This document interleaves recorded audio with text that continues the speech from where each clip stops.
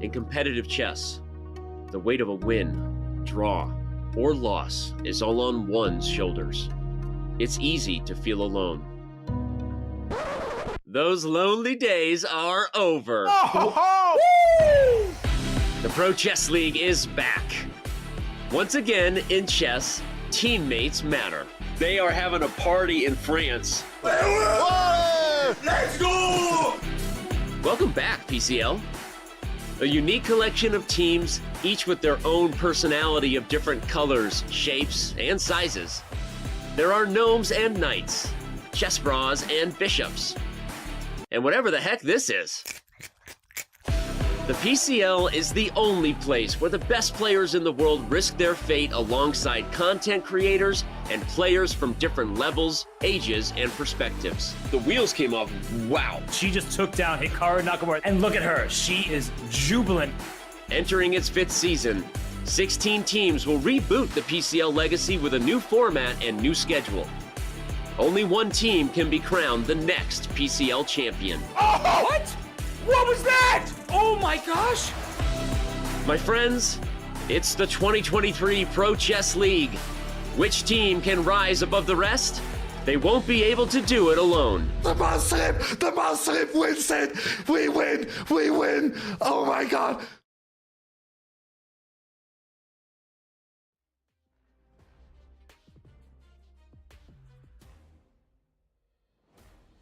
Welcome to week 2 of the Pro Chess League. Week 1 was extra exciting with mouse slips, great chess, and more. But week 2 starts right now. I'm Grandmaster Robert Hess. Alongside me, my good friend, International Master Tanya Sachev. Tanya, week 1 was so exciting. What do you expect for week 2? Just more of that, Robert. I am so happy to be back here because we had such an incredible opening week of the Pro Chess League. We witnessed what is perhaps one of the biggest upsets in chess history with Josephine Heinemann taking down Hikaru Nakamura. We saw these huge swindles. Looking at you, Magnus with that big win against a Wonder Liang. What a massive turnaround, nail-biting tiebreakers. So definitely this week too, looking forward to more of that. And with the high-stakes matchups featuring the teams with the same score, it's going to be epic. It certainly will be, and you mentioned teams with the same score, so let's show the standings after week 1. We saw 8 teams win their first-round matchups, including the Indian Yogis and the Canada Chessbrahs. We will be starting with them today. And Tanya, the Yogis, they were mighty impressive. They won in only 3 rounds. What a hot matchup that's going to be today. As you mentioned, Robert, the only team to actually wrap up their match in just 3 rounds. The Indian Yogis were on fire against the Brazil Capybaras. But of course, today, the task is monumental up against them as they face the Canada Chessbrahs. It's going to be a tough ride. It certainly will be. Magnus Carlsen leading the way for the Chessbrahs, but we do have a doubleheader today, not just Indian Yogis versus the Canada Chessbrahs. We will also have a second matchup featuring the some teams that lost their first week. So, Tanya, when a team wins, another team has to lose. Let's look at the standings after week 1 for the teams who lost their first matchup, including the Brazil Capybaras, the Charlotte Cobras. We'll see those two duke it out today. And it's really important, Robert, today for these teams because we know 3 strikes, 3 losses, and you're out of the Pro Chess League. With 3 wins, you make it to the Pro Chess League playoffs. So the teams are inching towards that ultimate goal and things are really heating up here. Today's match, very important for all these 4 teams. Well, you're talking about today's matches. There will be 4 teams playing. Let's dive right into those matchups. We will start with the Canada Chessbrahs taking on the Indian Yogis. 2 teams that won their first round matchups. Tanya, we know that 3 wins gets you into the playoffs. Absolutely, and I think these 2 teams were just on A form in week 1. They've got to get that same energy for today, and of course the Brazil Capybaras and the Charlotte Cobras. Now, while it was a tough one for Brazil in week 1, the Cobras was so close to beating the Chessbrahs. Going to be an exciting matchup, that one as well. But of course, to start off, we've got the epic one here with the Canada Chessbrahs taking on the Indian Yogis, and I cannot wait because it is such a huge roster in these 2 teams. Yes, now there are some big names on the Canada Chessbrahs and the Indian Yogis. Let's start with the Chessbrahs. No bigger name in chess than Magnus Carlsen. He holds down the fort on board one. Tanya, my X factor. We look from top to bottom of the roster. Razvan Priotu, a grandmaster rated 2493. He's the X factor for me on the Chessbrahs. Who's your pick? Is it Magnus or somebody else? Prioto was so good in week one. He scored a very important 2 out of 4 in that matchup, as well as Aryan did. Now, this is the one thing that I love about Pro Chess League, right? Any tournament that Magnus is playing, you would think that he's a huge favorite, but it really switches up in these team formats, and it's so hard to predict what will happen. All 4 players in each of these teams have to really perform today because it can go either ways. I think, Robert, the deciding factor will also be depending on who they pick to fight today, who their board for, their woman player will be, and how the performance goes on each of the boards, not just Magnus's board. Yeah, picks are important here in the Pro Chess League, and that includes from you in the chat and all of our fans around the world. You can get involved with our Week 2 featured question. It is, how many queens will the Chessbrahs sacrifice in week 2? You only have 2 options. You pick one. You use the command predict to submit your predictions and win prizes every week. And Tanya, I'm going to ask you this question. How many queens will the Chessbrahs sacrifice? Will it be 1 or more? That's option A. Or will it be 0? That's what option B reads, under a half queen. Wow, Robert, it would be also interesting, is sacrifice interchangeable with a blunder as well? Because then it, of course, might really switch up. But, we did see Magnus blunder away a queen on in week 1 against a wonder. Now, I don't know how many, but you know what? I'm going to go for the option A. That is my prediction. I think we're going to see at least 1 Bottas Gambit. Okay, well, we may see some sacrifices. We may see some unintentional sacrifices. But either way, Tanya says we will see some. And, well, we just talked about the Canada Chessbrahs. They have an opponent today, and it is a very tough opponent. The Indian Yogis, Tanya, you know a thing or 3 about that lineup. They made quick work of the Capybaras in week 1, winning in only 3 rounds. And I love picking the bottom boards. Of course, Vidit Gujrati, he's a good friend of ours. But I'm going to talk about Vaishali. She went 1.5 out of 3 in week 1. She took down the top board, Supi, for the Brazil Capybaras. She was really vital to their success. And one of the names I'll shout out before I pass our views, Arvind Chidambaram. He won all 3 of his games, yet he may be sitting out this week.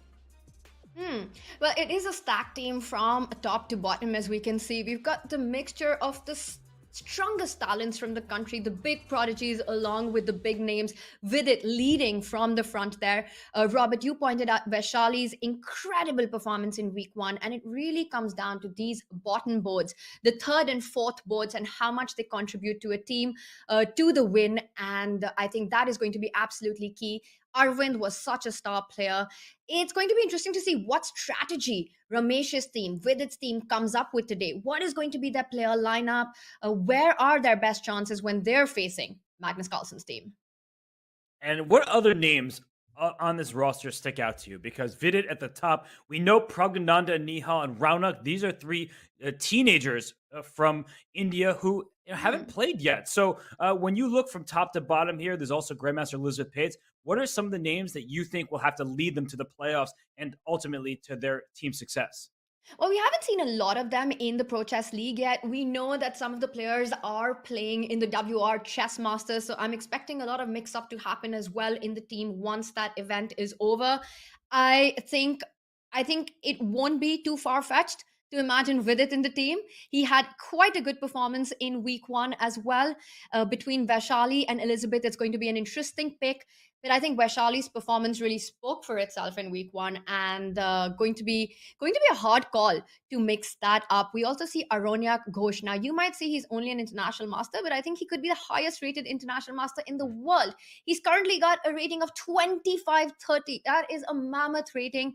He did make a recent grandmaster norm, one of the big upcoming talents, as well as Pranesh there. So some really, really interesting names. And it all comes down to a choice that Ramesh has to make as team captain. It's the choice of plenty here for the Indian Yogis. It certainly is. And, well, you have to make certain choices for your rosters because every single week you have to follow these rules. You have to include at least one woman in your lineup. Your total average rating cap is 2550, but players over 2700 count as 2700, and women over 2350 count as just 2350. That is to encourage teams to get the best players in the world. That's why the Canada Chessbrahs have Magnus Carlsen. It's why the Indian Yogis have Vidit as well as Vaishali. You want to have the best lineups, Tanya.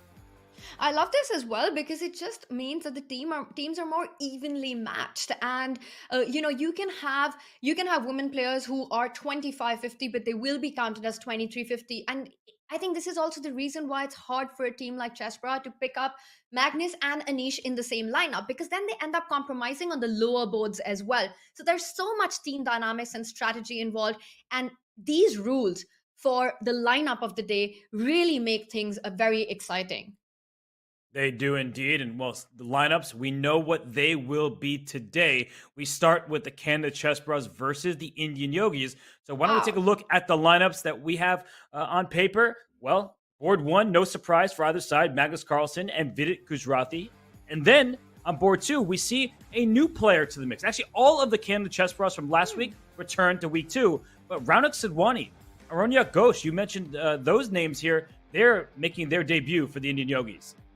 Wow, I'm amazing to see this lineup for today, and I can already feel the nerves and tension because as we can see, the Canada Chessbrahs have stuck to their formula. Why fix what's not broken? It worked for them in week one, and they return with the same team. While Indian Yogis have really mixed it up. They have let go for this matchup. Arvind Chidambaram and Gadam Bailey have been replaced by Ronak and Aronyak. Now, Ronak is such a strong player as well.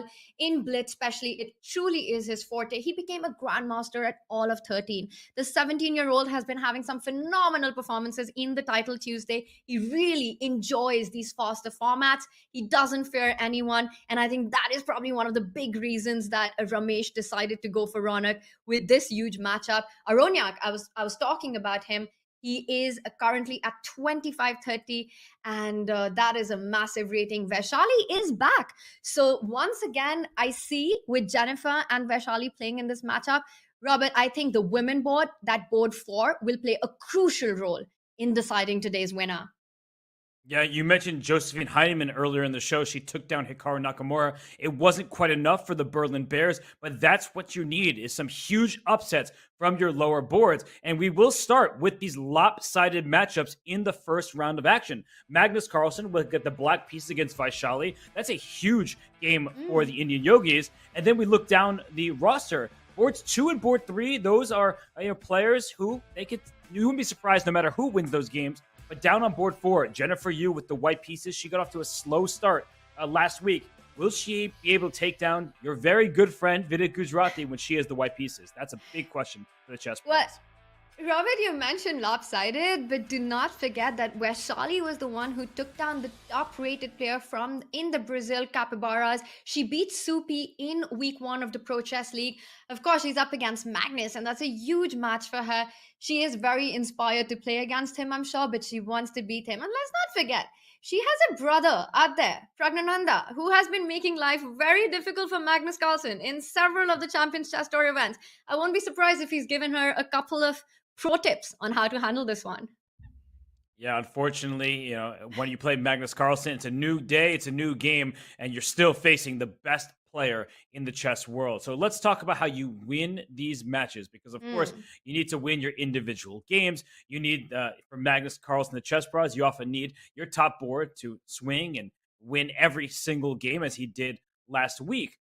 But it's a team competition. You need to reach 8.5 points as a squad. Now, the Indian Yogis did that in 3 matches last week, right? You get 4, but they only needed 3 to get to that 8.5 points. But it is first to 8.5 points in this format. I don't think we will see the matches end early today because in an all-play-all format where you have super GMs on board 1, I think we're going to go the distance. I would love to go to the distance, take this down to the wire, bring us the playoffs, the tie breaks, the blitz that happen if they tie on 8-8. But of course, the golden number here for the teams is to get to 8.5 and they take the match win. Robert, we've been talking about what the match strategy is, and I think it has to be for each of the players on the team to really contribute. in week one for the Chessbrahs. Jennifer, you scored half a point out of 4 games, and I think having that could be a big problem against the Indian Yogis. Meanwhile, of course, with Magnus on the team, it could be almost fair to say that we can expect 100% score from Magnus, at least on paper. It's not going to be easy, but let's say he is able to do that. It comes down on the other 3 boards, and which team has a more balanced approach today, which team is able to produce the players who score and contribute to the match on every board. Right. So it's going to be contributions needed from top to bottom, whether it's Magnus Carlsen or Jennifer Yu or Vidit Gujrathi to Vaishali. But we will be getting games shortly. We see the players, different locations for some of them. We know that Magnus Carlsen was playing from the Chessbrahs house in week one. I think he's back in Norway. He has been streaming, and that means that for the Chessbrahs, they will have to hope that Magnus Carlsen isn't jet lagged. That is, he isn't tired from traveling, but he is back home and he will take on Vaishali. Hmm. Different locations, same hair by Magnus. I see Vaishali as well ready on the screen. Robert, of course, Vaishali is the big underdog in this one. And the good news with that is that she doesn't need to take any pressure, just needs to give her best. Every half a point that you can save against Magnus will be huge. It's liftoff where Charlie chooses to start with the King's Pawn opening, and Magnus making his intentions very clear, going for the Sicilian here. Yes, we are getting a Rossalimo, just like we saw in the 2018 World Championship between Fabiano Caruana and Magnus Carlsen. And after Bishop b5, he hasn't moved yet, and I believe it's because he feels he has to play for a win. And what is this, Tanya? e5? I know I have not seen this, at least not very often. This is just Magnus mixing it up. He just wants a game. He is pretty clear that Vaishali has some preparation if she's gone for the Rosalimo, and Magnus wanting to make sure she gets none of that. He says, you know what, we'll fight on in non-theoretical grounds, non-theoretical battle, and that's what he's going for. He continues to blitz that with the bishop to d6, a strange square at first, because you're like, wait a second. You've got these 2 pawns, and I see 1 pawn is already lost. Did Vaishali just make a blunder? Was that a mouse slip? Was she intending to play d3? What just happened? Why is she not making her next move quickly? So many questions, and I'm struggling for the answer. Okay, I think she still is maybe in preparation, but the fact that she's moving slowly, I'm very confused by this. If we just bring up an analysis board and go back a couple moves here, the move e5 by Magnus, the whole point of this move is to take away the d4 square. You have 2 pawns staring there. White doesn't have a pawn on c3. So after bishop d6, she played d4 anyway. It's a pawn sacrifice. And h6 played by Magnus to take away this knight jump. Tanya, unless white gets some huge pressure against the f7 pawn, is this enough compensation? You gave up a pawn in the center, and Vaishali is the one thinking. That is the most surprising part. You gambit a pawn, you sacrifice a pawn. It's for the initiative. This is not a classical game. You have got to keep the momentum up on the clock, find your compensation. One of the ideas that comes to mind, now time is of the essence here, Robert. You can't make slow moves once you've sacrificed a pawn already. You can try and trade off that knight on d4 and already try to put pressure along the center. Break open with the pawn move c3. Take advantage of Magnus's development of the bishop on d6 with the queen x-raying down the d file, and it's on the board. And to me, that seems like part of Vaishali's preparation. d4 was not a mouse slip. No, it wasn't, but black can solve 2 problems at once with bishop c5, making sure the bishop is no longer hanging here, and protecting this pawn. So we can see where the compensation comes from. A white's king safely castled. The black pieces not developed. This bishop is awkwardly blocking in this bishop on c8. The king side, of course, is not developed at all. But if bishop c5 happens, I feel like it's a moment, Tanya, where white has to prove all that compensation. It is a full pawn. If you take on d4, the bishop can take back. Black's pawn structure is not compromised. So black will be up a pawn, but white will have squares to jump into, namely if this knight gets into c3 and d5. Maybe at some point a pawn push to f4. But Tanya, Magnus Carlsen seems right at home, quite literally, because he is in his home, but also in this position. I don't think he's too worried. When you're trying to win a game with the black pieces, this is exactly what you want, right? Magnus wants to try to create uneven ground, an imbalanced position. Vaishali's already sacrificed a pawn. She needs to prove her initiative for it, or she very well might just end up in a middle game where she's down a pawn and no compensation. So it's going to be all about the next couple of moves. The one thing that comes to mind, and notice how important black's resources are here. White can jump in with the queen to h5. And now you're threatening a mate in one on f7 as well as the e5 pawn. But Robert, then black has a really nice defensive resource of coming up with the queen to e7, where you take control and defend both these weaknesses. So that's what black is counting on. And this is a big moment for Vaishali to really prove her compensation. Will she be able to do that? I'm going to be honest, Tanya. The fact that she's spending so much time makes me extremely nervous because she's gambited a pawn, and it looks like she does have legitimate compensation. But Magnus, he's seen this before, whether in a game, maybe it's blitz, or just in preparation. He knows what to do, and he's playing quickly. She's spending time with every turn, and that's the worst thing when you're looking at it from a player who's 400 points outrated by her opponent. You need to play fast and confidently, and I just don't think she has that right now. She has many options. She can play simple chess, develop that if this pawn takes, the knight takes back, and the knight's hopping into d5. We see all that. We acknowledge that white does have compensation. I'm just worried it's going to fizzle out, and she's just going to be down a pawn because she's spending so much time. Doesn't feel like she's comfortable right now. That would be the dream, right? To get that knight onto that d5 square, which is just such a juicy post for the knight. And then you can really start imagining the compensation for Vaishali. We completely agree with you, Robert. The most worrying thing about this whole situation is that she's already used 3.5 minutes on her clock. She does play a4, so still making moves that put pressure on black, expanding the queen side.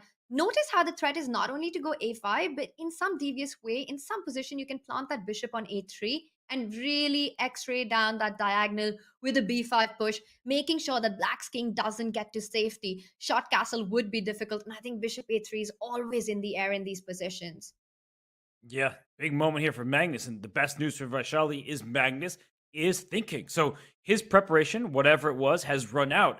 And the fact that she played a4, Tanya, that kind of leads me to believe she might be still within the realm of her preparation. Maybe I spoke a little bit too soon because a4 is kind of an odd choice. Like you're Mm. continue to push pawns forward. We get why, because you want to disconnect the bishop from the d4 pawn. And Magnus says, go for it. Kick my bishop back. It'll likely go to c7. Your e4 pawn now is under attack in addition to black's d4 pawn. So it's a messy type of position. And I'm just worried because it's a rapid game that Vaishali needs all of the time she can get, and she's spending a lot of it now, but she does seem to be playing the best moves. Her advantage remains. Wow.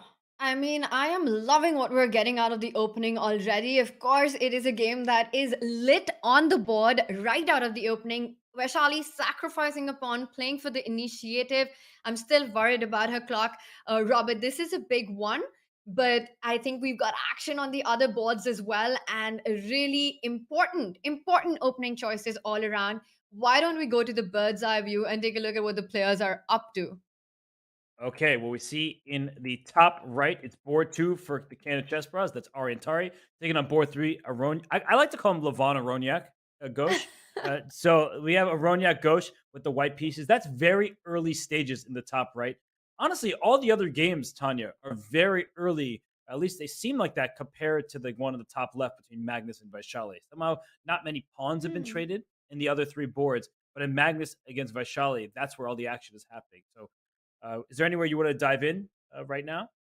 It really is, and you're absolutely right. If we look at all the other three boards, it just looks like very sane positions out of the opening. And I'm all up for deep diving into the Magnus board because really that's where the fire is. A very important game there for Vaishali. Magnus, of course, a big favorite in any game that he plays. He's already up a pawn. Should we jump straight back to that, or do you want to go to Aroniak's game as well, which, by the way, is not as calm as it might look at first? Because I see that black has picked up a pawn. Uh, let's see if we can bring that up. And there we have it. Let's see if we can bring up the board with Aroniak.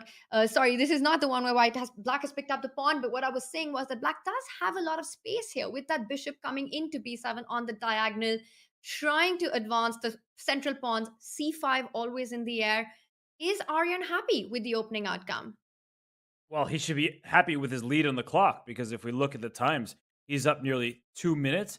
And what has White done? White has pushed his pawn to d4 And maybe we'll get a hanging pawn structure when black plays the c5 move that you're talking about. Hmm. But the fact that Aryan is now thinking, I figured he wasn't going to play c5.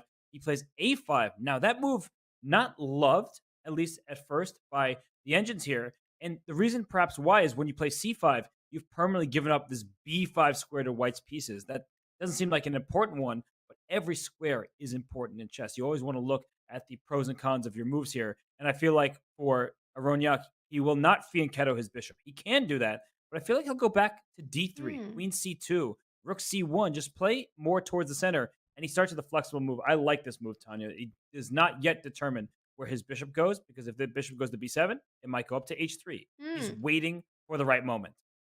And it's so important because if you do fan shadow the bishop on g2 or move it to h3, that gives black the option to bring his own bishop to a6, really cutting down white's king in the center, where white can't really go for a kingside castle as it will control the f1 square. So an important decision there by Aroniak, making sure that the bishop stays on this diagonal. I agree with you that despite making that pawn move to g3, Aroniak wants that bishop on d3, where it can eye the h7 square and white can decide, you want to go kingside castle or queenside castling? But I'll tell you one thing, Robert. I will be shocked to see a queenside castle by white here. It just looks like black has so much play on the queenside already. Yeah, castling queenside, you're just asking for trouble. No matter what pawn push it is, all the pawns will be coming after the white king. And a3 played. I think both sides are playing this waiting game. This is fascinating stuff, Tanya, because if we just go back a half move here, had white played bishop d3, I think black might have played this move bishop a6, offering an exchange of bishops. So what white wants is to get this position, but with the pawn already on a3. Because if we go to the game board for a second, that after a3, bishop d6 was played. They're both playing a little bit of a waiting game. Had black played bishop a6, we would have seen a swap with the inclusion of this pawn on a3. So it's just funny how this happens, whether it's a capture on the c4 square or a trade of bishops. But now, why not bishop a6 like immediately? Tanya, your idea looks very strong for black. I love it. You make white's king a little more weak in the center. And don't forget, black, Aryan, what he wants to do next is slide the rook from f8 to that e file. It's an open e file. Start looking down the board. The knight can potentially jump to e4 at a good moment. Black will have the break c5 to open up the center. I'm kind of liking Aryan's position and the way he's handled the opening so far. As long as white's king is in the center, Aroniak cannot feel safe in this one. No, he cannot, but he has his work cut out for him. He's down under 5 minutes, so I think he's worse on the board. He's down on the clock. This is tough news for the Indian Yogis.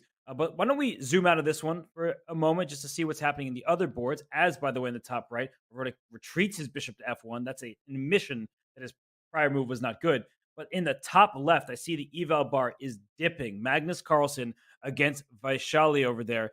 The opening was an enterprising one. Interesting chess played by the Indian Yogis board 4. But currently, the eval, it's kind of hovering slightly favorable for black and then back towards the middle. But I'm looking at the clock as well, Tanya. Under 3 minutes for Vaishali.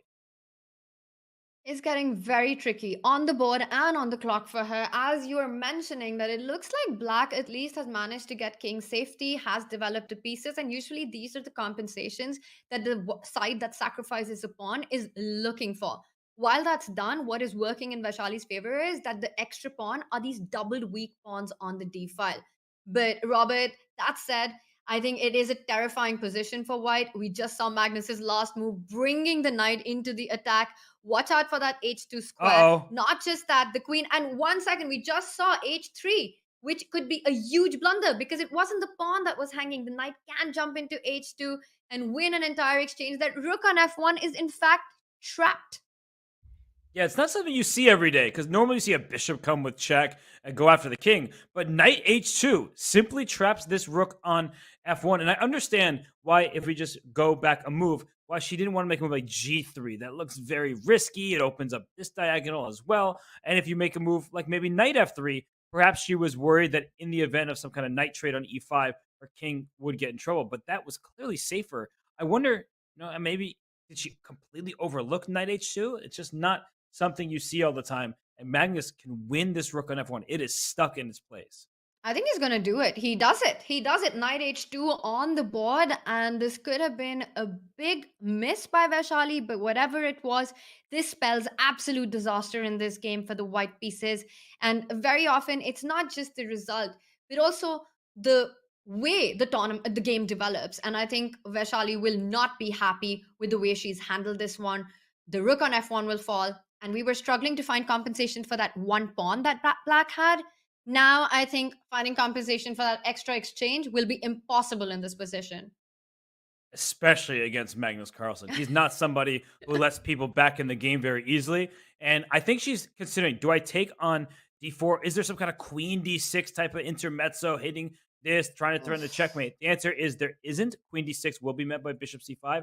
That's why instead Magnus says, give me that material and let's trade. We're up in exchange. So let's trade pieces. That's what you're taught to do. Liquidate when you're ahead. And Magnus Carlsen, he knows what to do better than anybody in the planet. He'll bring a rook to the open c file as well. First, of course, block this bishop, then bring a rook to the c file, and maybe actually defend your pawn, and then bring a rook to the c file. But when all is said and done, black has an extra rook compared to this knight on f1. Huge advantage for Magnus. White is dreaming of getting that knight from f1 to f5, but it is a far way off and really tough to imagine it getting there on time. Vaishali trying to push her pawns, trying to get that knight all the way to f5 to create some play, but it just looks like black is in time. And I love that move. He's going for your idea, your philosophy. You're up material, you trade off as many pieces as possible. If the queens are off the board, Magnus Carlsen wins hands down, but I don't see a good square. You can't come on the c file. The rook will slide down to the c file, winning another tempo. That doesn't help. This looks like Magnus's game. Yeah, even with like queen d1, bishop c3 hits the rook, hits these pawns that are in a row here. It seems like at some point soon, maybe bishop h4, by the way, pinning this knight to this rook. It feels like Magnus will continue to trade off pieces. I think we can confidently say that he is in charge in this one. And so maybe as you know, this game is nearing its conclusion, we'll take a step out because I'm looking at the bottom two boards, the bottom row there. We haven't looked at them. Razvan Priotu, that was my X factor. He has a big advantage against Grandmaster Raunak Sidwani. And in the bottom right, Jennifer Yu, she's hanging in there against Vidit Gujrati, though that one is earlier. So I do think we should go to Razvan Priotu against Raunak Sidwani because as we tune into that one, Tanya, it's not even like White has a single extra pawn, and yet the evaluation says +2 in Razvan's favor. Wow. And I think this is a huge, huge board for both these players. And Ronak in big trouble here. Like you mentioned, while the material is equal and White is being given this huge edge. And the reason for that is that White has got big space, has got the two bishops. So in the long run, White will be better. White can create a queen side passer as well. We can imagine a move like b5 coming in and that pawn rolling down the board. Meanwhile, where is Black's counterplay? It's hard to imagine the Black knight jumping in anywhere. The bishop on f1, notice how strong it is, not only covering the g2 square, but in certain moments eyeing that a6 weakness, which is the reason that our eval bar loves Priotu's position. Razvan doing well here, and this is scary stuff for the Indian yogis. Yeah, and I think that Raunak, he's trying to use activity for his pieces. He is down on the clock, but he wants some kind of knight e5, go after the c4 pawn. So I think that Razvan can safely preempt all that. Let's get a fourth pawn on the fourth rank. Just take away that e5 square. Oof. But no, he goes knight a4. He wants the knight into b6 where it hits the rook and defends c4. But I think for Raunak, it's now or never. You just need to start bringing pieces over to the king side. Otherwise, you will never have active play of your own. And that's a really important move, knight e5, as you're pointing out. It doesn't only hit c4, but it also hits that e4 pawn in the center. Notice how the bishop on b7 suddenly comes into the game. Knight b6 hitting the rook, a very natural move, but I see our eval bar doesn't like it. What are we missing? Can you just pick up the pawn? Because the rook on b1 hangs as well. Yeah, it looks like perhaps you could take this, but this is a lot to calculate. D6 is hanging, C8 is hanging, E4 can be captured right now. So bishop takes E4 certainly looks like a viable option. And Raunak, you know him. He is such a tactical, brilliant kid. He says bishop takes E4, give me that. The eval bar still hovering around the center, so there's something better. And I'm going to cheat. I'm going to very quickly cheat and see what it was. Oh, come on. It was knight H4 going for the Wow. f3 square over here. And even after king to h1, there probably is this move, knight e to f3, just trying to go after this fork here. Of course, the e4 pawn is hanging. This is wild stuff. I don't blame Raonic playing bishop takes e4. And whoa! F4 from Razvan Priotu. He says, take this rook. I'll take your knight with tempo against your queen. Your rook is hanging. Your bishop will be hanging back here. This is spicing up very quickly. What is even happening? It's as if every single piece on the board hangs. F4 hits the knight. Black has got two pieces which are under fire right now. Black can pick up the rook on b1, but that would just look like it loses a lot of material. Maybe the best thing that you can do is try to defend the knight, but watch out, if you move that knight, that gives additional options for white to actually step in with the knight to d7 once the rook moves away. Bishop d4, as you're pointing out, continuing the pressure. It is wild. I'm trying to get my head around all these complications, and the players have about 2 minutes to do that. Ronak needs to come up with a move, and it looks like it's not an easy one here. No, not at all. Just to finish off this variation, queen h4 threatens checkmate. You play g3, hitting the queen and protecting this h2 square at once. e4 is hanging. Rook on c8 is hanging. The queen's under attack. White would be winning material in the game. So you see that Raonic was not expecting f4. He is down to 1 minute and 40 seconds for this complicated position. By the way, Magnus Carlsen did win that game against Vaishali. No surprises there.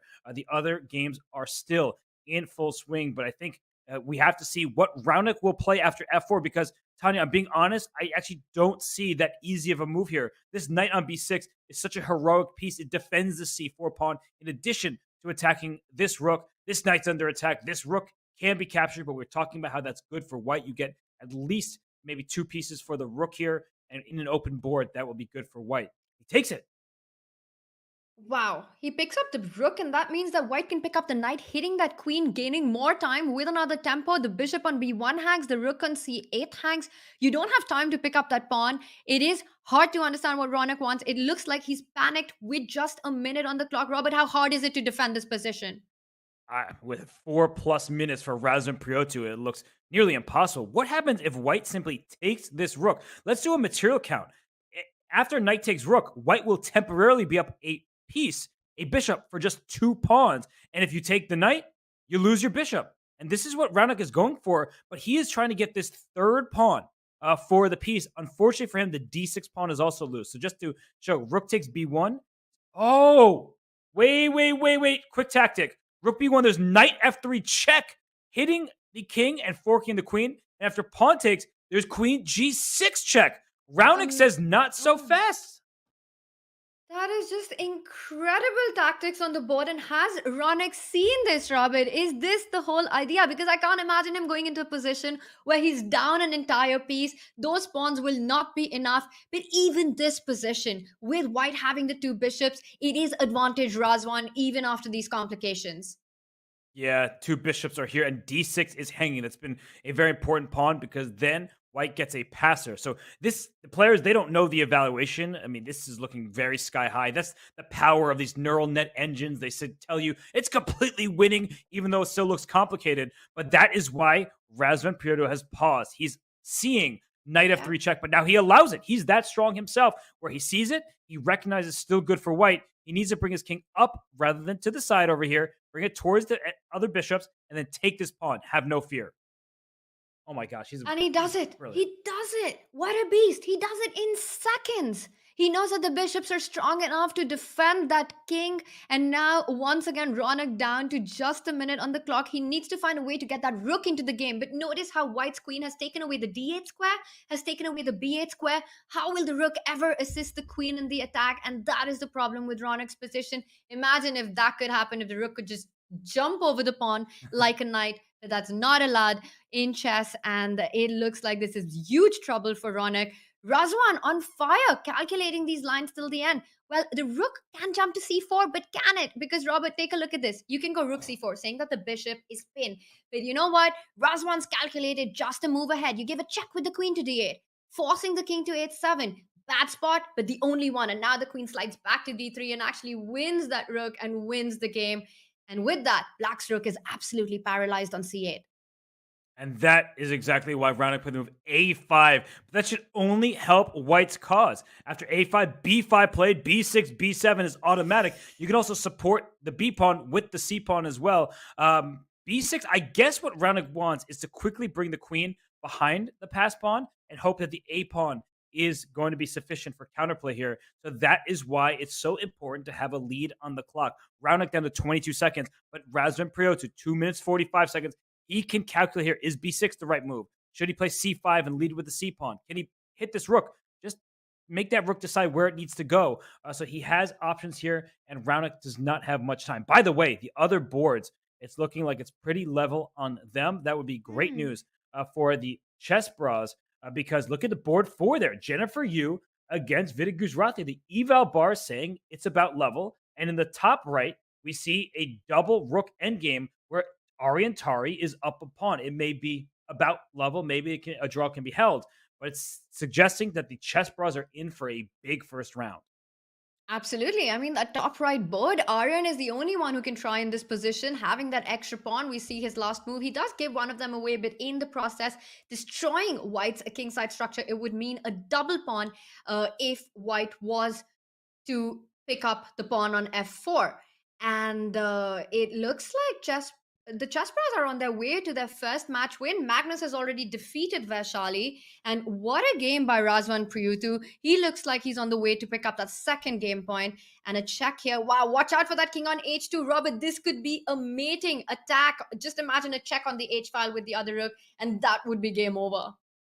Yes, and look at him go after the f2 pawn. This is what these top GMs do, is they don't just allow an easy draw to be made. They say, I still have chances here, but right now, Ariantari, he is down to his waning seconds. He needs to find moves. He pushes pawn to a3. If this pawn f2 were captured, a4 would have been lost. So rook a7, give up f2, get the a pawn, and it should just barely be enough for White to hold the draw. The king is safe enough, but that's why I think Arian's going to play a move like rook a1, just try to scare this king. Well, it might be enough for Aranyak to hold the position if he can pick up that A pawn, but it might not be enough for the Indian Yogis to get this draw. They're already down one game point, and it looks like Aranyak is on the verge of losing as well against Razvan. So this draw will not help the Indian Yogis. No, this one certainly will be a draw just because you can't bring this other rook back far enough. Mate in one, Robert. Mate in one. Rook h4 was a huge threat. We've been talking about getting that rook to the h-file, and in the process, he threatened it and won the other pawn. This will end in a draw now. Okay, so we know this one is going to be a draw. Let's get away from here. We trust Ariantari and Aronia Ghosh to split the point. And in the bottom left, it still is all Razvan Priotu, but Vidit Gujrati, he looks like he's on his way to scoring a big win for the Indian Yogis against Jennifer Yu. She's been playing well, but it might not be enough. So let's go back to Priotu and Sidwani, because now all of a sudden Priotu down to about 30 seconds, and we know how good Raonic is in bullet. This pawn is one square away from promotion, while White has two passers, and White is covering the very important queening square. It's getting a bit tricky, these kind of positions. Sure, the eval bar says that White is completely winning, Black is busted, but it's not over till it's over. That pawn, as you're pointing out, a1, and it would be game over. But luckily for White, the bishop can be sacrificed for the pawn, and the c6, b6 marching down the board, it would be just enough to win. We're seeing this line being played out. You don't have time to capture on b6, because then the bishop will hop back and defend the check. Instead, c7. Wow, this is a blowout. What a conversion by Razvan. Look at those two pawns supported by the queen. Queen c6, queen d8 check. So many ideas on the board, and this is game over. And that is it. Ronak resigns, and with that, in fact, we already have a winner of the round one. It is the Canadian Chessbrahs take this round. Right, and we have to remember that it's the first team to reach 8.5 points. So this is a big game in the bottom right for Vidit Gujrati, because while we know Canada will exit round one with a lead in the match, look at this position. It is rook, knight, and 4 pawns per side. You think that's even material. That should just be a draw, right? No, because Black has unopposed passers here on the queen side, and they are about to rook a1. It's not mate. There is 91, so you are able to block this. And Vidit, he needs to be calm in mutual time trouble. But Tanya, Jennifer, you down to 3 seconds left and in a much worse position with those pass pawns rolling down the board. Well, this would be a very important point for the Yogis. So Vidit needs to deliver in this one. You have to make sure that the margin is as less as possible so that you have a chance to come back. And we see Vidit there marching down the boards. White's knight and rook are just so badly placed. It's hard to find any counterplay. The pawns are far away from queening for white. Meanwhile, black just there with 2 steps. A2, A1 could not be stopped. And with that, Vidit takes a very important lone win for the Indian Yogis. And he takes a step away from his computer, but a big victory for Vidit Gujrathi in that one. We see the score 2.5, 1.5 in favor of the Canada Chessbrahs. Magnus Carlsen, he gets the job done. It's not very surprising when board 1 takes down board 4, but Razvan Priotu, he is maybe the unsung hero in the entire Pro Chess League. He scores a huge win over the more highly rated Raunik Sidwani. So Tanya, it's a 1-point difference. I think it's coming down to those middle boards. I'm amazed. Priotu's play in week 1 and defeating somebody like Ronak, a very strong player in these fast formats, not just winning the game, but the style in which he did it. What a game that was by Priotu. I completely get your sentiment there, Robert, that sure, the Chessbrahs have gotten Magnus Carlsen, but Priotu could very well be their MVP. For sure. Well, Priotu, he controlled that game. The Chessbrahs controlled the scoreboard right now, 2.5, 1.5. But the players get a break. They get to reset. Then the second round of action is going to heat up here at the Pro Chess League Week 2 matchup between the Canada Chessbrahs and the Indian Yogis. We'll be right back.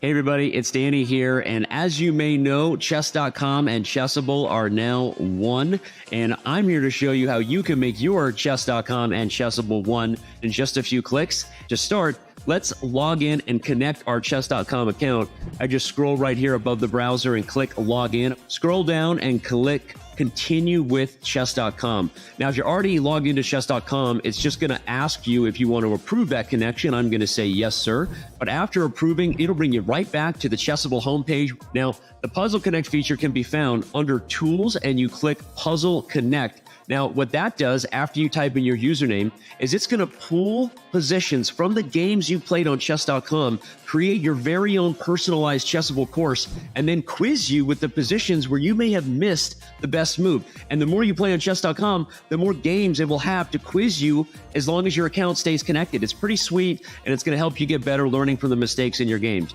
Yes, this is a pro feature at Chessable, but if you go to chessable.com/link, you can get 30 days of Pro for free.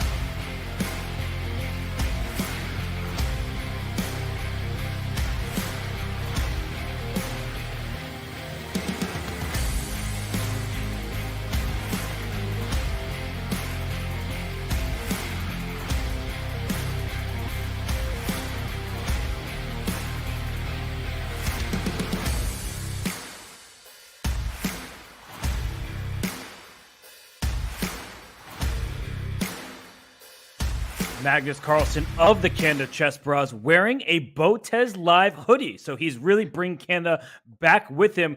Tanya, we saw him win game one. What do you think we have in store? What kind of Magnus are we going to see today? I mean, it's clear it wasn't just the win, but the way he did it. It was in dominating fashion, that win with the black pieces. And talking of fashion, you pointed out his hoodie. I have to say, Magnus's hair deserves a stream of its own. What even is going on there, Robert? It is unstoppable, just like Magnus's performance. Yes, the hair is the world champion, just like Magnus Carlsen has been the world champion. He has won the 5-time world champion with 4 consecutive title defenses, a 4-time world rapid chess champion, and the current world rapid chess champion, a 6-time world blitz chess champion, and the current world blitz chess champion. And he has been the #1 rated player in the world in classical rating since July of 2011. It's the second longest reign in FIDE history behind Garry Kasparov. And of course, he went 4-0 last week, started with a win this week. Tanya, he may be unstoppable. I mean, I'm just looking at that record. That's a lot of world chess champion titles. And of course, Magnus is GOAT, right? And every single point that the Indian Yogis can try and save against him would be huge for the Indian team. But currently, we are going into round 2. Round 1, the Canada Chessbrahs did win. But I have to say, Robert, that was with the smallest of margins. It was indeed, and any single round upsets can happen. And if you look at the round 2 lineups, we see Magnus Carlsen, Aryan Tari with the white pieces against the international masters from the Yogis. Aroniak Ghosh and Vaishali get the black pieces against Magnus and Aryan respectively. That's an uphill battle. But then we see that Vidit and Rauna get the white pieces against Priyotu and Jennifer Yu. But Tanya, I keep saying it, Razvan Priyotu, he's my X factor. I think if he's able to hold off Vidit Gujrati, where he has the black pieces, that would be huge for the Chessbrahs' chances. I think you're absolutely right. I think that is the key game to decide this round. Now, as I see as a possible strategy for the Yogis to come back would be to try to win on board 3 and board 4, at least on paper. Vidit is a favorite in this one. Ronak playing against Jennifer. Ronak again a favorite in this one, but he had a very shaky round 1. Jennifer, meanwhile, if she can hold on and she can start scoring and make sure that Ronak doesn't take that win, that would be bad news. While on the top 2 boards, I think we've got, again, a huge favorite with the Chessbrahs. It's hard to bet. It's hard to bet against Magnus. So I think it really comes down to that second board as well. If we can, if the Indian Yogis can try to get one draw in those top 2 boards, it's the only way I see them making a comeback in this round. Well, right now, Magnus Carlsen maybe texting some friends, looking at some quick lines, but the clocks are starting. So he better sit right back in his chair. Here he goes. He's putting the phone away. And I don't know what he's doing on the phone, but either way, maybe we shouldn't give away his secrets on his phone if we can avoid it. But knight f3 played here by Magnus. He starts with the ready. And, well, Tanya, you know Aroniak Ghosh. I mean, he's a very strong, talented, up-and-coming player. What do you think his chances are like against Magnus here? Chances against Magnus are usually quite bleak. Let me just put it out there, Robert. But of course, it is this format. Anything can happen. We have seen a wonder come up with a wonderful winning position, but again, only to throw that away. So even getting a better or a winning position against Magnus is half the job done. Aroniak has a huge task ahead of him. What I can tell you about him is that he is an extremely concrete and sharp player. He has to make sure he's not intimidated by the player he's playing against, go for those sharp lines and keep a control on the clock. Talking about the clock, what is he doing? Why has he not made a move already? He's down by a minute. Yeah, well, Aroniak, he's thinking maybe he's scared of Magnus's hair, which seems to be going up and away. Every single time we see Magnus, the hair continues to balloon there. And we're getting word that on Magnus's phone, he's not texting, he's not looking at chess. It is the Fair Play camera. So all players in the Pro Chess League have to have multiple cameras on. They're in a call with the Fair Play team at chess.com. So shout out to them for ensuring that everything is safe and sound. And whoa, what is happening in this game? We're getting the Swiss cheese pawn structure for white, going G3 and then E3. And look at all these light squares. But Aroniak went B5 and Magnus switches diagonals with his bishop. Instead of fianchettoing, goes after the b5 pawn. Just an incredible opening from the start, and that's exactly what we saw Vaishali do, but it didn't end so well. And now Magnus eventually just fianchettoing and then getting his king to safety. Very often, white will break on the queen side with the a pawn advancing, trying to target that early advance by the b pawn. Magnus first continues with development. I'm looking at Magnus's setup here, where he's playing from, and I have to say, Robert, it looks rather messy, just like the kind of openings that we've been seeing from him. But also, I think this is where he streams from. We see those other streaming chairs where we often see his friends, and this is where he ends up playing and streaming from. So interesting to see that little background there. Yes, and he's looking like Simba over there. His mane continues to grow, and it's adult Simba. He is the world chess champion. He is an absolute monster, and he just decided to strike with the move of c4, just saying, "What are you gonna do about this pawn tension?" I'm not sure that white is really threatening to take on b5. You typically don't want to give up a more central pawn for what amounts to a flank pawn, a rook pawn, because once this trade happens, the a file will open up. This rook on 8. But he's just going to. Oh, okay. Well, Ronek decides to take on c4. I wasn't expecting that. I thought he would leave the tension. And you see, Tanya, the eval bar immediately suggesting that white is much better after black Hmm. took on c4. And the reason for that is that the B file has opened up and it gives white more tempos to finish development. While notice how black's king side is still underdeveloped. He still needs, Aroniak still needs to develop that bishop, needs to get his king into safety, while Magnus now has all the tempos and the chances on the other side of the board to continue putting pressure. Definitely a surprising decision there by Aroniak to take on c4, and he might have to pay a price for it in terms of not being able to complete his development. Yeah, that's one of those inaccuracies it looked like an innocent decision, right? You just took a pawn on c4, but white gets the rook to the open file. Black's rook now sitting passive, and a6 seems like it'll be easier to target in the future. Not to mention that white's king is safely castled, black's king is in the center. So if I were Magnus, I think I could just push my d pawn forward. Why not? And he does just that. And maybe he'll even push it one square more to block in this bishop, saying your fianchetto bishop stares into my own pawn. This should be good news for Magnus. I love that idea. So he does strike in the center, and as you're mentioning, that if Aroniak was to continue taking out his own bishop to e7, White has the option of asking more questions in the center with the move d5. You never want to fix the center with e5 after that, trying to say, you know what, I'm gonna play blocked and safe, but that just gives so many weaknesses. Look at those two bishops. Not only are they horrendous, White's knight can at some point jump to f5, can jump from h4 to f5, can go from d2 to e4. So many ideas in this position. It just looks like a strategically bad opening outcome for Aroniak. How does Magnus end up doing this? He comes with his hair, with his hoodie on, and then 10 moves into the game, and we're saying Aroniak is in trouble.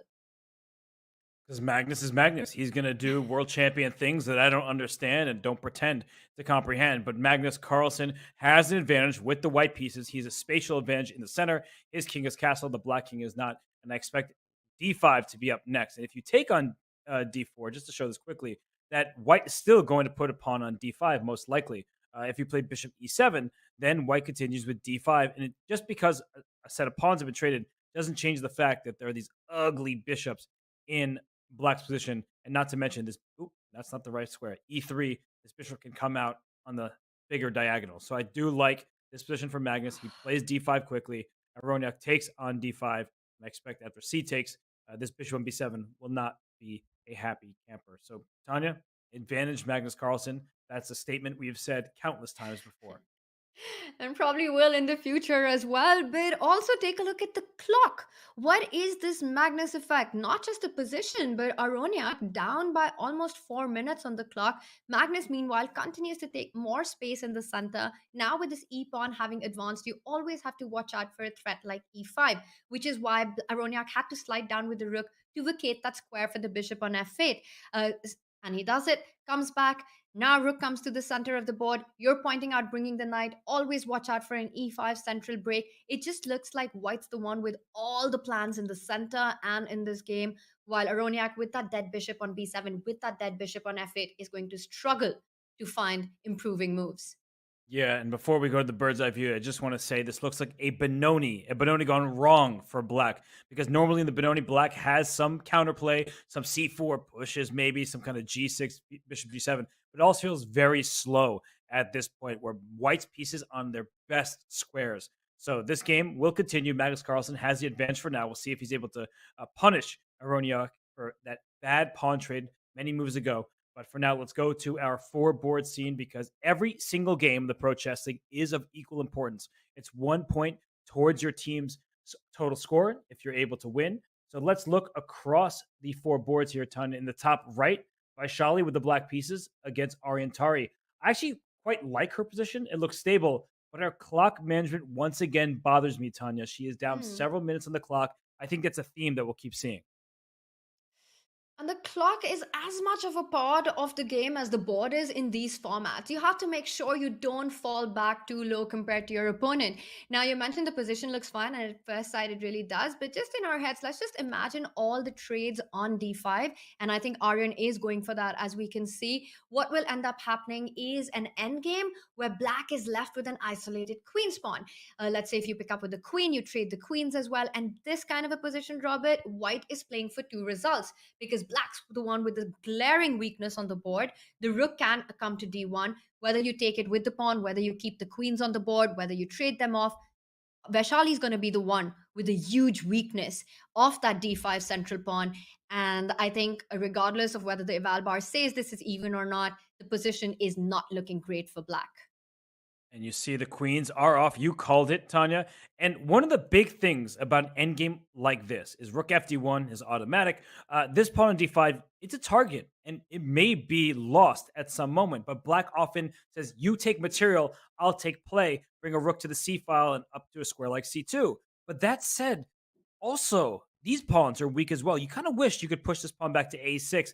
For now, these pawns are disconnected from one another, and they will be targets for the white rooks. And with Vaishali still down Hmm. almost 2 minutes on the clock, I'm just worried because it's a difficult position to hold even in classical chess, let alone a rapid time control where you are down on time to your opponent. Vaishali has a mammoth task of trying to defend a difficult endgame, and we often talk about pawns and weaknesses in terms of pawn islands. That's really the easiest way to understand. The side which has fewer pawn islands is the one that has a better structure, so therefore an advantage. And here we see Orientari's got just two islands. Now, we all love an island visit, but it should not be on the chessboard. Vaishali here has got three pawn islands, one on the king side, one in the center of the board, and the two pawns on the side. So definitely an endgame that's going to be a bit of a grind.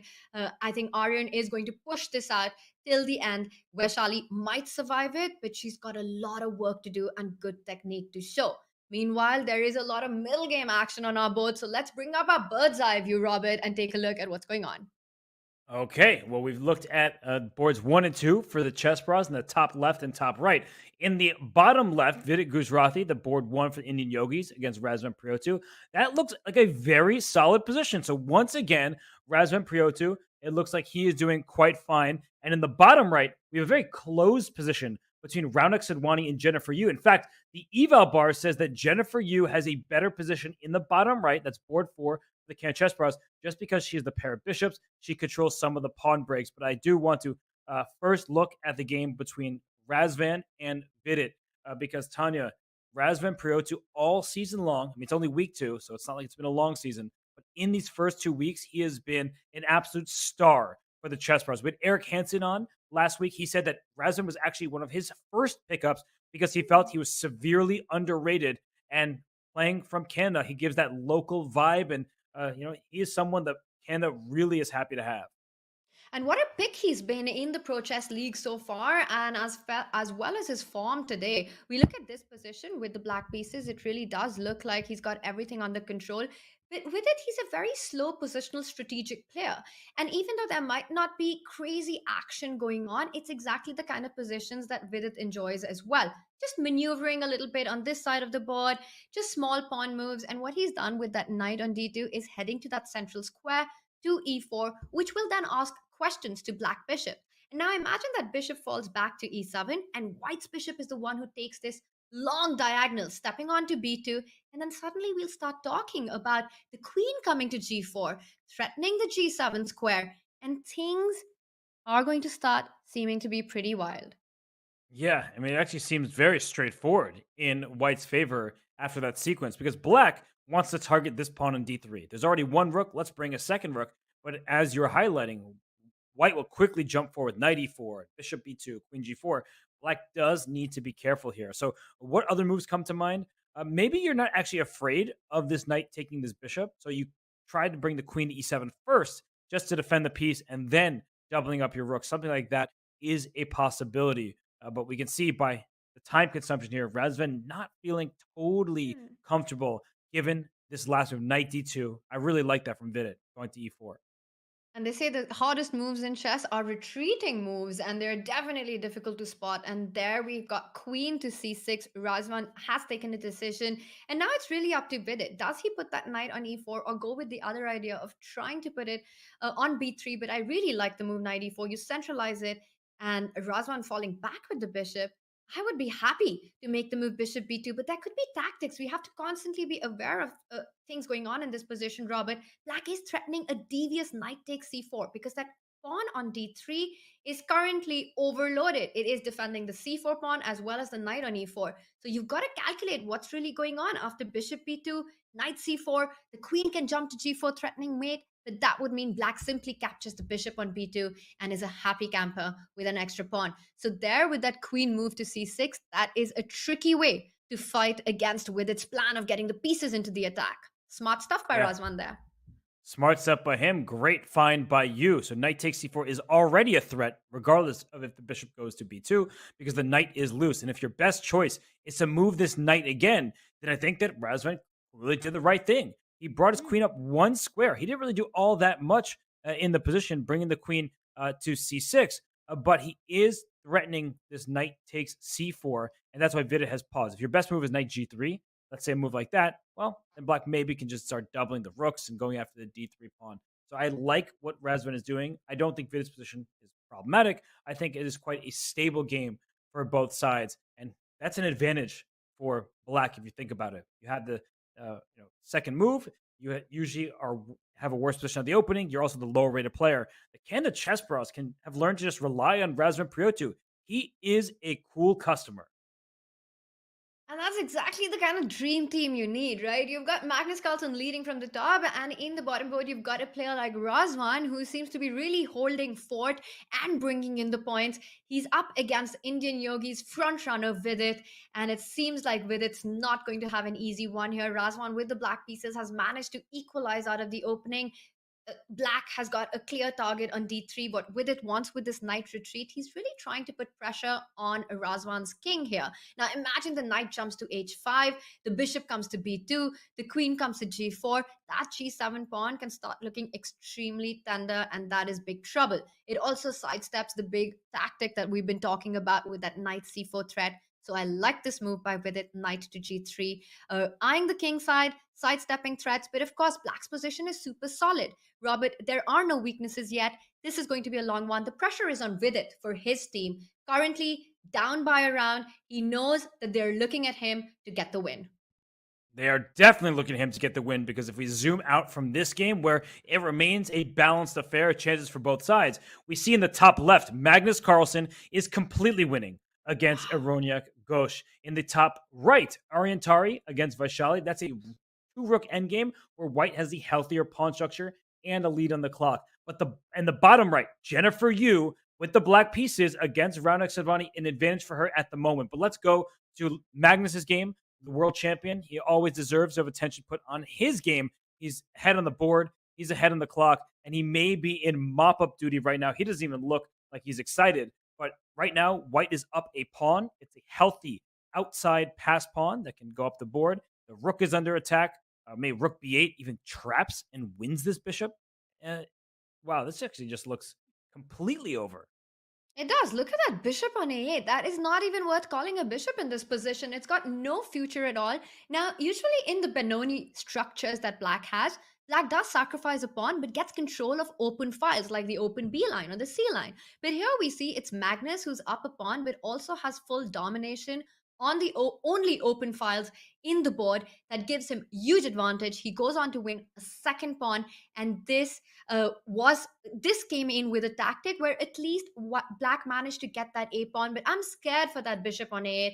Where is this queen going? Let's say you go to e1, white's queen can jump onto c7, hit that rook. The position falls apart for black move by move.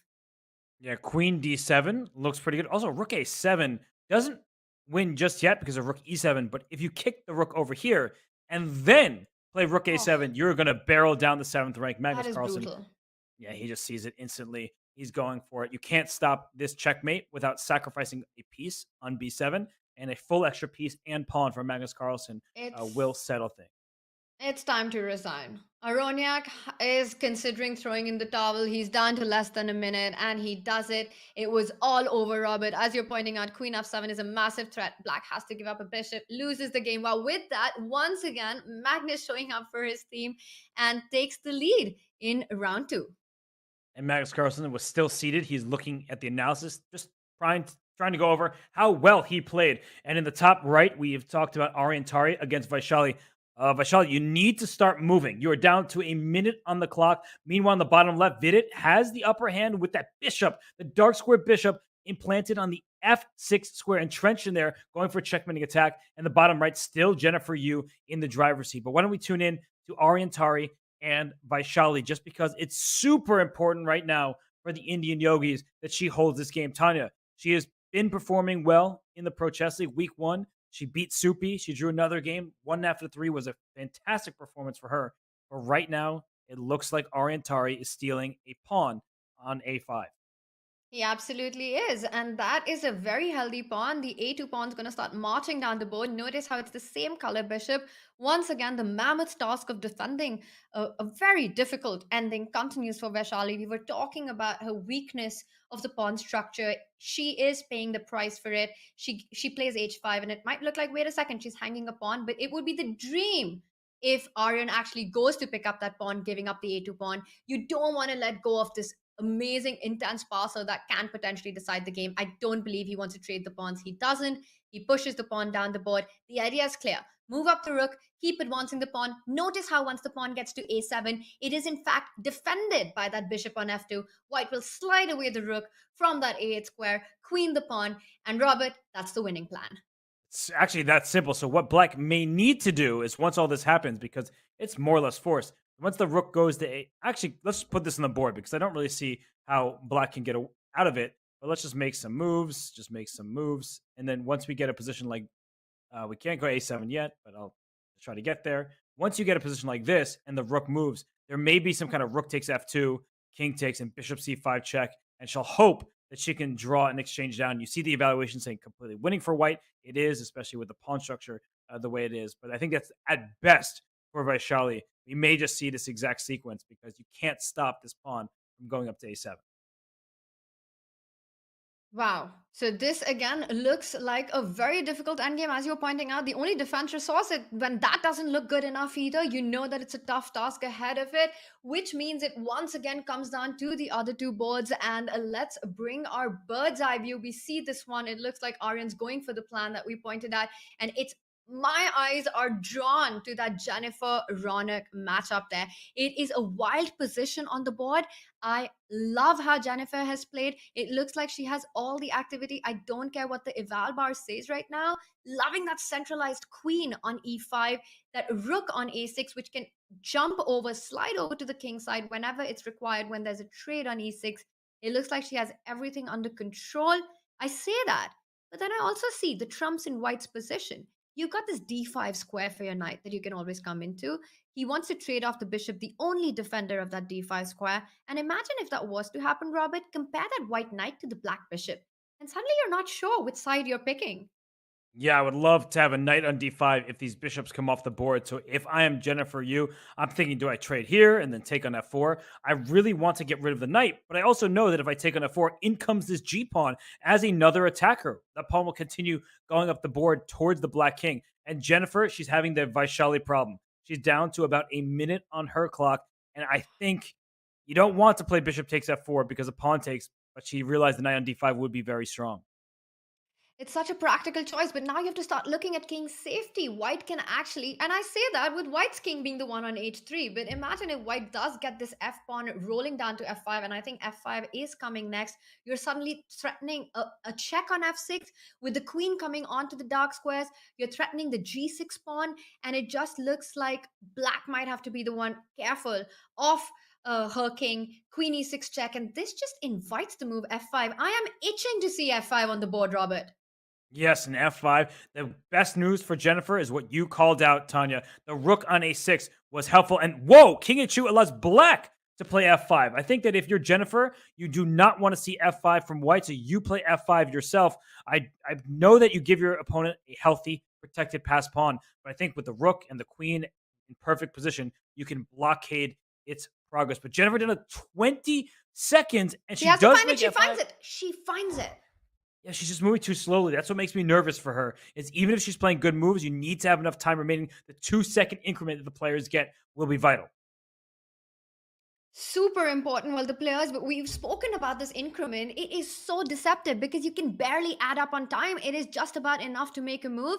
And Ronak, they're keeping the pressure in the center alive, not blocking because he's playing the clock as much as the position. Now control over the e file. And though Jennifer found that move f5, which stops the immediate avalanche of the kingside pawns, it's still a very difficult position to defend in 20 seconds. Right, open E file, open G file as well. But quickly, let's go to the bird's eye view because big news and not good news for the Indian Yogis. Look at the bottom left of your screen. Razvan Priyotu. That is the X factor for Team Canada Chessbrahs.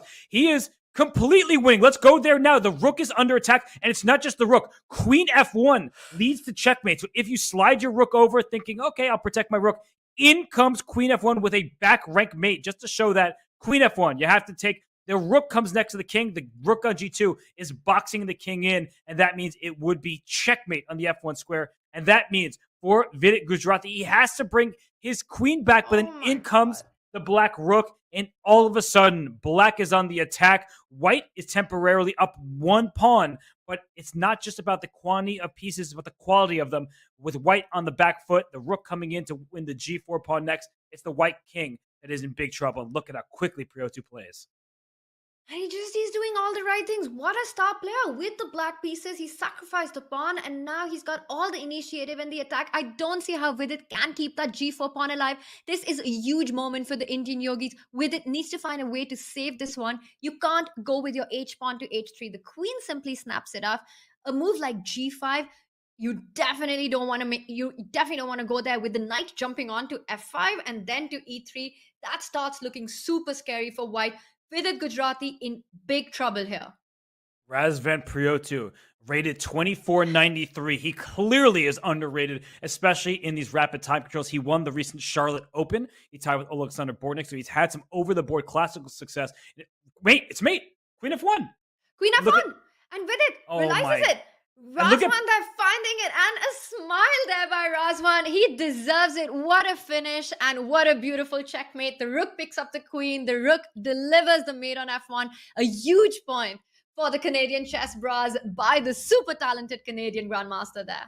Seriously, maybe the most underappreciated player in the world right now in terms of the Pro Chess League.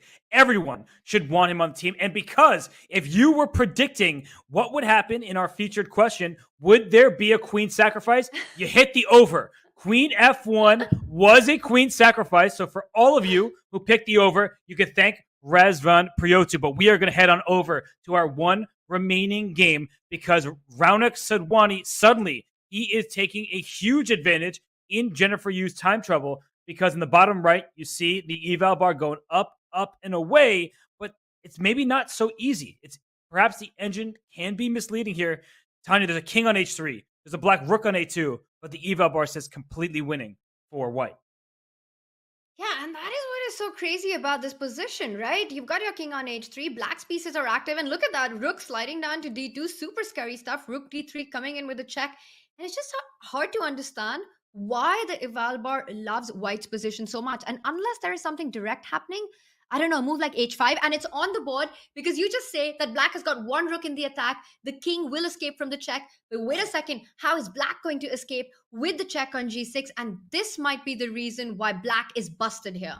King G4, H just forces resignation. The king is actually safe from all checks, even though it's on a very advanced square. So a win for Raunik Sedwani, that is huge for the Indian Yogis, because while they're trailing by 3 full points, it was a dominant round for the Canada Chessbrahs.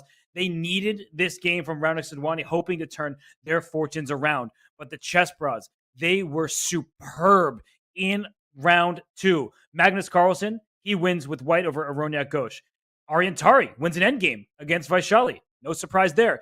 But the biggest surprise in the entire Pro Chess League season, I want to say, has been Razvan Priotu. He wins with black over Super Grandmaster Vidit Gujarati. So, Tanya, Raunik Sedwani, he does get that one win for the Indian Yogis. Is it already too little too late?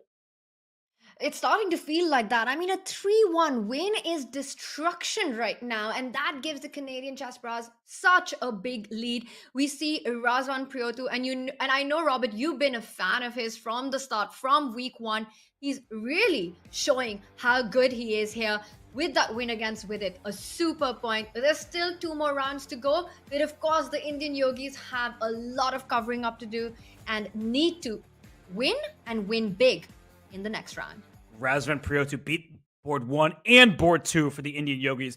He is the GM slayer right now, as is Magnus Carlsen. He always is. And somebody who is used to slaying his opponents, somebody who, shows up every single night on the basketball court rather than the chessboard, is Luka Doncic. Chess and basketball history has been made as 4-time NBA All-Star Luka Doncic has unleashed his sidekick, Luke.ai, on the chess world. The new bot joins this month's slew of AI chess bots that you can challenge right now. The Luke.ai bot is still learning the ins and outs of chess, but the more plays, the stronger it grows. How strong will Luke.ai be by, yesterday, when it battles your favorite streamers in Chess Play Quick? That much was up to you. It's over, but the Luke.ai bot still remains. You should play it. Luka Doncic does not play around. He's one of the best basketball players on the planet. But for now, we will send us to break. When we return, it is round 3 of this match between the Canada Chessbrahs and the India Yogis. Stay tuned. We'll be right back.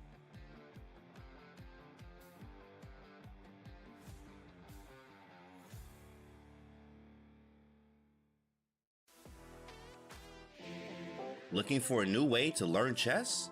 Meet Dr. Wolf, the ideal chess coach and companion. Play against Dr. Wolf as he explains everything step by step, points out strategic ideas, and alerts you to your mistakes. Train with him and go over your past mistakes until you master them. Choose from over 35 lessons created for all skill levels. No matter your level, everyone could use a coach. Download Learn Chess with Dr. Wolf for Android or iOS devices today.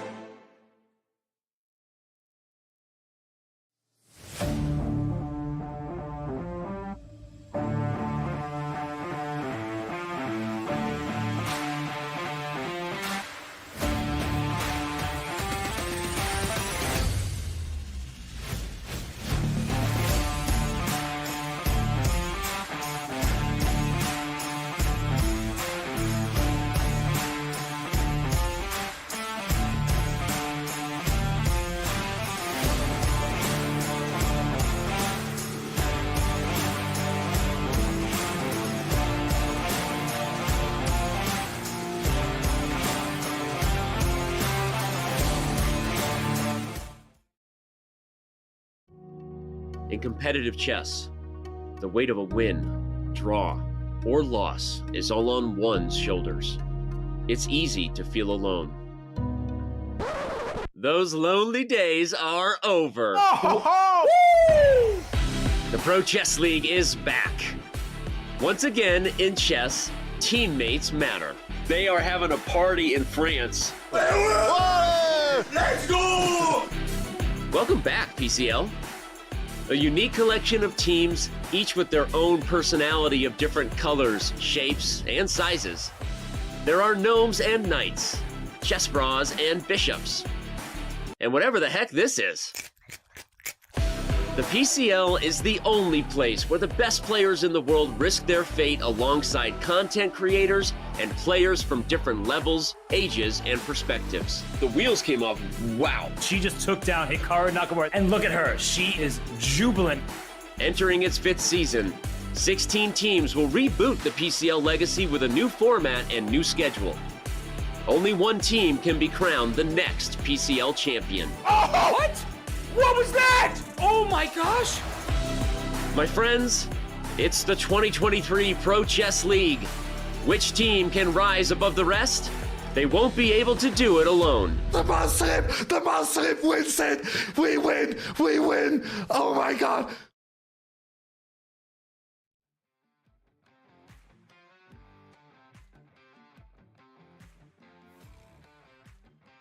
The man you see on the screen in front of you, perhaps the MVP. And no, that is not Magnus Carlsen lurking in the shadows. That is Razvan Priotu, the 3rd board for the Canada Chessbrahs. Tanya, he has been absolutely phenomenal.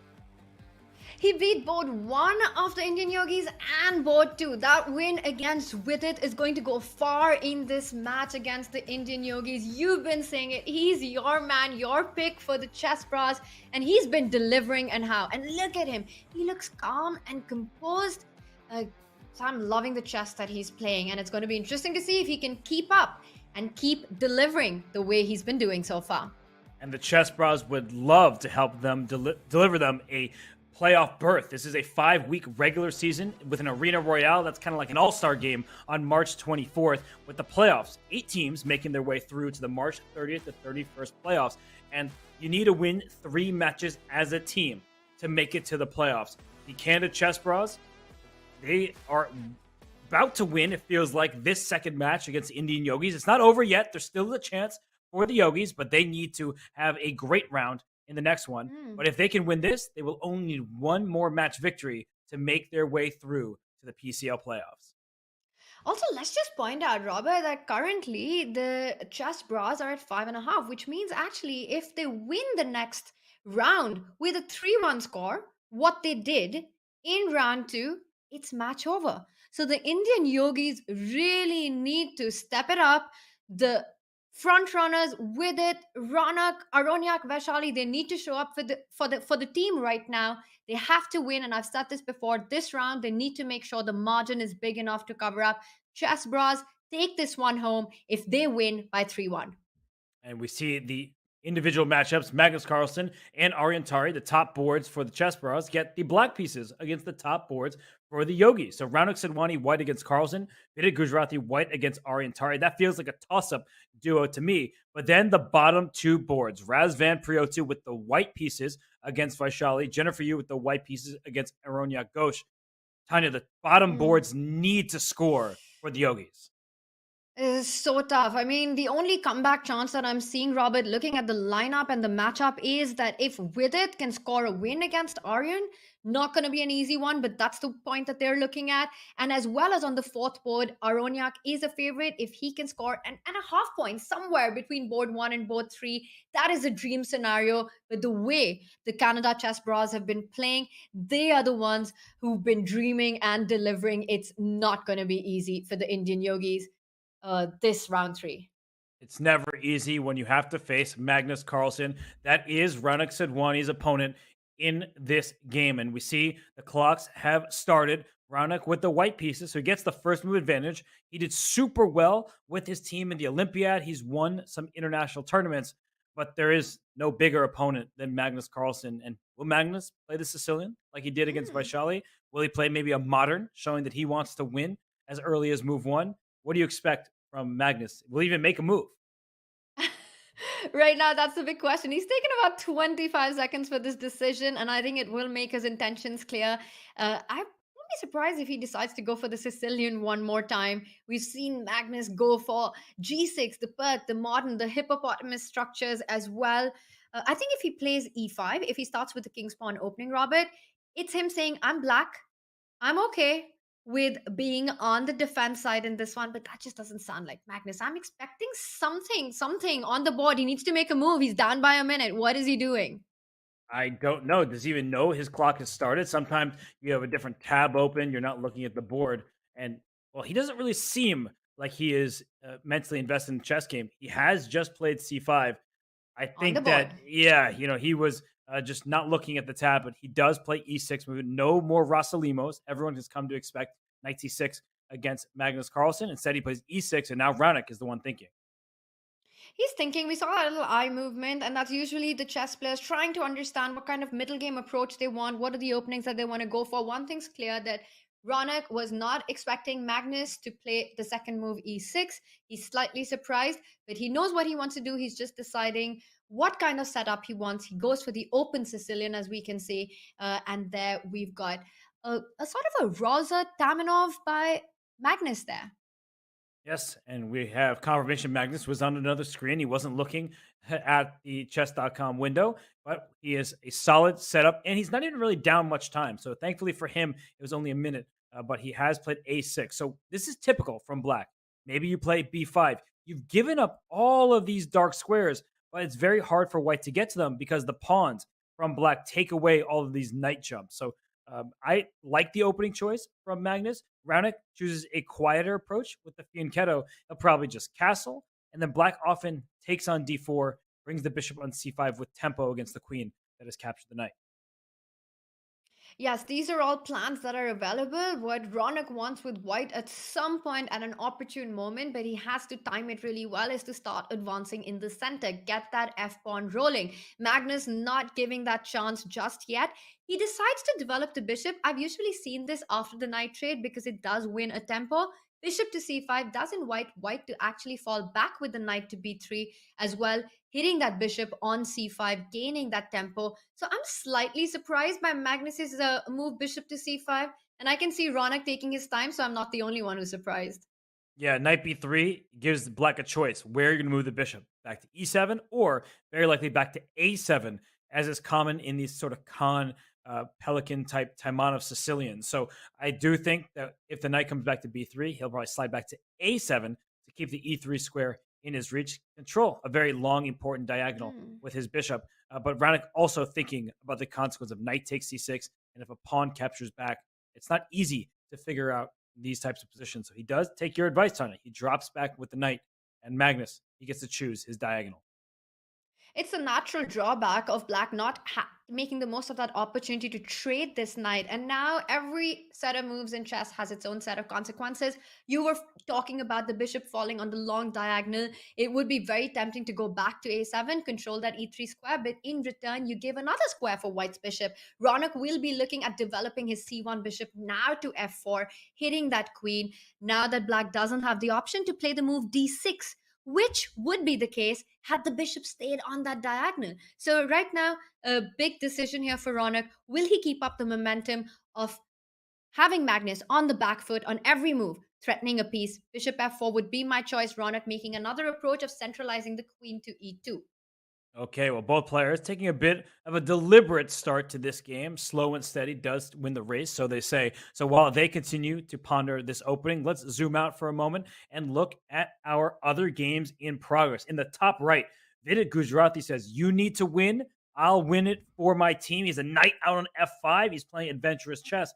And in the bottom left, Razvan Priotu with the white pieces against Vaishali. It's an early start to that game that looks like a French defense. And of course, the bottom right has just begun, and we have just seen a couple moves there. So why don't we hop into the Vidit game, Tanya? I feel like Vidit, he understands what is needed to win in team competition.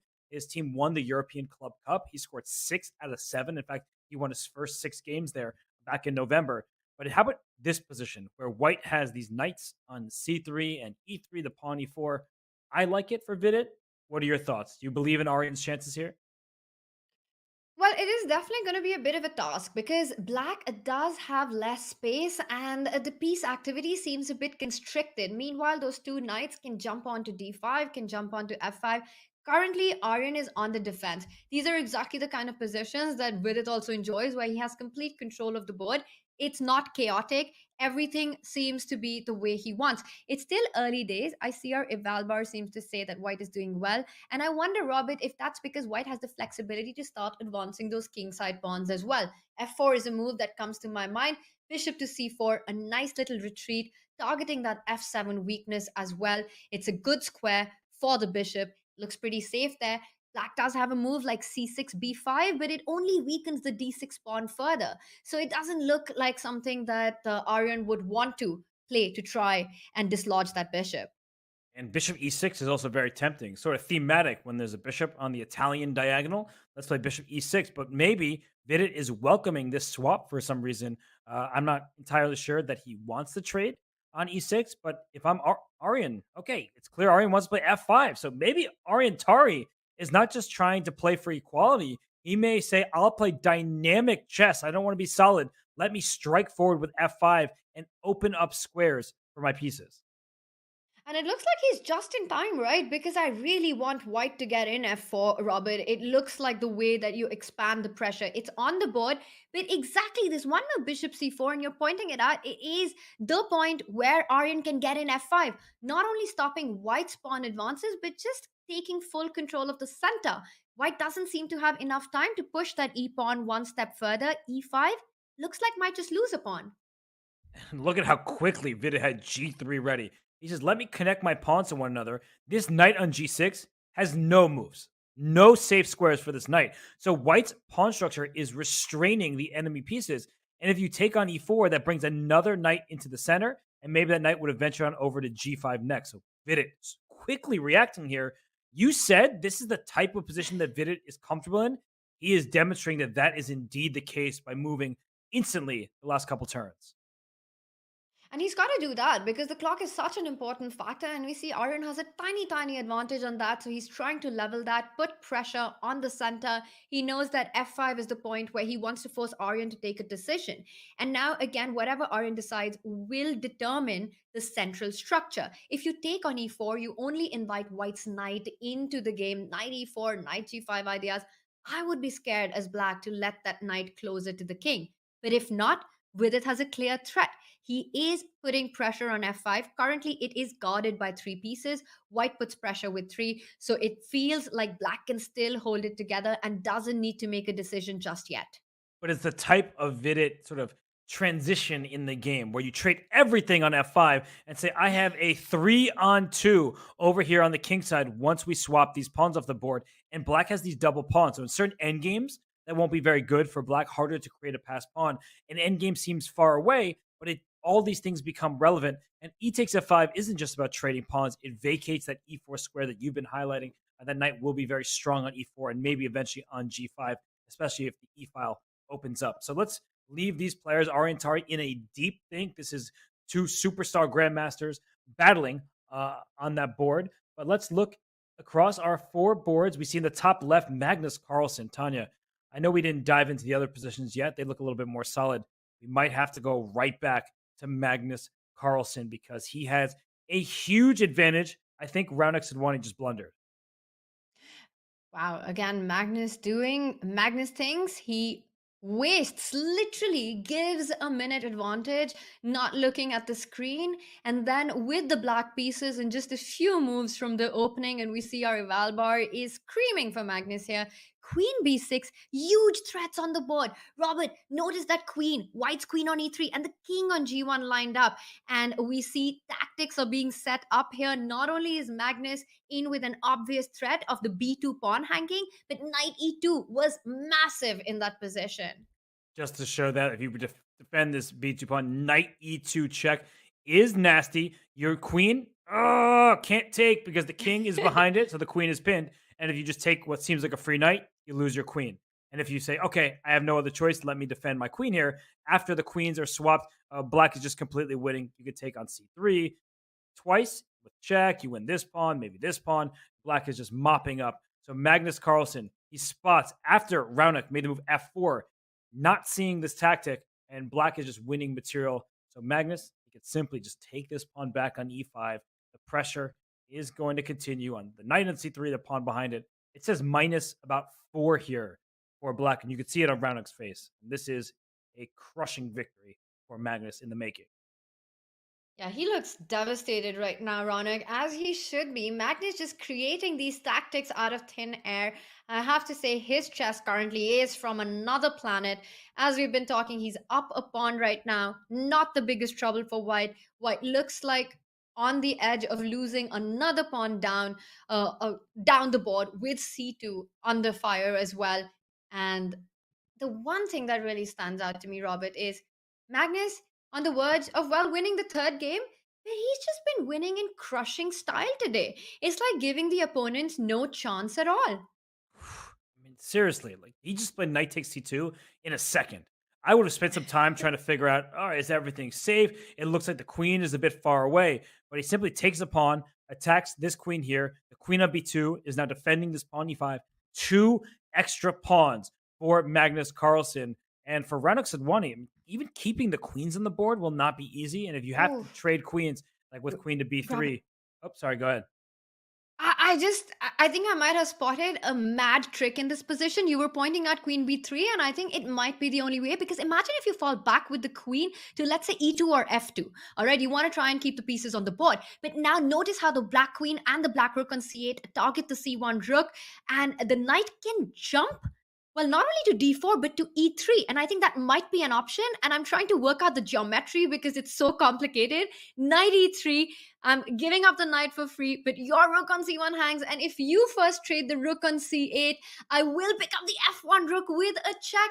And that is celebrations. Or am I missing something?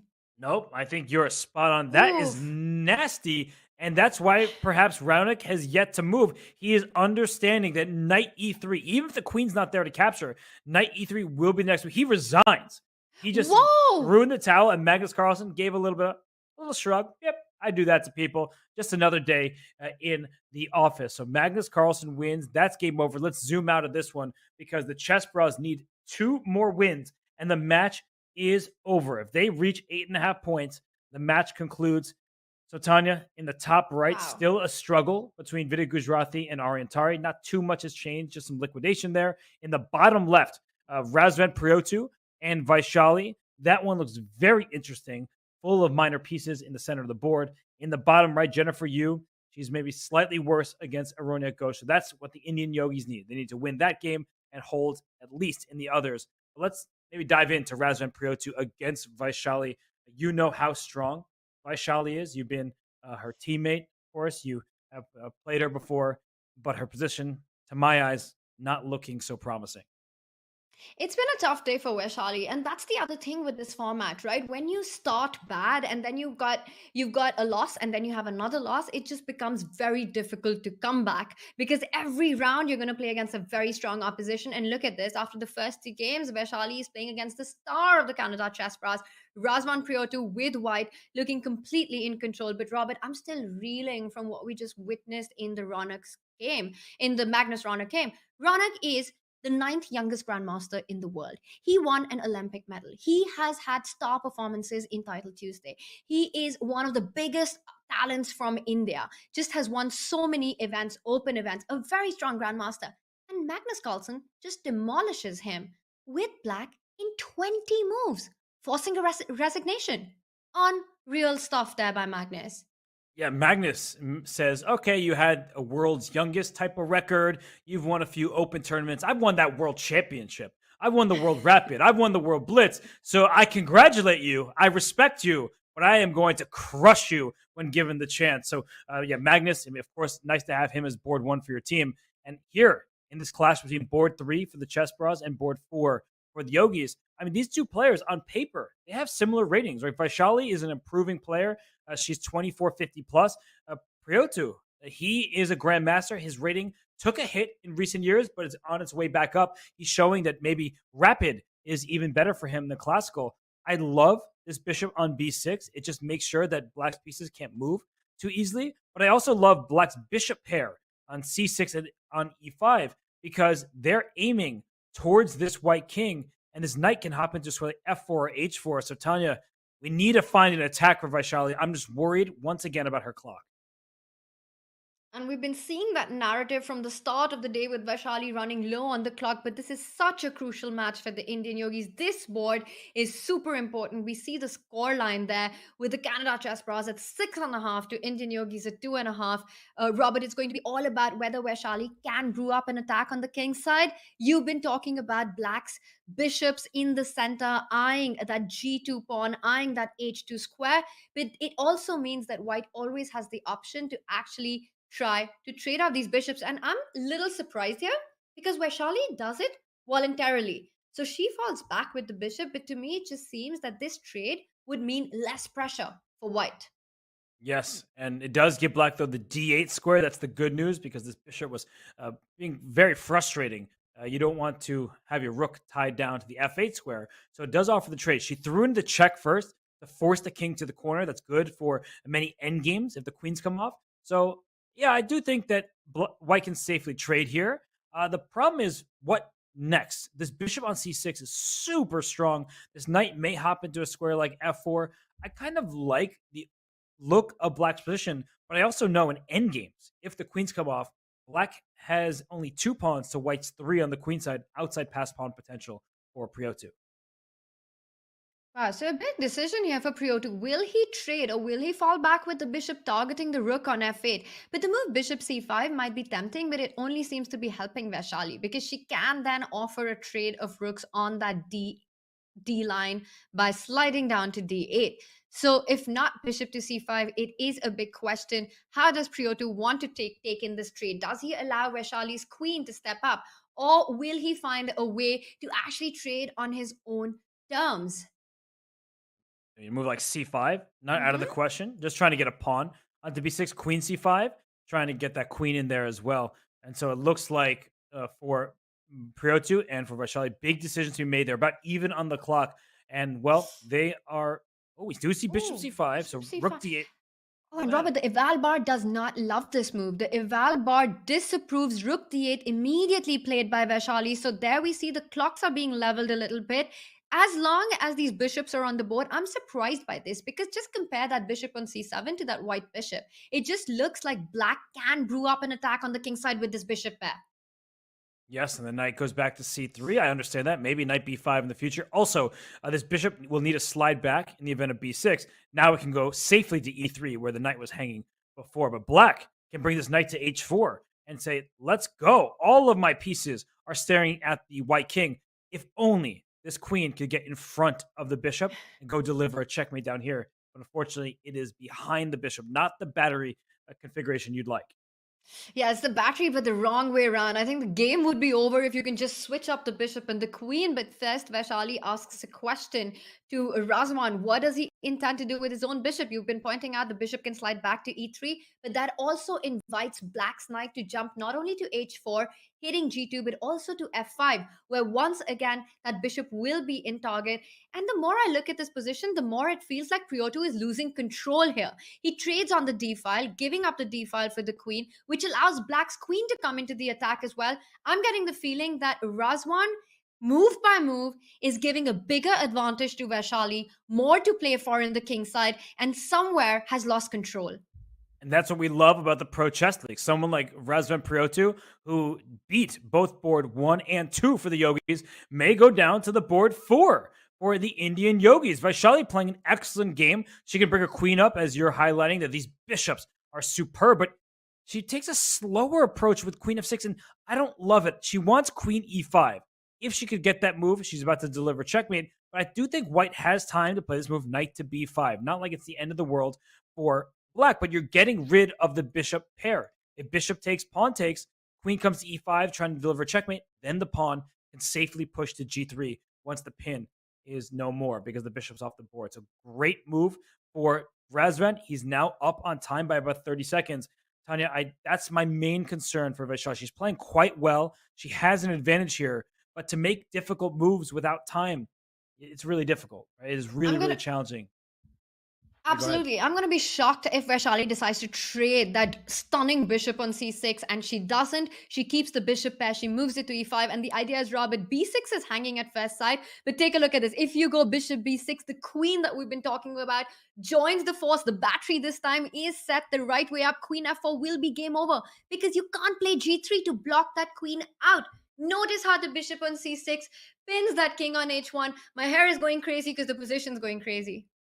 And I think white has to take on e5. And this is like ridiculous stuff because the engine's saying, no, this actually is quite decent for white. That after queen takes e5, something like this, white has compensation. You have a pawn and a bishop for the rook. You have pass pawn potential, but that is not meant to be in this game. The queen slides back to c1. I actually really like that decision from Razvan. None of black's choices are easy here. b6 is hanging. The knight comes into f4, but it's not actually threatening anything, or is it? The h3 pawn is under attack, but white can give up h3 for b6 if he so chooses. Tanya, this is really crazy stuff right now. Even if bishop b6 is the right move, it is so difficult to play. To just give up this pawn in front of the king that's keeping things together, just so hard to move. Imagine when a queen lands on the h file. Queen h4 next. It looks like you're stepping into some kind of checkmates here, and this would be a shocking decision. Robert, I don't know what white will decide, but it just feels like in these kind of positions, you want to trade this knight on f4. But if you do that, bishop f4 can be so tempting. You've just given a lifelong advantage of a bishop pair, and black continues to step up with the attack. The attack continues, and none of white's pieces will be able to challenge black's dominating queen and the two bishops. So bishop f4 can be a humanly tempting move, but I think in the long run, it's a bad idea. He does it. He was too worried about the pressure on the white king. He could have gotten away with that. There was a variation there. It was ridiculously sharp. I'm actually show that very quickly because we had the position on the board briefly. But after bishop b6, knight h3, queen e3, this looks like it leads to checkmate. But apparently it's all smoke and mirrors because after queen takes bishop, knight takes f2 check, king g1, there is no queen h1 mate because the king would then take this knight. So somehow, some way, despite a double check and it looked like a checkmating attack, white would escape. That is really impossible to see without the engine as your guide. And we have the eval bar off the side of the screen. He said takes this bishop here, plays queen c2, and if quickly these bishops could get traded, or now the rooks getting traded, white will still have a chance with limited material. Your king is feeling safer and safer on h1 the more pieces that get traded. It's just all about setting up that battery the right way that we've been talking about, right? Along the diagonal of b8 to h2. But absolutely, as more pieces get traded, Razvan can breathe a sigh of relief there. He's down to 1 minute and 45 seconds. Robert, the lines that we were looking at, giving up the h3 pawn. I mean, good luck finding that with just a minute on the clock. It is impossible. So a very understandable decision by white trying to trade off as many pieces. That said, Vaishali will try to grind this one. It's the best position she's had all day. Yes, bishop pair looks good for black. King g1, nice choice. But look at this in the top right. Ariantari down to his last few seconds against Vidit Gujrathi, who himself only has about 20. So let's dive into that one as a pawn has just been able to dive into the e6 square, and it's going up and up for Vidit in Aryan's time trouble. And this is looking super scary for black, right? One, you have to manage the clock, and how do you, more importantly, manage that pawn on e6? I don't see a way for black's knight to jump onto e4. That knight on c5 doesn't only guard the e6 pawn, but has full center under control. With it, move by move, centralizing his pieces more and more. Black seems to be paralyzed here. The knight from f5 being hit. Wow, that is a committal decision, and queen g4 is a big threat here right now, coming in with a check. And 4 seconds for Vidit. He has to replace h3, which is a mistake. Apparently, he had a winning move. Instead, we see, oh my gosh, just chaos ensue at this point. Knight d7 with the fork. Tanya, 1 second. He barely gets his move off. And, a monster fork. Whoa! And there we see Ariantari throws his hands in the air. This was so close, and with it takes a huge win for the Indian Yogis. What a crazy game. Oh my goodness, a knight fork first on f6 to get the rook, but no, it was just a distraction to get this knight fork on h7, winning the queen. A great find from Vidit Gujarati, but we will tune out of this one as Vidit scores for the Indian Yogis. That's a huge win for them. We see in the bottom right, Jennifer Yu and Aronyak Ghosh. That one is looking about level based on the material remaining. And in the bottom left, which is where we left, it seems like Vaishali and Razvan Pirota also stabilizing a bit. So why don't we head to the bottom right, Jennifer Yu against Aronia Ghosh. We have not looked at that game.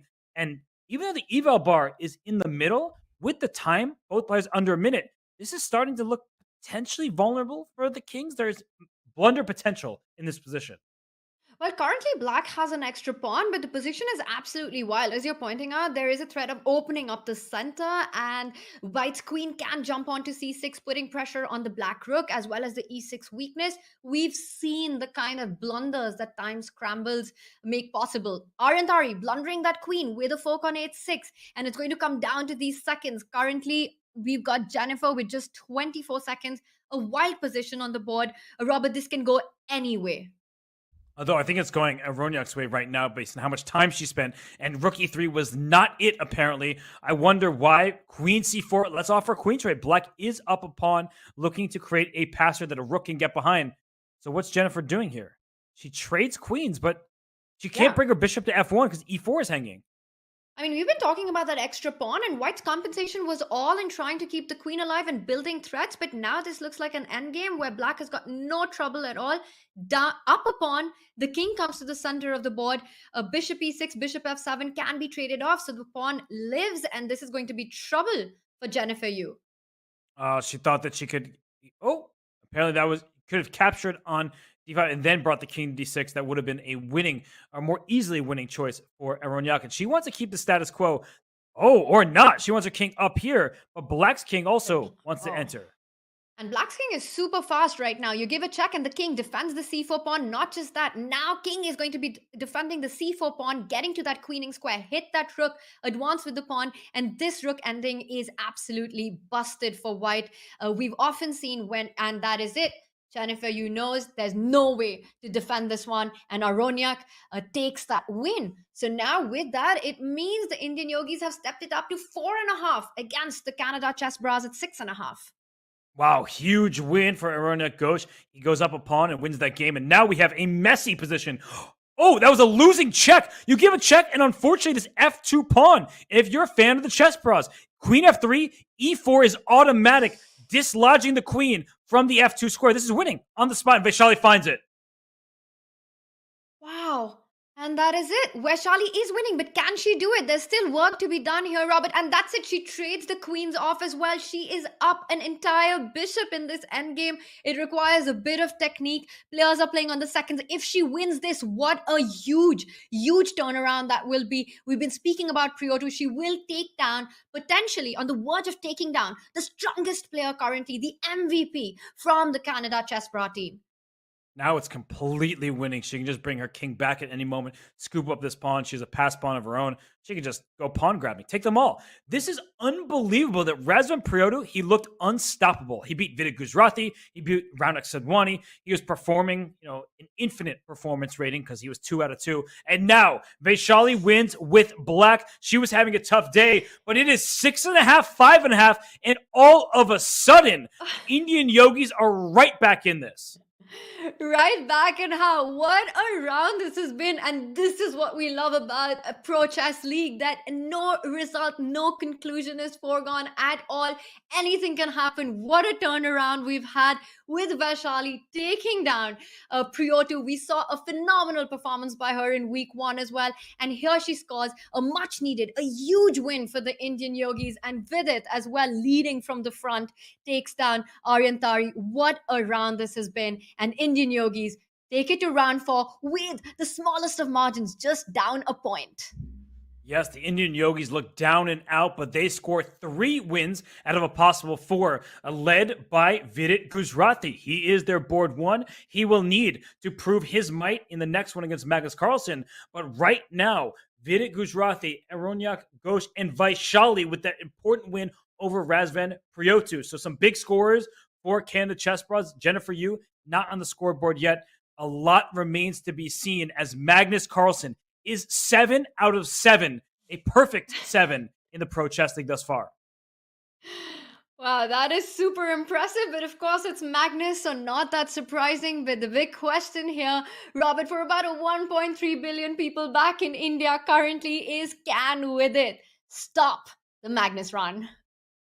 That is the essential question. We can only find out the answer to that one when we return from this short break. So Tanya and I will be back in a few. It will be the Canada Chessbrahs and the Indian Yogis here in the Pro Chess League. 1 point separates them. You will not want to miss this fourth and final round of action.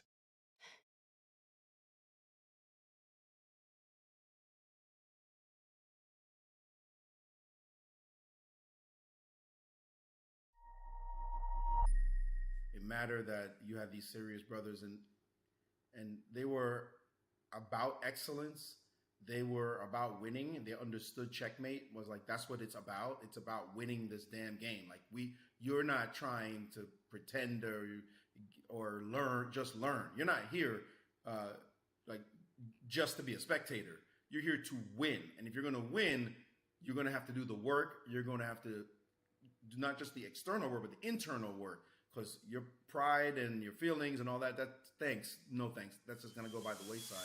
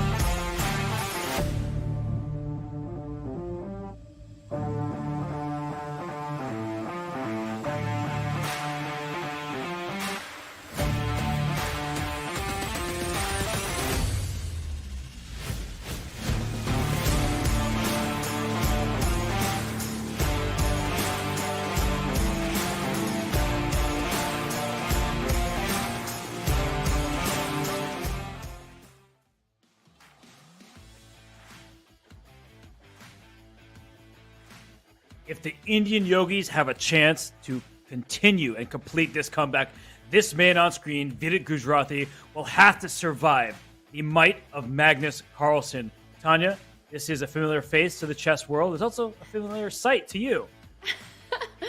Well, here's a little fun fact. Vidit, in fact, is in Delhi right now, and he happens to be playing from my dad's office, which is 2 levels below from where I am.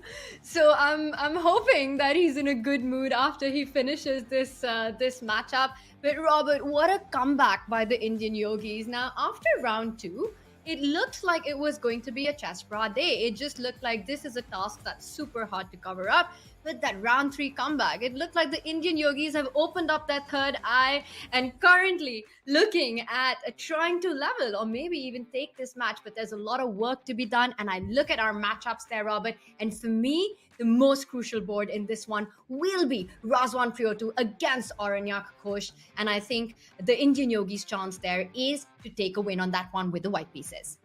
Yes, because the Indian Yogis can't just have a 2-2 split. They need to score 1 full point at minimum more than the Canada Chessbrahs. So Magnus Carlsen with white against Vidit. Vidit is capable of holding off Magnus. That's just not going to be easy because Magnus Carlsen is Magnus Carlsen. But Ariantari, he gets white against Raunak Sadhwani. Raunak has been in shaky form. So if I'm thinking about this from the Chessbrahs perspective, I want to put the match away on those top 2 boards with the white pieces. But you are right. 2 out of 2, not likely on those top 2 boards just because of how strong the Yogi Grandmasters are there. So it's about those bottom 2 boards. Can the Yogis win with both of their players getting the white pieces? Can Razvan Priotu bounce back from what was a tough game 3? He had 2 great games and then 1 shaky one. So which Razvan Priotu will show up and which Levon Aronyak Ghosh will we see? Because Aronyak, super strong player himself. He's had some great performances. He gets the white pieces, and he did just score an important victory for the Yogis. And can Vidit Gujarati stop a seemingly unstoppable Magnus Carlsen? He's at an insane 7-7 score in the Pro Chess League so far, playing against Vidit. And of course, this is a super huge matchup for the Indian Yogis. Vidit is going to try to look for that half a point, which would mean so much for him with the black pieces for the team. And we've got the players who are ready and set to go to start the round. This is the final round, Robert. I want to ask chat and I want to ask you, what are your predictions? Are we going to see a playoff today? Well, we love playoffs as commentators. Now, you want my honest take here. I think that the Chessbrahs are going to escape this round with a narrow win. I just feel like with white pieces on the top 2 boards, Razvan Priotu gets black on board 3. I feel like that's actually the lineup that they want. Is they want to have the white with their strongest 2 and then hope that their bottom 2 boards can hold with black. But if any team can get it done, I really do believe in the Yogis. I know I just said the Chessbrahs should be able to escape with that narrow win, but the Yogis, they just proved in that previous round, 3-1 score. They lost to Magnus and the other boards won. So maybe that's the recipe for success is Magnus will get his points, give him his roses, but take down those other boards. They need to give everything they've got in this match, the Yogis, to have a chance against the Chessbrahs. Now, you mentioned the smallest of margins for the Chessbrahs team, but they don't even need that. A level round, a 2-2 score would actually mean Chessbrahs get to 8.5 and take the match win. So if this round ends in a draw, that is not good enough for the Indian Yogis. The Indian Yogis have to win with a minimum margin of 2.5 to force a playoff. And I really want to hear from our chat their thoughts on whether they believe that the Yogis are capable of it. I am so impressed. I'm so impressed with the comeback already, but the work is half done. Yes, and I see our feature chat there. Well, getting the Magnus hair would be the dream. Yes, it would be the dream. Also, Magnus' chess skills. I would love that as well. I'm not sure which I would like more, but either one suffices. But Magnus Carlsen, he gets the white pieces. He's wearing that white hoodie with the black pieces on it. It's a Botez Live hoodie. Shout out to the Botez sisters, always creating great content. But Magnus, he has been, I think, better in week 2 than he was in week 1. And that is scary news for the rest of the Pro Chess League. Be on high alert that if Magnus Carlsen's form is improving throughout the season and he's already 7 out of 7, yikes. Super yikes. Magnus level chess, it just feels like it's harder to get to. And there we see we've got the two players on the screen. Magnus level here might still be achievable. Vidit there completely focused. His task is cut up. He needs to stop Magnus on his tracks. It hasn't been done before. And this is mind game. This is the inner game by Magnus Carlsen. He chooses 1b3 against the India number 2 player. And Vidit Gujrati has a lot of experience playing against B3, not just because the beast Adiban Bhaskaran, he plays B3 himself, but he's played against Hikaru many times. I remember in the Rapid Chess Championship, there was some series between Vidit and Hikaru where Hikaru did play B3. Vidit actually had the upper hand in a great position. So this is principal stuff. You put your pawns in the center against flank play. The fianchetto is strong, making sure that the third pawn doesn't reach. But so far, it's early stages. Will Magnus play f4 and then the knight out to f3, kind of like a Sicilian, but on the other side, right? Instead of e4 and c5 or e5 and c4, it's kind of f4 and d5. It's a funny version, more like an English. Let's put it that way. Yeah, and we see a lot of pawn moves by Black. Now, we're all taught to take out the pieces. Vidit needs to start doing that soon. He first takes control of the b5 square so that the bishop can't land there, targeting this knight when it comes out on c6. Not just that, eventually Black's middle game plan is to expand on the queen side to try and create play there. So it does support the move b5 as well. And we finally see Magnus taking the decision to first develop his knight, so no f4 there. And it just looks like it's going to be a slow game, Robert. One where that we're going to see few trades and a long grind here. Yes, and Magnus Carlsen has a big choice right now. Does he simply develop his light square bishop? Does he play the move d4 as is typical to strike in the center and get some space for himself? But Vidit is playing confidently thus far, and he has a big lead on the clock. So Magnus, even though he's the one who chose an offbeat opening, he's the one spending time as well, and he does go for d4. And look at how quickly Vidit replies with knight f6, perhaps a temporary pawn sacrifice. A temporary pawn sacrifice because we have to anyway develop that bishop on the king side. So what Vidit wants is if Magnus gets greedy, he will simply advance the pawn in front of the king. One step, go e6, open up that bishop. And now notice how that c5 pawn cannot be defended. And it's actually a beautiful way to develop the king side bishop to the appropriate square by recapturing the pawn. And by the way, 84% of the chat picked the Chessbrahs to win this match. You asked the question, the chat has answered. It's not very surprising because, well, the Chessbrahs have a lead. I don't think it's like a bias thing even. It's just the fact that with a 1-point match lead and Magnus Carlsen with the white pieces, I get it. And b4 has just been played, kicking this bishop out. c4, likely next. Knight d2, just trying to go after this square. Maybe just early stages here. Neither side with a huge plus, just kind of calm territory. But Magnus can almost pre-move c4. It feels like a reverse Queen's Gambit accepted somehow, these structures that we've got on the board. So definitely ideas of trying to create an isolated Queen's pawn with the move c4 that you're pointing out. You want to try and trade a little bit on d5 and get Black's pawn to come on d5. First, Magnus continues to develop. The knight from here can be headed to b3 and then control the center, also eyeing the c5 square. I do expect he goes for c4. You were looking at this idea earlier, Robert. It's on the board, and I was going to say I do expect c4 at some point. He wants to take with his knight. Why not? Take control over more squares on the board. Does Magnus want a queen trade? That remains to be seen because a lot of people think queens are off the board playing for a draw. Not Magnus Carlsen. He wins the most unwinnable endgames. But Vidit off to a good start. And speaking of starts, other games have begun. We have 3 games and now 4 in progress. The fourth board in the bottom right, Jennifer Yu and Vaishali, it is a Petrov. So we'll see how that one continues. In the top right, Raunak Sedwani with Magnus and Raunak have and Aryan have the white pieces, so we will get that fixed. The Chessbrahs have white on boards 1 and 2, and then black on 3 and 4. But let's just dive right into the board 2 game between Aryan and Raunak, just because that one is looking quite interesting. And as we tune in, Aryan played a 4-night scotch. So all kids in the US, at least historically, have been taught that opening. What do you think about that opening in this game, Tanya? Usually, I'm happy to play against the 4 knight Scotch, but that said, of course, it is still a middle game, everything to play for that develops really slowly. I like facing the 4 knights with the black pieces. I feel like it gives all these dynamics where the bishops are out, the control over the b file, you get the central break with d5, and usually a happy camper with black. Of course, Aryan's got his own plans. Currently, he attacks that bishop on g4. Looking at the board that we have right now, I think Ronak can be happy with the opening outcome. It looks like he's achieved everything that Black wants against the 4 knights opening. You've got the d5 break, you've got that rook on b8, the bishops are developed.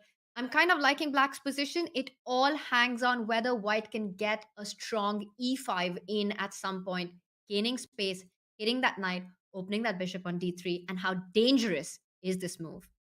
Yeah, because if Black says no e5 for you and takes here, we see double isolated c pawns and an isolated a pawn. So you typically do not want to take on the e4 square. Maybe it's acceptable. Maybe there's a concrete reason why Black is doing okay. But I think for the long term, it's not just about the initial evaluation, the initial assessment. Neither player knows that. But even if it says, okay, slightly better for White, for the long term, it's just an ugly endgame in the making for Black. And he falls back with the bishop to h5. And you were talking about the drawbacks of trading on e4, but now the big question hangs, how dangerous is the move e5? Because that's really White's main idea. And after e5, you hit the knight. The knight can fall back to d7, attacking the pawn on e5. But then, as you're pointing out, it is a pawn march down on the king side. It becomes a game that's played on both flanks. Black has to watch out for threats of g4, f5 coming in at all points, and the position can be very dangerous. Will Aryantari decide to go for this attack? Will he make the move e5, or will he decide to keep the tension in the center? He answers your question, so I didn't have to. He plays e5, and when you say A, you have to say B. f4 is mandatory right now, otherwise your e5 pawn's in trouble, and Black should not be playing f6. This is just would be a terrible mistake. After f6, the white pawn does not capture. It goes forward with f5 to follow. Now you have a healthy, protected passed pawn on the 6th rank. So instead of f6, we're likely to see a move like knight c5 potentially. And the bad news for white is the queen is over here on c1, because if you want to play g4, already this queen is going to venture into enemy territory and cause the white king some problems. So this queen would rather be on a square like even like h2, just to help out the kingside pawn pushes. But it is on c1, defending this b2 pawn, defending the bishop. But that allows Black a little bit of time to stay in this game. So, Tanya, I think that we'll see how Rauna continues here. All 4 boards are equally important. So let's go to our bird's eye view, because my eyes were drawn to the game not between Magnus Carlsen and Vidit Gujrathi, not between Aryantari and Rauna, where we just left, not even to board 3, Aronyak Ghosh and Razvan Priotu. There's a pawn on h4 and a knight on g5 in the bottom right. So Vaishali, she has the white pieces in that game. She kind of needs to win for the Indian Yogis to have a chance, and she is going forward with her pieces in this game. Tanya, what do you make of the setup for white and Vaishali's lead on the clock? And maybe the first time I've ever said that. And a lead by quite a margin. That's almost 2 minutes ahead on the clock. I'll tell you one thing about Vaishali. If she gets a chance to play h4, she's going to do it. She loves that H pawn marching down the board. She's an extremely aggressive player who loves complications, direct lines, forcing ideas. And that's what we see. She plays for the initiative. She is going for Jennifer Yu's king, making her intentions very clear. That said, Black has her own trumps in the position. Jennifer can look at advancing in the center, moves like d5, trying to break open with d4 eventually. You want to create your own play on the queen side. This is a race towards each other's king. White will play on the king side. Jennifer, you will target Vaishali's king on the queen side, and it's going to be who gets there faster. Vaishali is looking at that h5 move as soon as she can get it in, and d5 on the board here. First, she needs to answer the question, how is she taking care of the center position?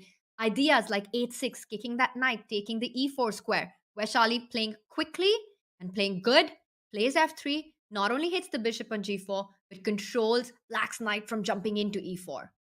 And Black goes back to d7, because if Jennifer had gone to a square like h5, that invites g4 with tempo and h5 to follow. So the bishop slides back to d7.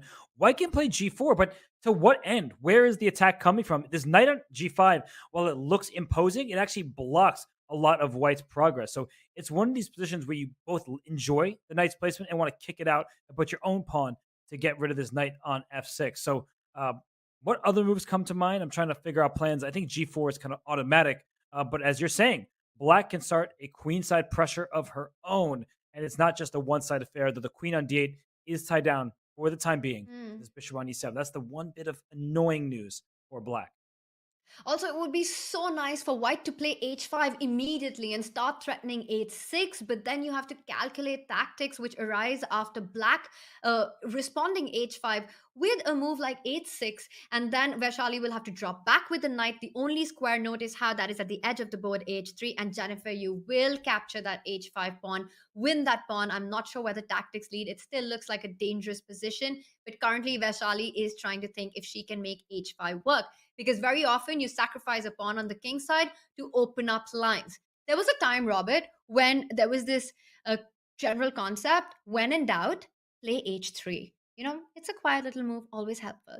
And that has been destroyed by modern chess. Now, when in doubt, go h4, h5, h6, and that's the dream. No, it's a really good point, because if you read old chess books, which I didn't do, but you often see they put the pawn h3 just for prophylactic reasons, just to keep everything safe and sound. But no, this is attacking chess. And Vaishali, she went forward, she played quickly. Now she's thinking, and that's not the greatest sign for her. She still has a slight lead on the clock. One thing I wanted to point out is this d5.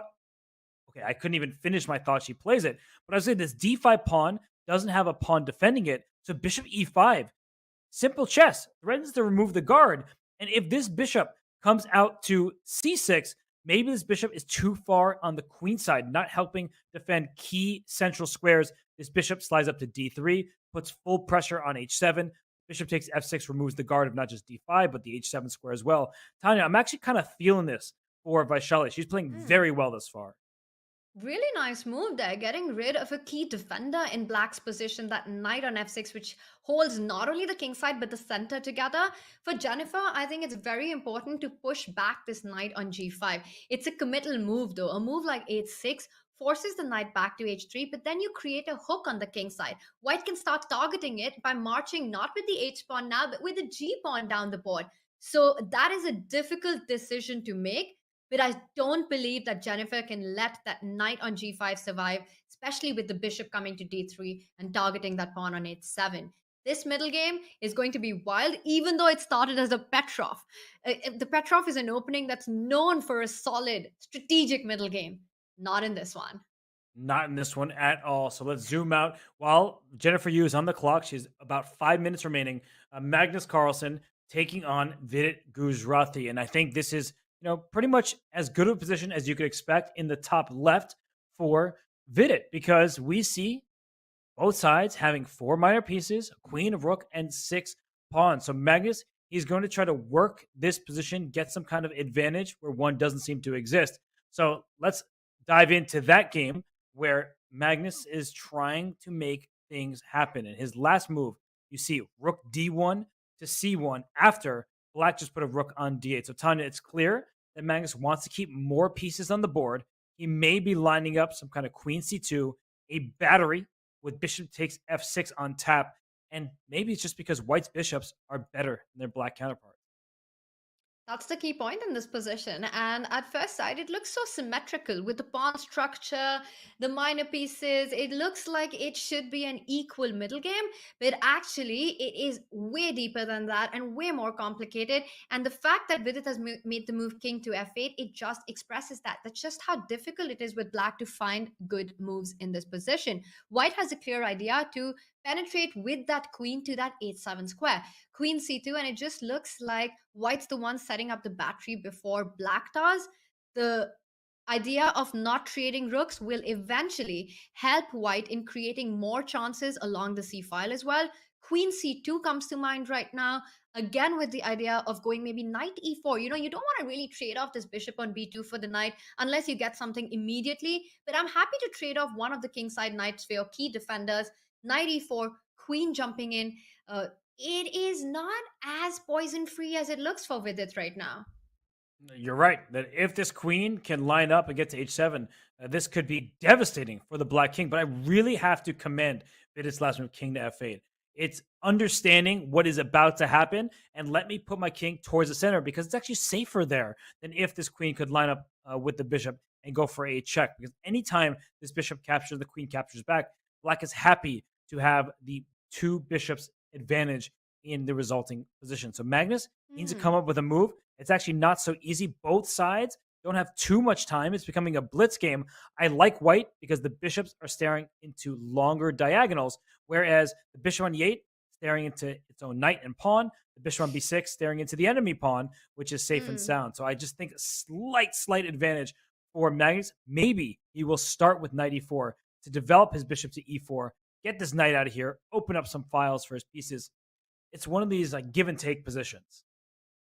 And we've been talking about all these plans that exist for Magnus that can create a lot of troubles for Black. But what Vidit also wants to try and do is get an a5 break in at the right time.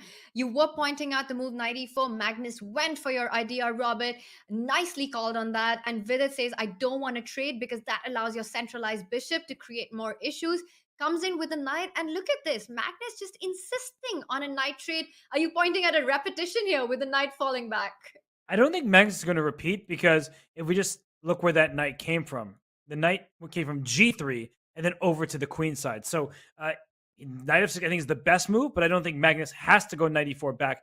He can think about moves like queen c2, which we mentioned before, with the knight just being over on the queen side. I just feel like Vidit is playing this perfectly. Really good defense from him.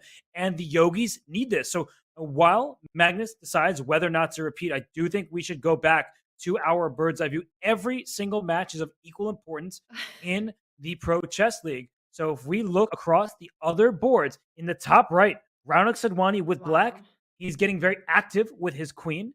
In the bottom left, Aronia Ghosh against Razvan Priotu. That's just a complicated queenless position where both sides have both rooks remaining. And whoa, okay, let's dive right in because I saw the last move played by Razvan Priotu was pawn to b5. And if you look at it, it's white with a spatial advantage. And then b5 gives white some kind of actual edge. The eval is going up. And what happens if Aronik just takes this pawn on b5, Tanya? Yeah, you can take the pawn on b5. Not just that pawn, Robert. You can also take the pawn on c5. Once Black recaptures with the rook, then you take the pawn on c5, forcing a rook trade, and it looks like you just end up with an extra pawn on c5.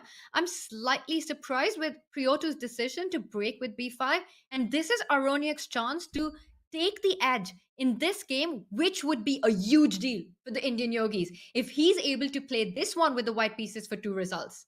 Yeah, I mean, he can just take this pawn, the rook takes back, then you take on c5. White is going up a pawn here, I think, by force. And this is what strong players often do. So I'm going to say, first of all, Black's winning a pawn, losing a pawn, excuse me. But Priotu is saying, I don't want to defend passively. If instead of playing b5, there aren't really clear moves to make, at least not ones that look useful, while at some point, White is going to try to double rooks on the b file in due course. So we saw b5 and then c4 played, but this just hands White a very impressive pass pawn that it's going up to b7, where it can be protected by this bishop.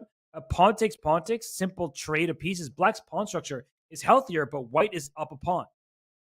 That is not a pawn. That is a star in White's position. I mean, coupled with that bishop on g2, getting to b7, Black has got no way to put the rook on a8. That bishop on g2, an absolute monster, which makes me think maybe Black has to think about stopping and blocking that diagonal with a move like d5. You can't allow the bishop to keep spitting fire down the board. The b7 pawn with the knight jumping into b6, knight jumping into d7 is a clear idea, a clear winning plan that White has.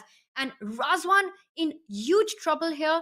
He's not only down a pawn, he's down a massive pawn on b6. Yeah, and b5, bishop b4, bring more firepower towards the queen's side. Rook f to c1, up to c7.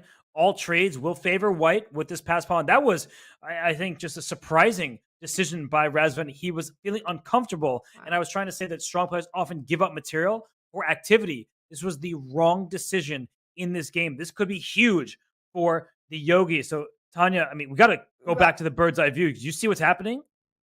Exactly. I was just keeping an eye out for that. I mean, take a look at that top left board. Magnus's queen has arrived towards Vidit's king there. We've got a queen on h8.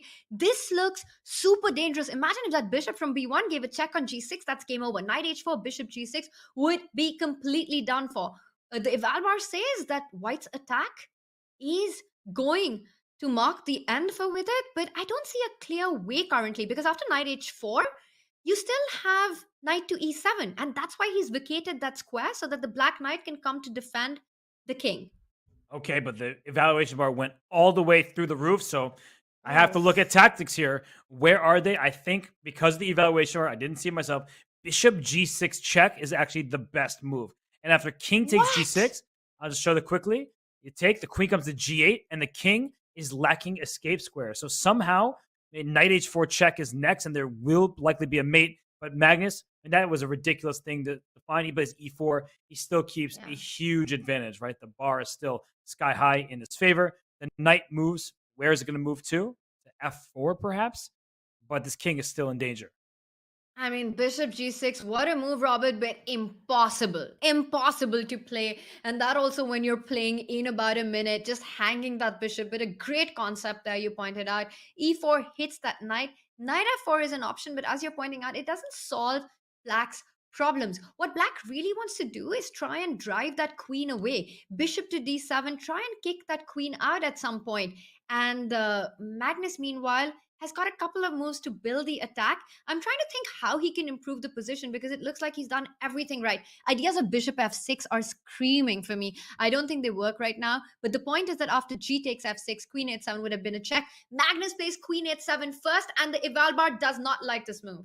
It says equal. I think you were right. And look, Magnus is now worse. He made 2 inaccuracies in a row. He's going for the g7 pawn. But after pawn takes, bishop takes e5. He's hitting this knight and g7, but can this knight simply retreat back to h5 here?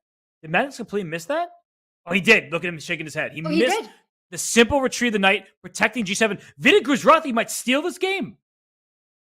And look at Vidit. He knows it. He knows he's got the defense up, but he's down to 11 seconds on the clock, Robert. And that is a tough task with just 11 seconds. There's still danger on his king, but Vidit Gujrathi is on the brink of winning against Magnus here. But time trouble will play a part here. This king is still not fully safe. Knight f6. There might be bishop takes an e5 check. So the king may have the king may have to march into the center of the board. That looks very scary. What is it going on to e5 check? He goes g5 first.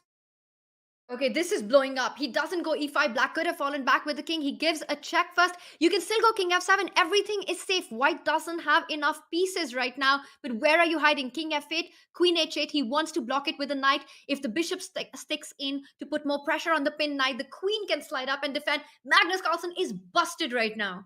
He is busted. The queen comes to f3, threatening queen d1 check and defending the king on the f-file, which means that what can white even do here? The bishop has no squares.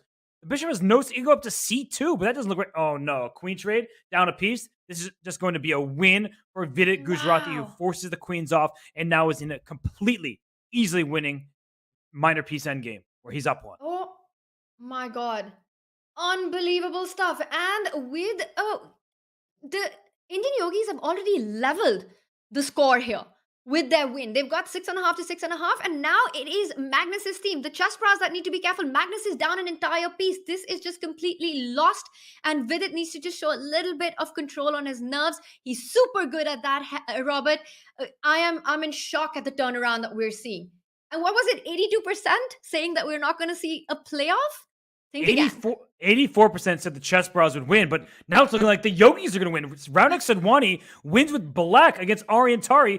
Vidit Gujrathi about to win with black against Magnus Carlsen. This is resign time. It's easy now, and there is a resignation. We need to go back to that moment very quickly in this game before we head to the other ones. That Magnus Carlsen, Tanya, we saw the Evalbar up and away, that in this moment here, bishop takes f6 was in fact the winning move. If you take with the pawn, queen h7 skewers the queen on b7. So if you take with the king on f6, then the white queen goes to f8 with check. This king, if it goes over here, up comes the pawn to e5. And if you block with the piece, a queen to f7, there still is e5 check. And where is your king going? The answer is nowhere. You have to take with the knight, and this rook on c8 is hanging at the end of the line. Not easy to see with under a minute on your clock, so we can forgive Magnus Carlsen. but there were all sorts of tactics surrounding this Wow. Black King. But let's tune out from this one just because the other games are getting crazy. Look in the bottom right where Vaishali and Jennifer Yu down to her final seconds. There's a bishop on G7. The Eva bar changes in the Yogis' favor. And Robert, if Vaishali wins this, there's no tiebreak. The Yogis take the match. They need one game point to actually win the whole match.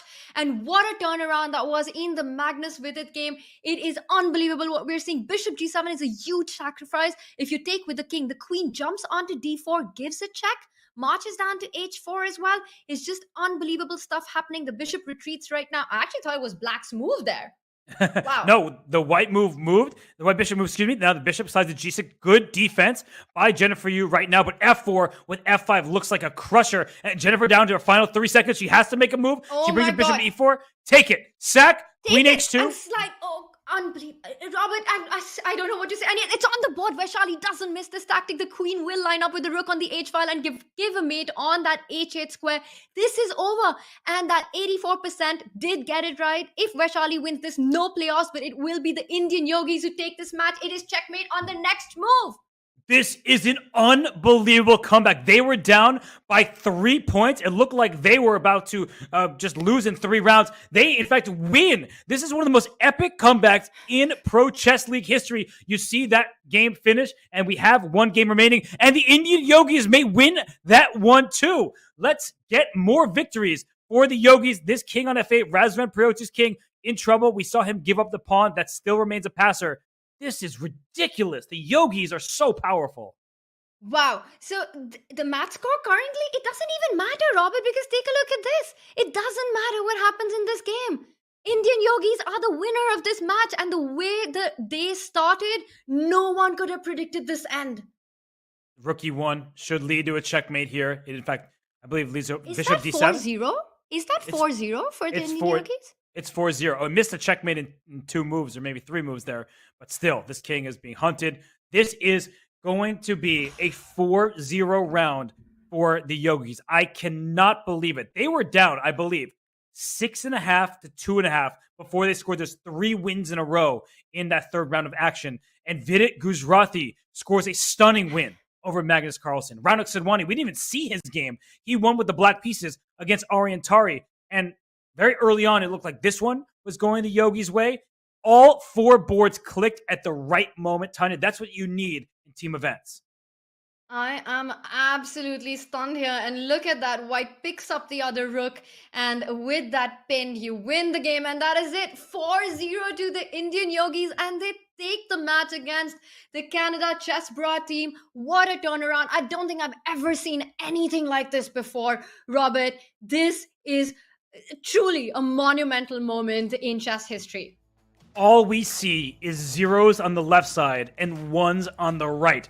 Vidit Gujrathi takes down Magnus Carlsen with black. Raunak Sidwani takes down Ariantari with black. And the bottom 2 boards, they were too much for the Chessbrahs. The Indian Yogis were led there by Aronyak Ghosh and Vaishali. They both won their game. Tanya, what an epic comeback by the Yogis. That is incredible.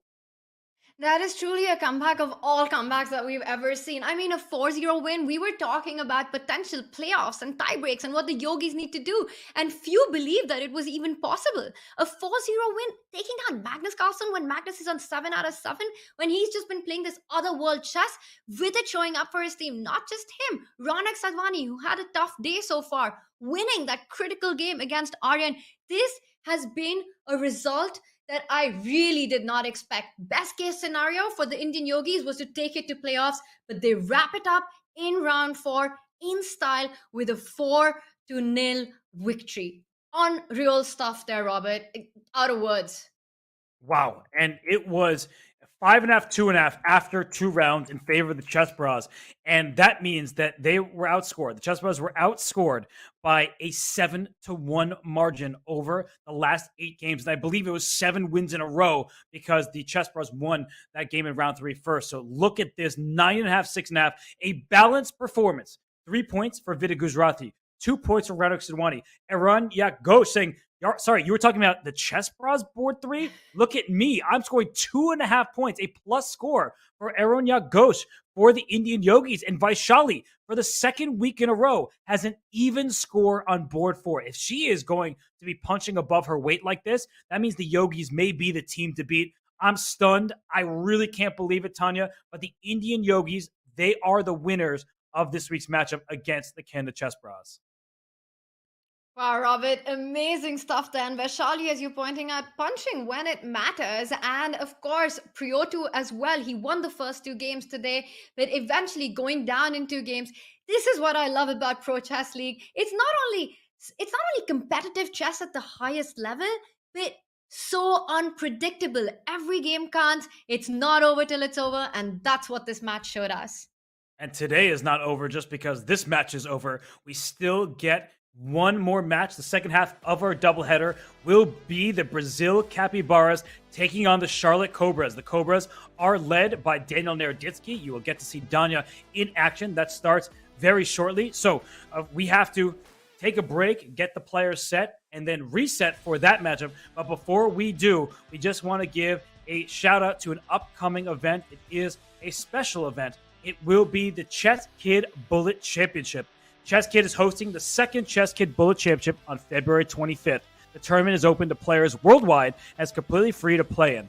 Top players receive Chess Kid Gold memberships and gift cards to the Chess Kid store. Funmaster Mike will be covering all the action at twitch.tv/chesskid and chess.com/TV. If you or someone you know has what it takes, make sure to join the official Chess Kid Club over at chesskid.com. Use the command BulletChamps in chat for more.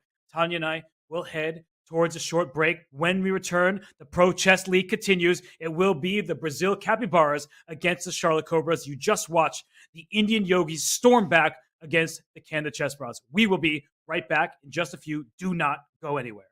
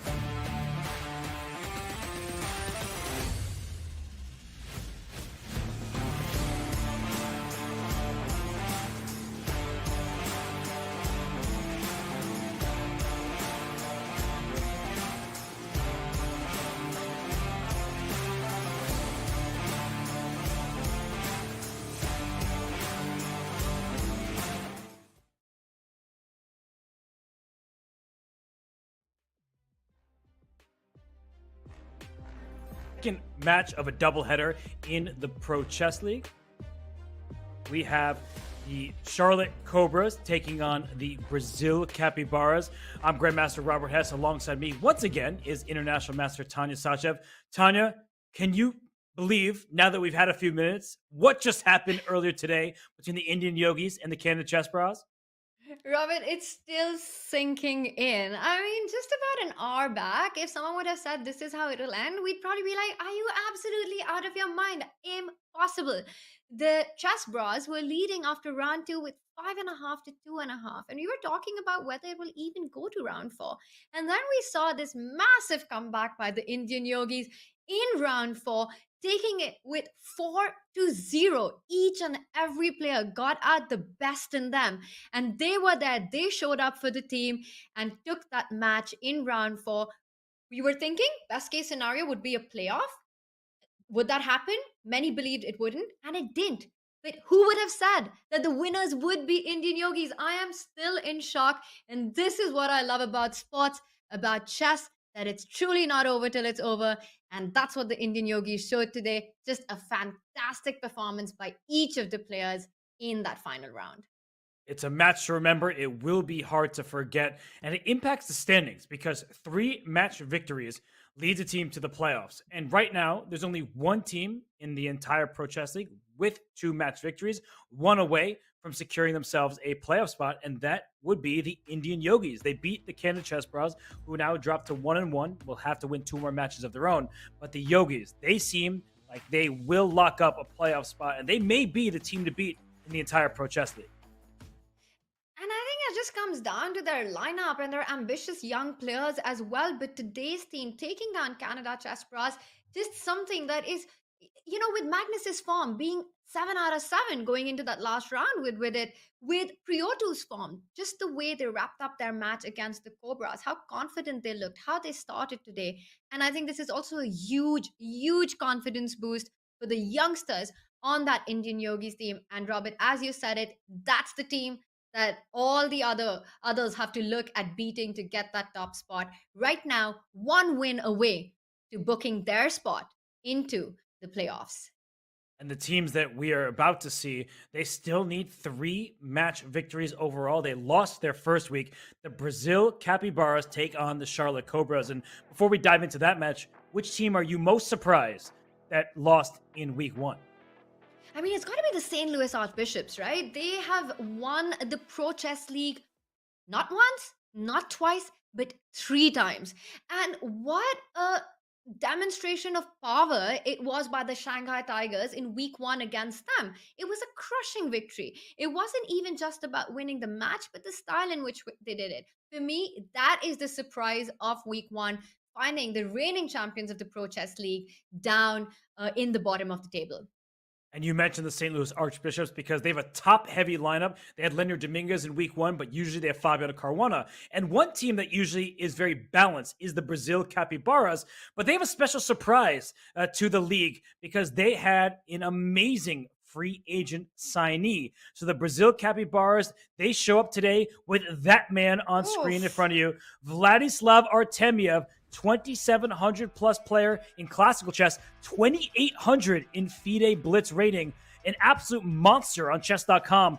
He is now the board 1 for the Brazil Capybaras, Tanya.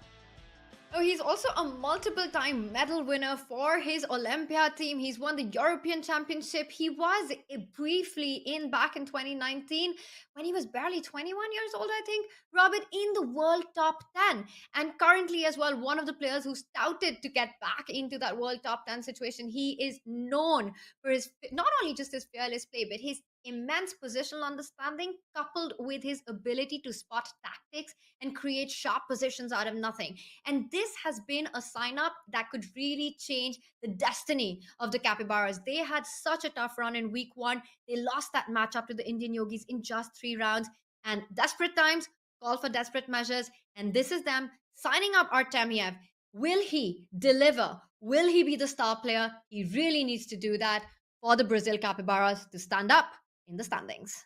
I was surprised that he was not on the roster, but now he is in. He is board one for the Capybaras, and board one for Charlotte is a good friend of his. We see on board one Grigory Oparin for the Cobras. They're around the same age, both from Russia. Board two for the Cobras is Daniel Naroditsky. He needs no introduction. He's usually commentating alongside us, but today he will put on his playing cap. He will take on the likes of Sandro Moreko, Jose Martinez, better known as Jospim, and Julia Alboredo. Board four for the Brazil Capybaras. Board four for the Cobras is Gabriela Antova. So very strong board fours to both sides, and grandmasters on board three. So from top to bottom, Tanya, these lineups are stellar. 100%, but it's very important for the Capybaras to not just focus on board one. It has to be a contribution, a team contribution. That is what makes the PCL, the Pro Chess League, so unique. Every player has to do their job.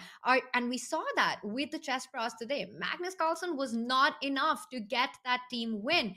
Vladislav Artemiev, a star player, definitely, and he will look at scoring big, but Jose Martinez, Alvarado, as well as Mareko, need to make sure that they get their game up. The one thing that Jose Martinez has to do, Robert, is not repeat what he did in week one. That game against Vidit Gujarati, where he was winning, he took an early draw, which Vidit offered. Mind games there by Vidit, and that is something that will not get you the win. So Jose Martinez needs to learn from that big mistake.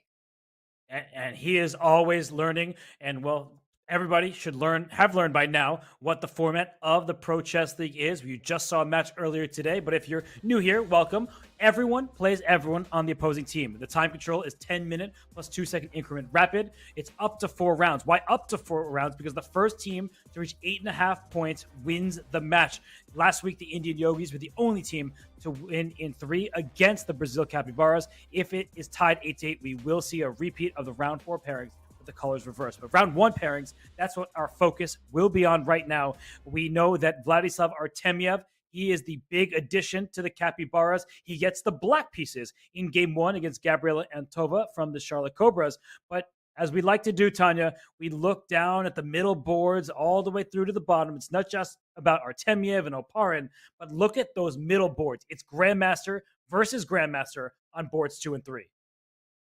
Wow, and it looks so even in these matchups on board 2 and 3 especially. So it's really going to be about whether the favorites, the heavy favorites on board 1 and board 4 are able to score for their team, or can the underdogs just steal that very crucial half point. Robert, we're almost ready to go. We've got the 2 players on our screens, and we start with the Queen's Pawn opening by Gabriela Antova. Yes, and Gabriel plays d4, Artemiev. He plays knight f6, so we are just getting set here in the first game of this match. Now, nerves must be there for Gabriela. She's playing someone about 400 rating points above her. She's a very strong player in her own right, but in a team event, that's where the pressure really builds. You want to get that half point. You want to take some pressure off of your teammates. And here she's already thinking on her third move. Will she play a London system with bishop f4? Will she just play the normal stuff? C4 is played by her, so why not? I think that the game will be determined not just in the first 5 moves, but in what opening choice she plays, how comfortable she is, and so far, just normal stuff. You say normal stuff just as soon as Artemiev makes the small move 8-6, which can be so disconcerting for a lot of players, because 8-6 is very important in certain structures for black, but it also doesn't commit where the black bishop is developing to. We see Queen's Gambit decline with bishop coming to e7. We see Ragozin with bishop coming to b4. But 8-6 can be a move that throws you off. And we see Antova slowing down there. It stops the move bishop from c1 to g5. Controls that square, so really takes away that development point. And now black has the flexibility where you want to place that bishop. Does it come to e7? Do you go c5? Does it come to b4? And Antova needs to make sure she doesn't burn the clock too much at this moment, Robert, because the critical moments will come later on, and you need the time for that. She decides to liquidate the center. She decides to fix the center and now takes out her bishop. And this is very important because you want to push that king's pawn 1 step ahead to open that bishop on f1. But what you want is your own dark squared bishop to be ahead of the pawn rather than behind it. That's right. So development is good for white right now. At some point, black could consider the move knight h5, especially if white puts the pawn e3. It's like a London system. You need space for your bishop to retreat. You don't have it. So I expect a move like c6. It's always available and played just to create a pawn chain here. So this is a reasonable start from both sides. They're just getting their feet wet in early stages of the second match, and both teams need a victory because if you win 3 matches as a team, you make the playoffs. If you lose 3, you're eliminated. This is an elimination Swiss. So while these two players sit and think, let's go to our bird's eye view. We have 2 other games underway in progress, and we see in the top right, Brandon Jacobson takes on Sandro Mareko, so Grandmaster versus Grandmaster, and then board 3 for the Capybaras, Jose Martinez, better known as Jospam, he takes on Daniel Naroditsky, one of the best content creators out there, an amazing commentator who you and I work with frequently, and that one is early stages, but a weird start to that game. So maybe we'll just go to Danya's game quickly, and it's going to be do as Danya says, not as he does moment, because as we look at the first 3 moves, we'll just go back. It was e4, d6, and d4, knight c6, and once the pawn pushed d5, knight back to b8. Tanya, not something we really recommend. Robert, you mentioned one of the biggest content creators and known and loved for that. And I'm just wondering, is he playing for content here? Because you do not play like that with the black pieces. He comes forward with the knight, falls back, giving white a huge lead in development. But it looks like Daniel is confident about his position and his opening approach. Definitely intended to throw off his opponent, to take him off the driven path already into unknown territory. Has he managed to do that already? I know he wants to develop that bishop to g7, bring his king to safety. But Robert, losing so many tempos in the opening can really come to haunt you. Yes, because this knight went up to c6, back to b8, but there is tension between pawns. So that's what Danya was trying to do. He usually plays a king's gambit defense. We are seeing what looks like a king's gambit defense, except the pawn is on e5. So instead of the pawn being in the bishop's path, the bishop has open space on the diagonal. Black can also consider c5 at the right moment, but because white is ahead in development, you don't just want to push your pawns and allow white to continue development. So bishop g7 looks very natural, very strong. The king quickly castled to the king side. And now it's about what breaks does Danya want to see. Jospin playing very quickly here. Danya can make a move like b5, try to kick this knight out of here, and get the e4 pawn. So it's an adventurous opening, but I think it's actually worked out just fine. Well, we'll find out in just a couple of moves, and it's very important for white to try to make use of this slow opening chosen by Daniel with the black piece. Especially one of the ideas that always white has is to try and trade off that bishop. So queen d2, bishop h6 could be something that white can also consider. As you're pointing out, defend that e4 pawn. And Daniel, you're good friends with him. He listens to you. He agrees with you. You guys are on the same wavelength, Robert. You called it out. He goes for the direct idea of b5, and that really is essential. After coming forward with the knight and falling back, you need to create pressure. So immediately asking questions, and perhaps white can make a move like a3 just against the threat of b4 and say, you still can't play a5 and threaten b4 because watch out for that pin along the a file. a5 is possible, but it really doesn't help black at all. So a6, go 1 square instead of 2. Protect this pawn on b5. That means the c6 pawn can now move either up or capture without b5 being dropped. So Daniel Naroditsky, I think he might be in like a Cobra's outfit. I can't quite make it out there, but I wouldn't be surprised if the Cobras put together a team uniform. And the team will have to be as unified as possible. That is actually a Charlotte Chess Center Cobra's uniform. Yeah, no, that is it. If we can zoom in on Danya for a second here, we can see that is a Cobra's jersey. It's a look at that. I feel like that's Daniel's jersey. Every time I see him, he's always repping and always in this. So we can see that little Cobra logo. So amazing team spirit there. And of course, we've spoken about this, the logos, the strategizing that the teams have come up with. It's amazing. And every time in chat, I see this wave of emotes with the team logos, Robert. This is what makes it so much fun and so exciting to watch the Pro Chess League.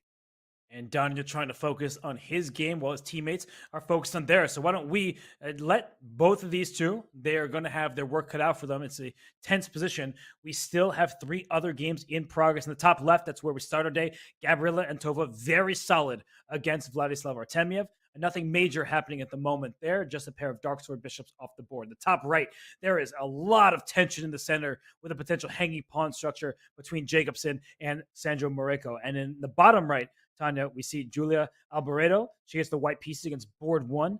Grigori Oparin. Oparin has some activity on the queen side with his knight venturing out to b4 and the rook on c8.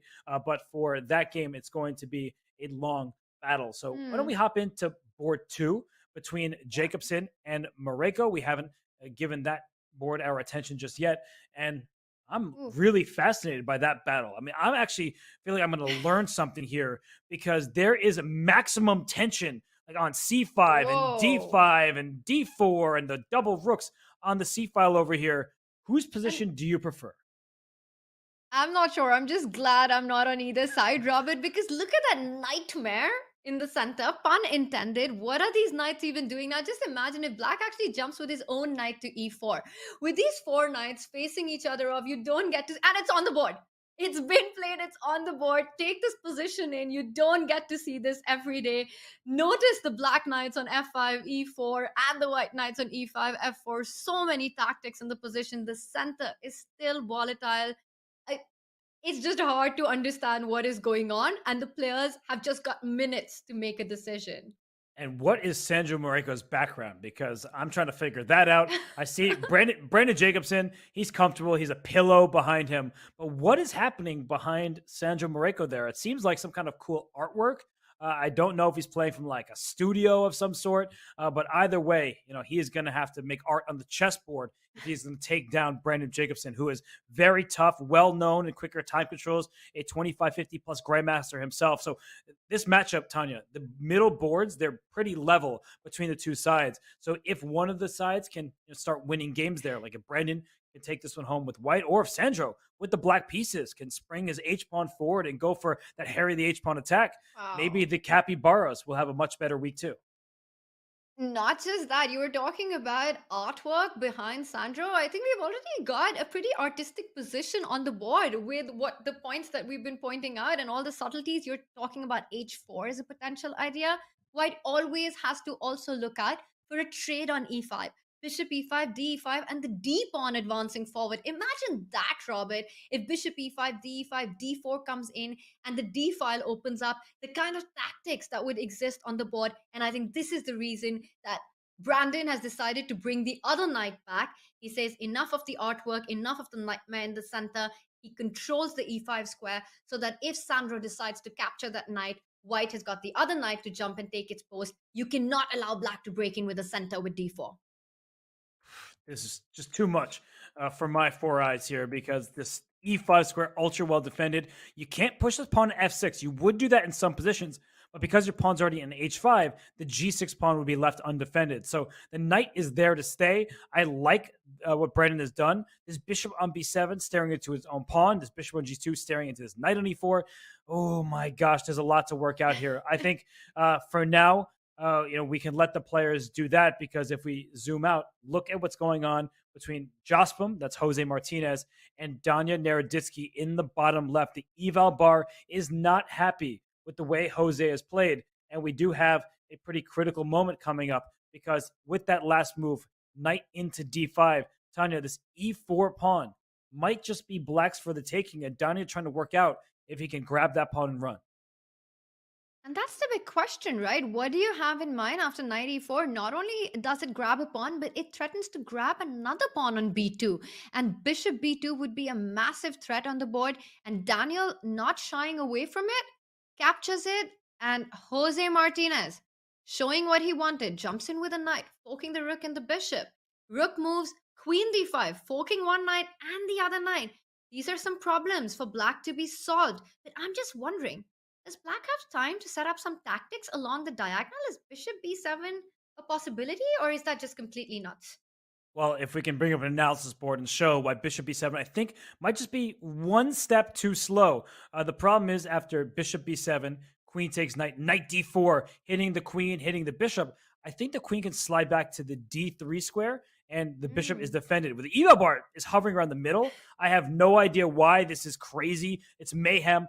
This knight on b6 no longer defended, but the knight on d4 is loose. But this maybe just like bishop takes here, and if pawn takes, Wow. It looks so messy, right? Like even this position where temporarily material is level. Oh, white is somehow Oh, look at better. Daniel. But Robert, look at Daniel. He is definitely thinking about these tactics and this mess that you're pointing out. Look at him. He's not even looking at his screen right now. I think Danya is trying to understand if he simply takes this knight on b6 and he gives up this rook for the two minor pieces, loses his knight here. What you said is the most important point. This pawn on b2 will be hanging. So black goes down in exchange, but gets not just a single pawn, but two pawns for it and quick activity. And Danya is under 4 minutes. You know, we were saying in the previous matchup, by Shali in time trouble, others were spending too much time. Danya can have 2 seconds left. I still trust him. He is the highest rated bullet player on chess.com. b2 is loose. Bishop f5 to go after the next pawn. That's also available. He has the upper hand here. The minor pieces with the couple pawns is more valuable than the rook. Robert, you're calling out the action. Daniel goes for the line that you were mentioning, sacrificing in the center of the board to pick up that b2 pawn. What does that mean? The eval bar says, well done, Daniel, but on the way, he's burnt his clock, and that could be a huge deal right now. Let's just get a material count in. Currently, white is ahead and exchange, but black has got a million pawns. Well, not a million, but 2 pawns in exchange. So if you do the math, Robert, it's pretty equal. 2 pawns and a minor piece for a rook. So it's 5-5. But it seems like it favors black because of the piece activity. Imagine once that light squared bishop comes to b7, comes to f5, 2 great squares for the bishop to attack the c2 pawn. The b4 pawn can always be guarded with a pawn push like a5. Meanwhile, white's rooks, they're only as strong as the amount of open files they have. And currently, they're struggling to get the activity. No open files for these rooks. That is the key point here and why white is at a disadvantage. The bishops for black, just great, especially this dark square bishop. And as you said, the light square bishop can choose its own diagonal and choose its own adventure. So Danya Naroditsky in a great position with the black pieces against Jose Martinez. So we'll leave Jose to figure out his next move, and we'll go back to our bird's eye view because every single game, we say this every single round, is of equal importance in the Pro Chess League. Whether you win against the opponent's board 4 or their board 1, that is worth 1 point to your team. You need to reach 8.5 to win. So we looked in the top right, though that has now clarified a bit. That's actually opening up.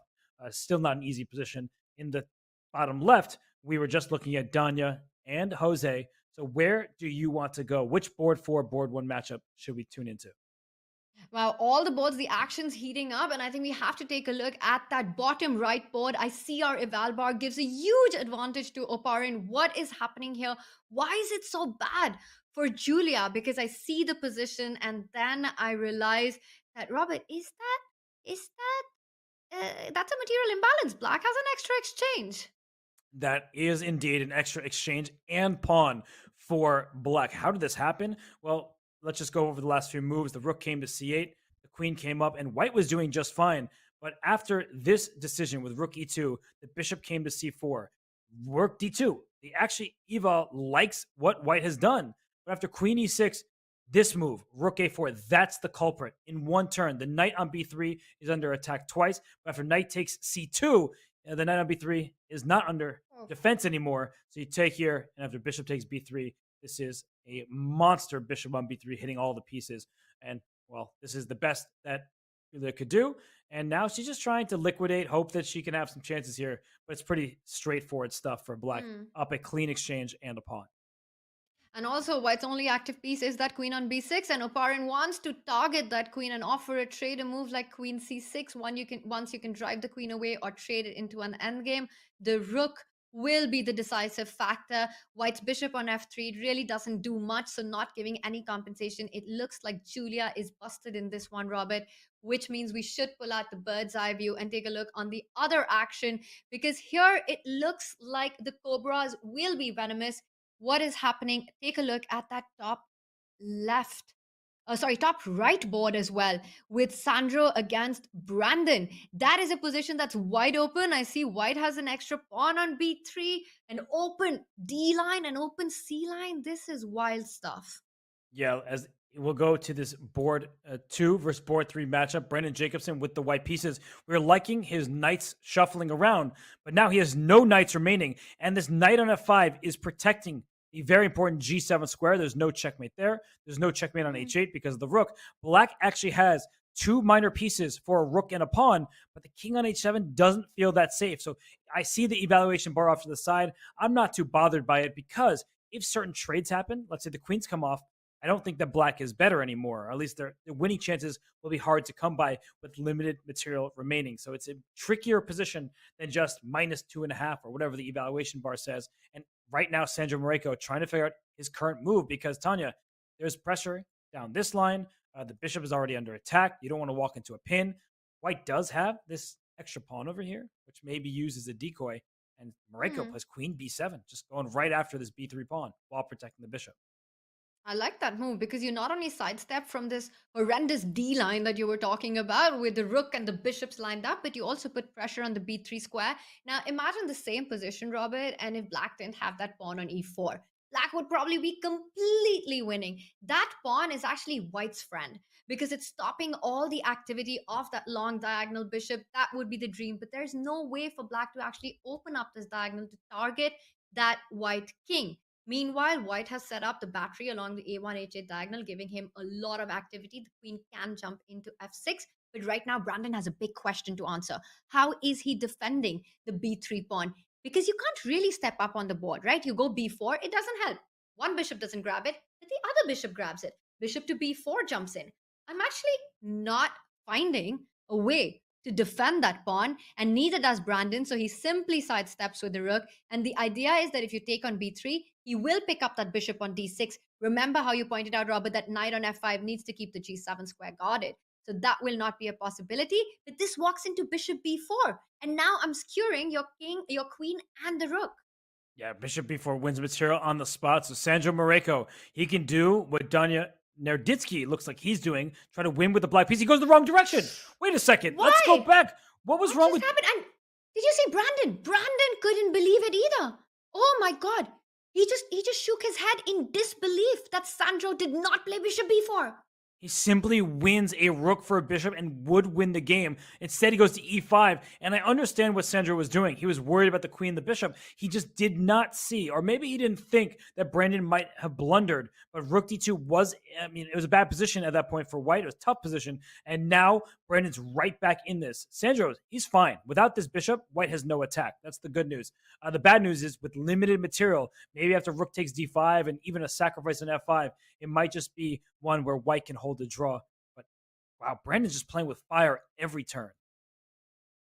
Wow. And now, once again, he lets that light square bishop live and takes on b2. An understandable decision, also saving the b3 pawn. What Brandon is counting on is getting that pawn into the game. Now, we've been talking about getting rid of that e4 pawn, but black has the option to get the position, the bishop into the game through h3. h4 comes to mind. Move that knight, bring that bishop to h3, creating threats. Imagine if the queen lands on f3. That would be game over. Oh my God. And Sandro missed that move with the bishop, but he finds the move with the knight, with the plan, bishop h3, queen e7, queen f6, queen f3. And Robert, if we can just highlight the path to victory for black here, I'm slightly surprised with this move, though, I have to say. That bishop belongs on h3. Maybe it's going to go to f3 and the queen will go to h3. That's exactly what Sandro Moreko wants. The knight is also protecting f7, so you don't need the queen to stay defending that square. So it looks very promising for him down under a minute. By the way, Grigory Oparin has won with the black pieces for the Cobras. We expected that to happen when he went up in exchange. He was able to convert that advantage. But this is a big moment. Brendan Jacobson, he could have taken the light square bishop. Instead, he took the dark square bishop. Now finds himself in trouble. His b-pawn can't move any further. This queen going over to these types of squares. There might be a lobster pincer checkmate against the white king. This is bad news. I would say bears, but bad news cobras for Charlotte, because this is just all the pieces going right in here. I'm struggling here with white, and white would be terrified in this position. I mean, even if you just move your queen, and he does that to try to advance the b-pawn, but it's not in time. What he's looking for is after queen f5, he wants to offer a queen trade with queen f4, but that wasn't the only idea that Sandro has. Rook c8, and Brandon missing a tactic again with the queen and the rook lined up. He ends up losing material now picks up the queen. Uh, Robert, is this as easy as it looks, or is there work to be done? There is a bit of work because of this B pawn, but look at this. You're trying to go H3 check. The king has no escape scores. If you take the pawn, Queen G4 picks up this rook. So I do think that Sandro Mareko has under control. I want to turn our attention back to the bird's eye view for a second because the Cobras are in huge trouble right now. So as we look at the bottom left, Daniel Naroditsky had a great position, but suddenly it's all Chessbrahs using the clock as a weapon. Chessbrahs well ahead on time and going after Danya's king on H7. I don't know exactly how this happened. It looked so promising for Danya, but there must be tactics related to a sacrifice on H5. This king is in harm's way. This bishop is slicing through the rooks to that G8 square. Tanya, I feel like Danya is just a couple moves from just being lost here, as this king is not safe at all. Well, one thing's for sure. If white was to trade off those queens, you would be super happy. But he steps back, makes the natural move, eyeing that H5 sacrifice, and our eval bar hits it. And I'm just wondering if this gives Daniel enough time to set up counterplay with queen to F4, but he chooses a slightly more passive square with queen to F7.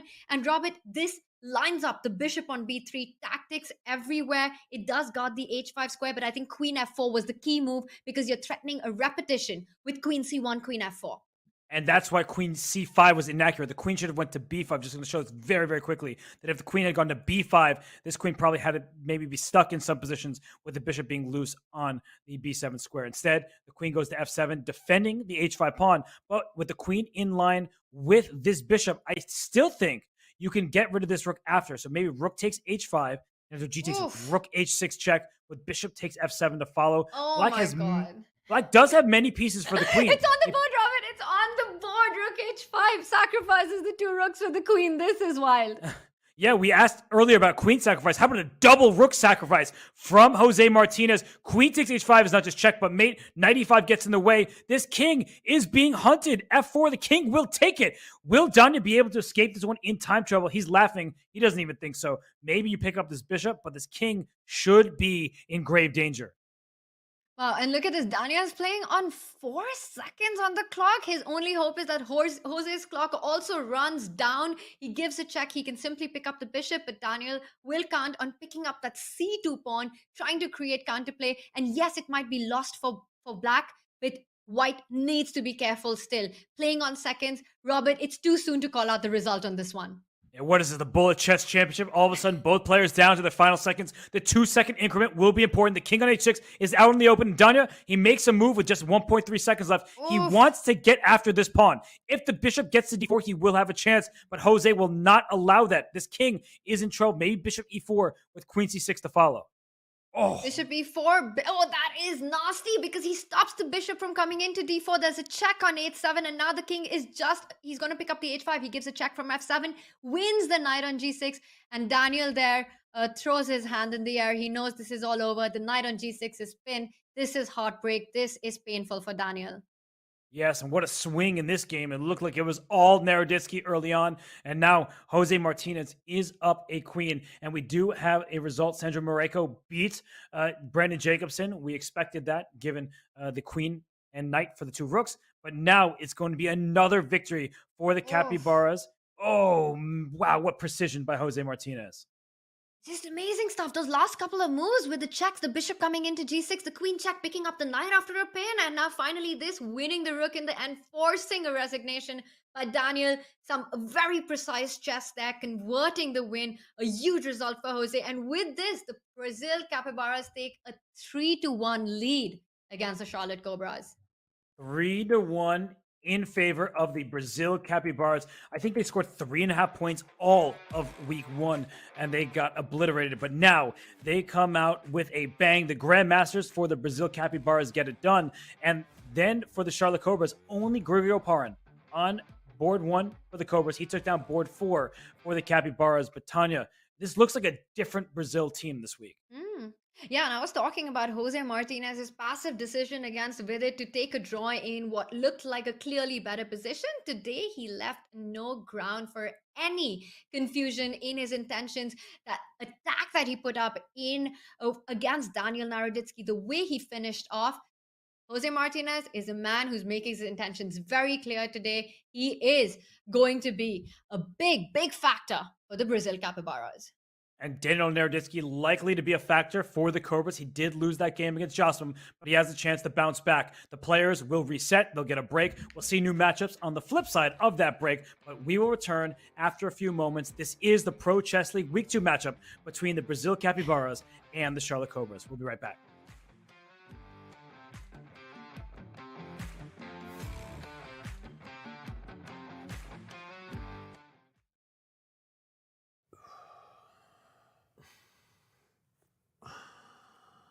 Dude, it's impossible to not hear you just breathing super loudly. Okay, fine. I will hold my breath for 3 minutes. All right, let's go. Okay, let's go sure. right now. Got the Ready? chess clock app right here. Almost there. And you did it. What can you do for 3 minutes? My wife says not a lot, but I can plank. Keep that big butt down. Dude, nice. 2, 1, you did it. Wow. I feel better. Oh, yeah. You were timing me? Yeah, you were in there for 30 Oh, minutes. man. Let's Sorry. play some chess and get some dinner. Let's do it. Time odds? Yeah. Okay. You bring a clock? Oh, I left my clock at home. Dude, you idiot. I told you to bring it. Let's just go get something to eat. Okay.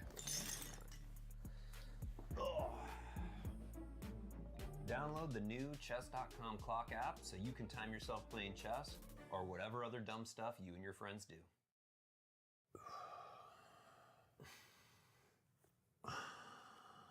Dude, it's impossible to not hear you just breathing super loudly. Okay, fine. I will hold my breath for 3 minutes. All right, let's go. Okay, let's go sure. right now. Got the Ready? chess clock app right here. Almost there. And you did it. What can you do for 3 minutes? My wife says not a lot, but I can plank. Keep that big butt down. Dude, nice. 2, 1, you did it. Wow. I feel better. Oh, yeah. You were timing me? Yeah, you were in there for 30 Oh, minutes. man. Let's Sorry. play some chess and get some dinner. Let's do it. Time odds? Yeah. Okay. You bring a clock? Oh, I left my clock at home. Dude, you idiot. I told you to bring it. Let's just go get something to eat. Okay. Download the new Chess.com clock app so you can time yourself playing chess or whatever other dumb stuff you and your friends do.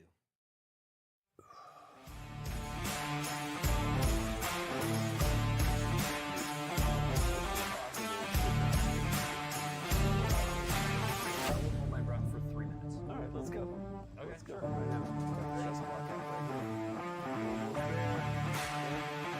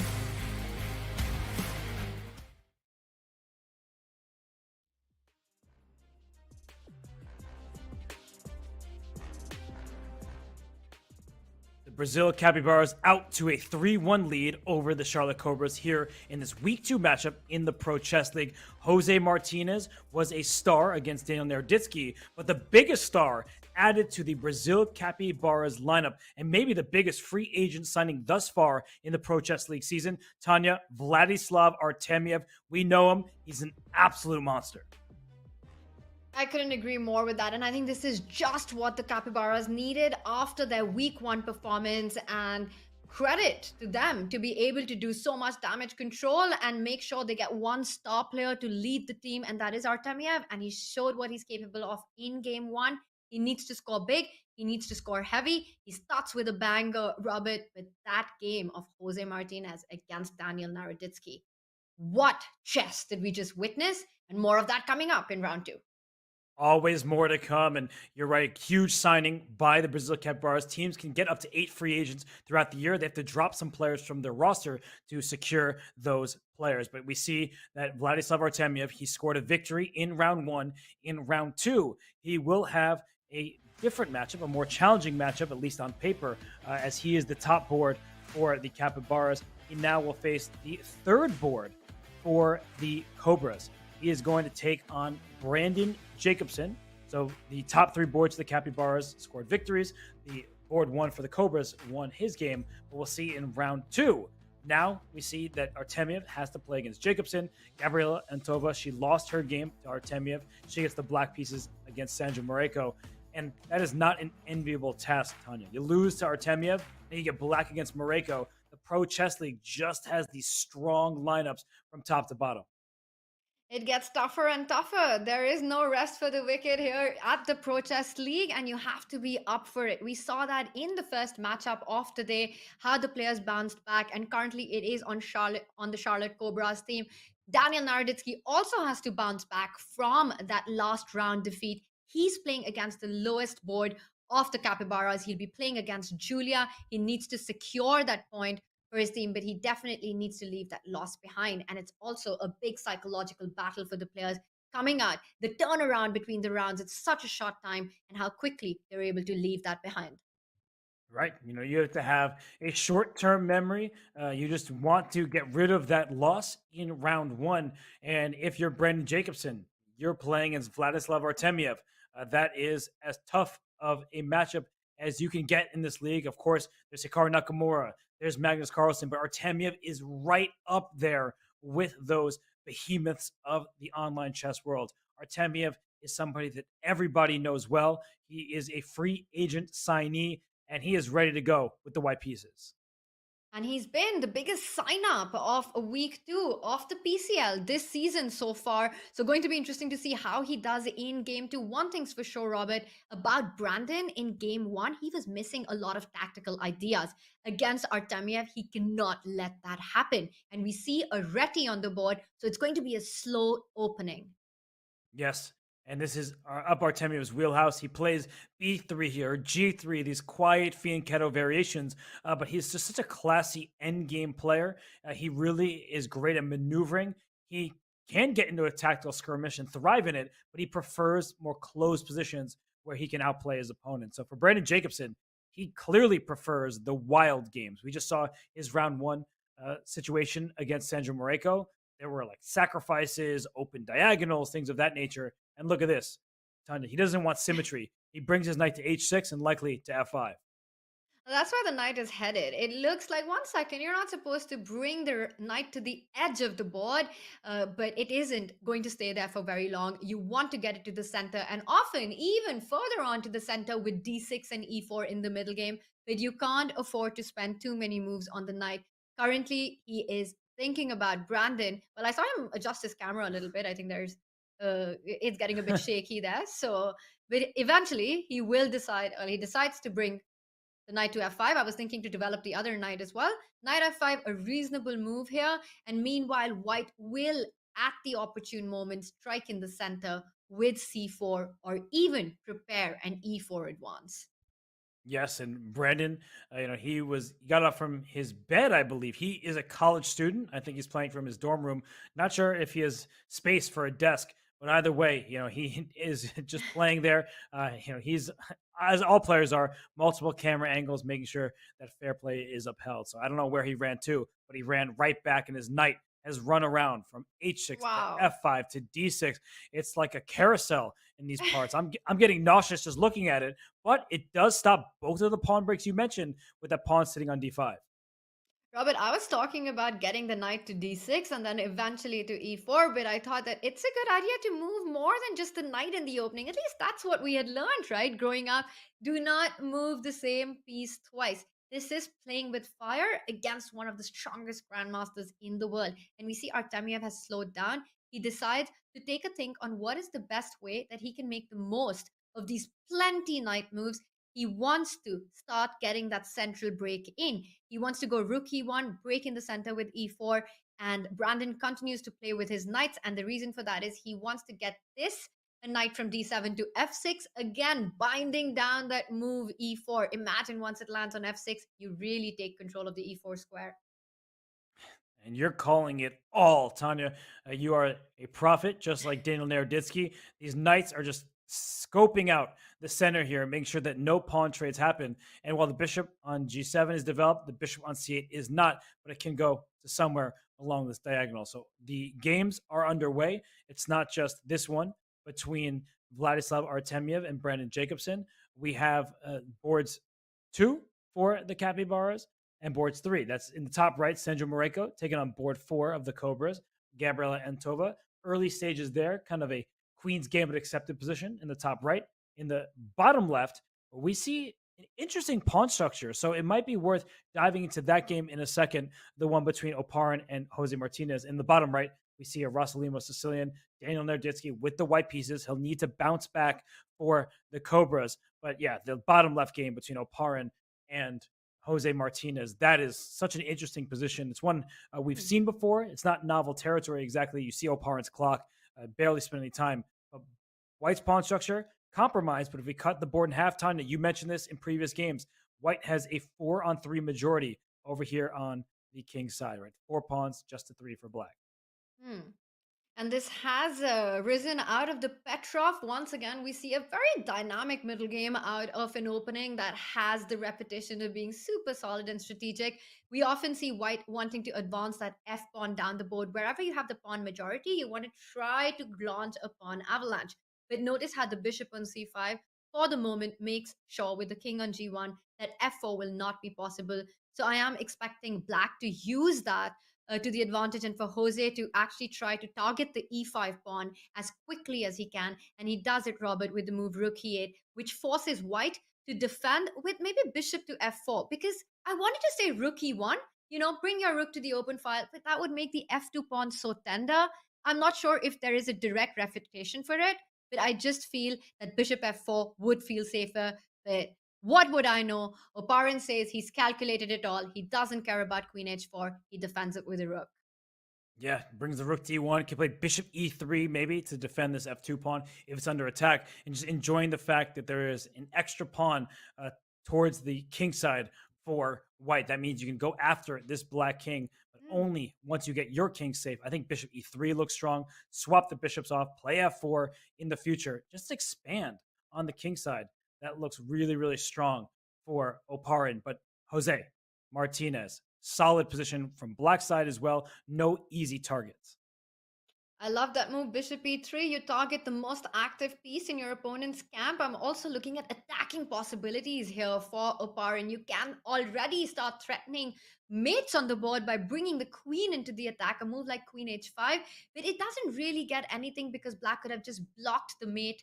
The idea of taking up on h7 with the move g6, actually, in fact, gaining tempo. So instead, Oparin goes for your idea of trying to trade off the bishops. And let's point out, if black actually did pick up that bishop on e3, the rook would come to e3, capture that bishop, and it would be a huge rook lift, because suddenly we can imagine a lot of attacks on the king side. With queen h5, the rook coming into g3, that could be a nightmare for black.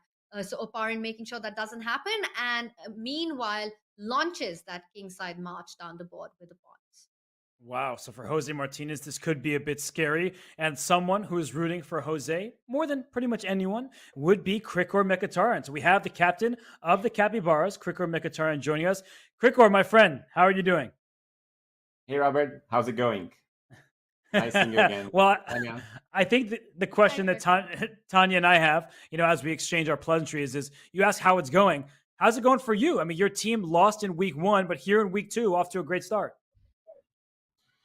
Yeah, we had a tough match last week, and today we had a pretty good start. We had some very tough games, especially in board 2 and 3, of course, that I think are the most important ones in the first round, and they both went our way. So it's a pretty good start, but of course it's a long match with 4 rounds. So we're waiting to see what's happening in the second round now. It's a big round, Krikor. And before we get into the chess, the big news for Pro Chess League has been the first major sign up mid season with getting Artemiev on board. How did that happen? Tell us a little bit about that decision by the Brazil Capybaras. Well, I mean, I had kind of an idea already to try to go for a big player, depending on how the first match went. Of course, I had to think before because of the rating limitations. So then I started to think, and I mean, he is a player that I always been a big fan of. I think he's like amazingly strong in these rapid and blitz formats, especially. So I was very happy that we were able to bring him in after some talks. Yeah, huge signing for you, and it's playing out well thus far. But why don't we zoom out to our 4-board scene? Because Krikor, in addition to being captain of the Brazil Capybaras, you manage them, you also play for them, and you're a grandmaster with a fantastic Twitch channel. So we'll, of course, get your channel some love in the chat. But as you look at our 4 boards here, right? We see in the top left is Artemiev against Brendan Jacobson. Solid start for Artemiev. I like his position here. What about your board 4? Tell us a little bit about Julia Alboreto and about her position that she has against Daniel Naroditsky. Yeah, I'm just seeing the position now. I saw it was a Sicilian Rosolima variation. I think she's been very experienced in this kind of in this line, especially. I think she has played a lot of this with Black already against tough opposition. Of course, she has like very tough first and second round. That's how it goes in the Pro Chess League. But actually, I kind of like her position because I think White's not. I mean, F4 is not coming so fast. If you play knight H5, maybe. I don't know if I'm in time to play that. I have to also look for B4 also. But generally, I think these positions are pretty decent for Black.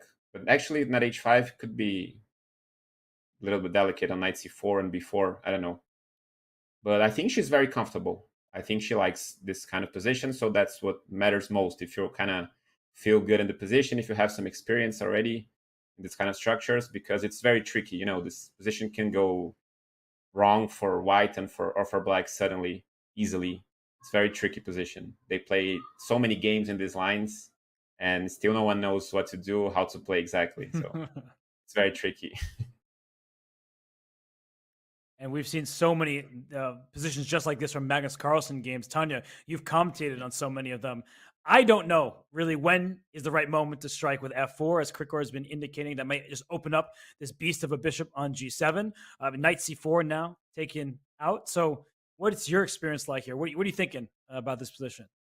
I think I completely agree with Krikor. I think Julia's got all the reasons to be happy with her positions as long as White doesn't get that central break in, because that would only make her bishop super strong. And Daniel understands that. He develops with the queen.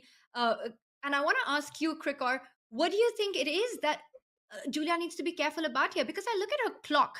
Is that a little worrying for you? She's down to about 5.5 minutes. And wow, F4 on the board.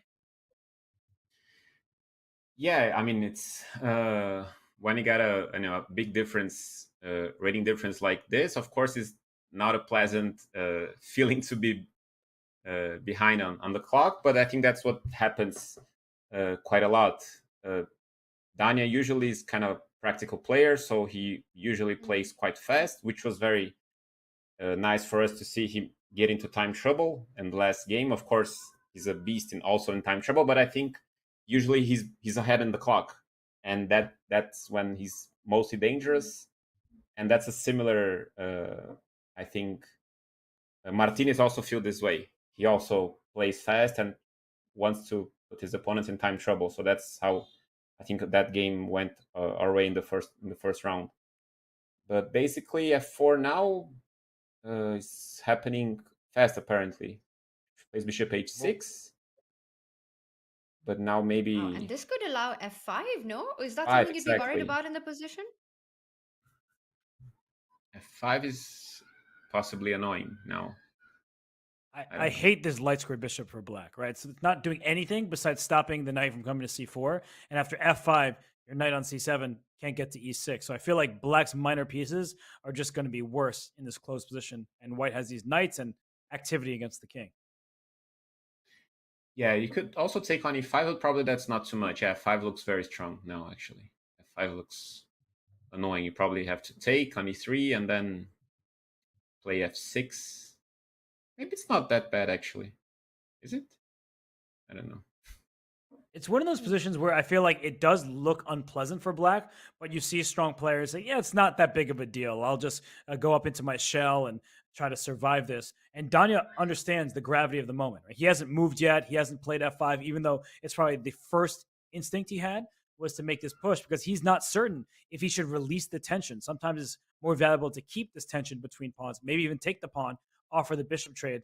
We see the queen gets out, but so does the white knight. So I feel like both sides will have their chances in the event of fe5, whereas f5 feels more controlled. Yeah, possibly. But then the knight on c7 is gonna jump at some point if you take on e5. So yeah, he did take on e5, but apparently is a decent move according to the eval bar. But queen e5, what is he wanting to do now? Knight f3 maybe, and queen f4, queen h6, those kind of ideas. Yeah, knight f3. I'm back with the queen to e7, and Yeah, you but want why me on queen exactly? h6. e5. I mean, queen h6 and e5 maybe. I think you both are saying the same thing, and I agree with the two of you. The knight coming to e6, it's now freed up. Whereas if white had played f5, the knight on c7 would have looked bad. But what is e5 here? He wants knight d5 now e4 maybe. Just to trade. So Krikor is saying we need to trade. But then queen h6 and knight g5. Yeah, that would be. Oops. And it's on the board, by the way. She has gone for knight d5, and now suddenly this queen h6, knight g5. How do you fight it? And of course, Daniel plays it instantly. Now I got my player got checkmated because of me. I said knight d5.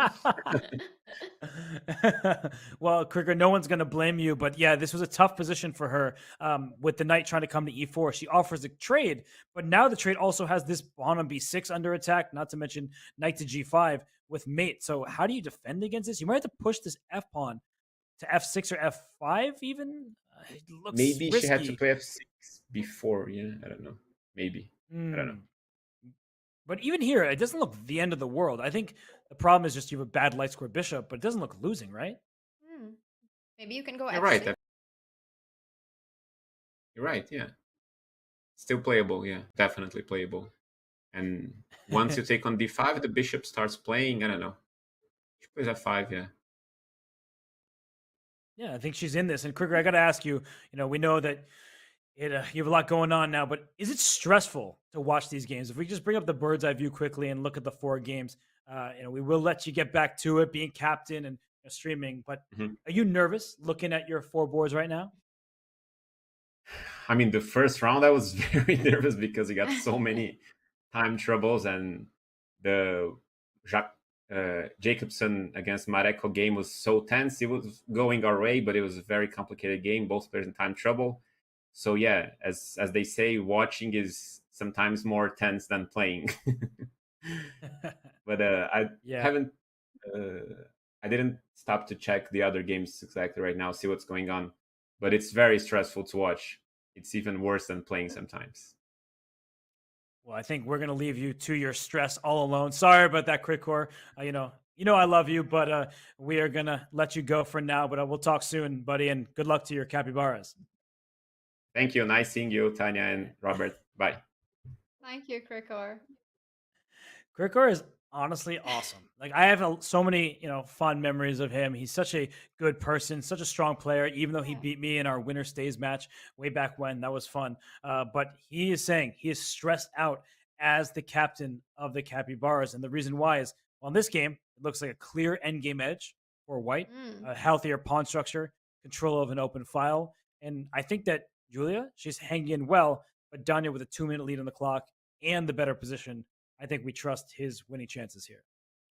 Well, let's say we do trust his winning chances, as you're pointing out, especially the clock playing a big role here. But Robert, I think the good news for Crickor, if you pull up the bird's eye view, will be the top right board, as we're going to see now. And I see the eval bar says that Sandro has a huge advantage.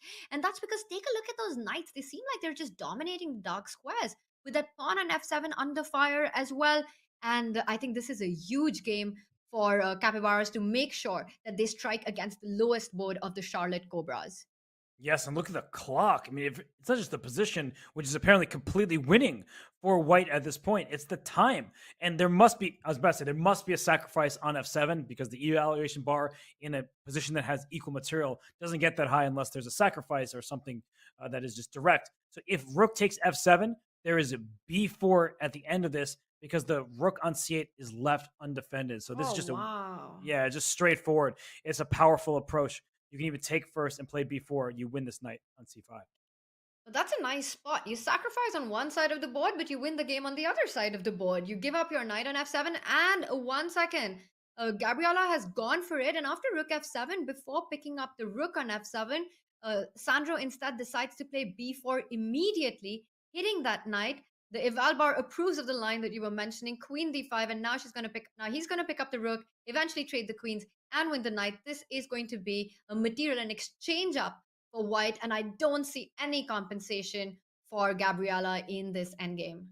No, she's going to be down, a rook and a pawn for just a knight, something like that, and she loses on time, but the position was hopeless. And you look at Mareko, we see a fist bump. Celebration. Yeah, he is pumped. He knows that he's doing this for the big boss, Cricker Mkhitaryan. And Sandro Mareko scores a second consecutive victory for the Brazil Capybaras. They're now into a 4-1 lead. Amazing stuff. And I think the celebration is not just for winning this game, but also the way he did it. Even game 1 against Brandon was full of tactics, and it looked like Sandro was ahead of them. And even this one, he demolishes a black with just the final blow of knight f7. So he's very pleased with his play today so far. Yes, and look at the top left, Vladislav Artemiev, the big free agent signee for the Brazil Capybaras. Look at him go. He is up in exchange for just one pawn. Black's pieces are not well coordinated. There may be a pin along the back rank. This rook has an open file to go to as well. So Brandon Jacobson down to a minute, both sides at about a minute. Tanya, it's getting into that bullet territory, but Artemiev's also one of the best bullet players on the site.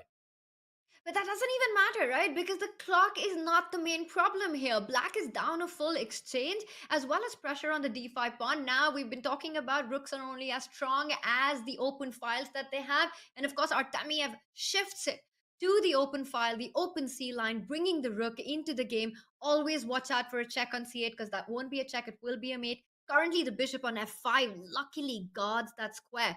But once White gets his own bishop to g2, starts attacking the d5 pawn, you've got threats across the board, and it just looks like this exchange up is going to be more than enough. And Brandon, once again, in huge trouble. And Robert, this is what I was pointing out. Brandon just looks like he's missing a lot of tactics today, which is so unusual for him. We know how strong he is at all time controls, but today it's not going his way. And Artemiev can trade queens if he wants. I'm not sure if he instead wants to bring his queen up and his rook to c. Oh, that's just winning because f7 is hanging, and the knight is also loose. That just wins on the spot. Oh, wow. But Artemiev misses it. He misses it, but it's still good enough to go for this endgame because you can jump in with the rook to the 7th rank and start targeting the b7 pawn. It can't survive for too long. You can't push it up the board, but the rook will go behind the pawn and win it and win the game eventually. Okay, so Artemiev in the driver's seat right now. B6. That pawn is only going to survive for so long over here. You can also switch gears and go after this pawn on D5. It's going to be a win, I believe, for Artemiev. It seems like it's up his wheelhouse. So while he is working, let's go back to the bird's eye view because something big is happening in the bottom left of your screen. It's a back and forth affair, but right now it looks like Grigory Oparin's back is against the wall because Jose Martinez, the beast that he is, and that bar has dropped and gone back to the middle, up and down. It was never at the highest point that was still left over from the previous game. But we look here. There's a king on F7. There's a king on F2. There's a passed pawn on D4 going to D3. Tanya, I think black should just push it. I mean, you've got that pawn push him, baby. As Yasser says, D3 is just so tempting. You're threatening to go down the board with D2, D1, and it's on the board. And White's the one who's got to answer the question. What does he have in mind? And the eval bar seems to hate White's position more and more. You can even go D2 now. Why stop? Nothing's stopping you. The bishop has to fall back to defend that pawn from queening. But that would mean Black's rook can also slide up the board from H7 all the way to H1. It looks like Oparin in this one is busted. What a match this is turning out to be by the Brazil Capybaras. Unbelievable turnaround from week one. And the king on F7 covers everything. The G8 square, the G6 pawn, the bishop on E6 is defended. Everything for black. Every piece doing its role to perfection. This C pawn can rumble down the board as well. Not a single check against this king. This queen would need to be on the back rank, but that queen cannot infiltrate. If you go queen D6, thank you very much. Let's liquidate. Black is up how many pawns right now? I believe it's just one, but it looks like two. I mean, look at that pawn on D2. That is not any simple pawn. A queen trade would just go into a lost endgame. And now it's not just the pawn on D2, but the C pawn advances to help his monstrous friend on D2. C3, C2 is unstoppable. As you mentioned, White is just unable to build an attack against Black's king. And the pieces, the harmony in Jose Martinez's position is so strong to stop any defense. He's just been advancing the pawns.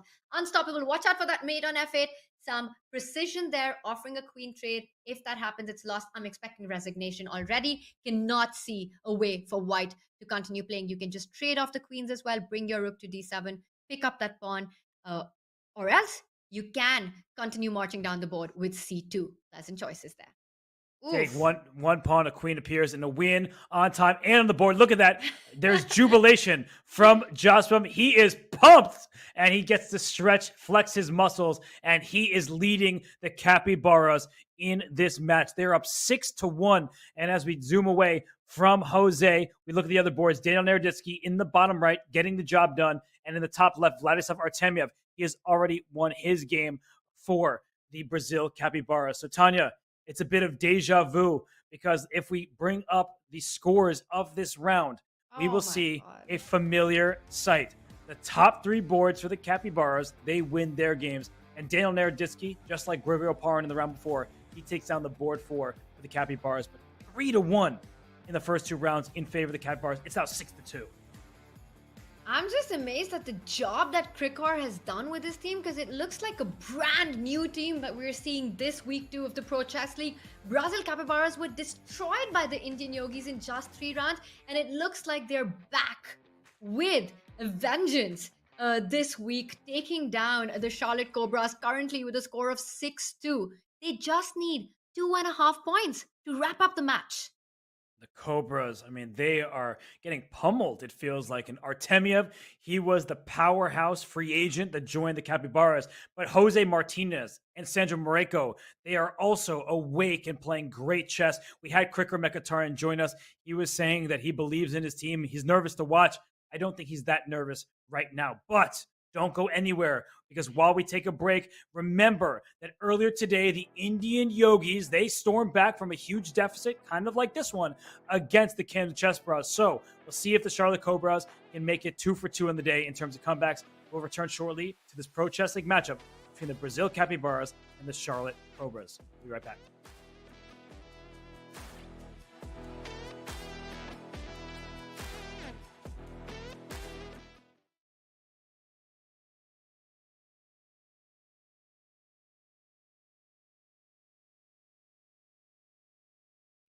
Just played an exciting game and want to see if you got a brilliancy? Or maybe where you could have improved? Chess.com's game review is just a click away. Game review is a fast, fun, and instructive guided review of your games. See your accuracy and your opponent's accuracy. Check out the eval graph for an instant overview and scroll down to see how many great moves, best moves, blunders, and yes, brilliancies you have played. Learn from Chess.com's coach who gives move explanations, opening statistics, and shows you the best lines of play. With retry mistakes, you can get another shot at finding missed opportunities. Try Game Review today on web, iOS, or Android.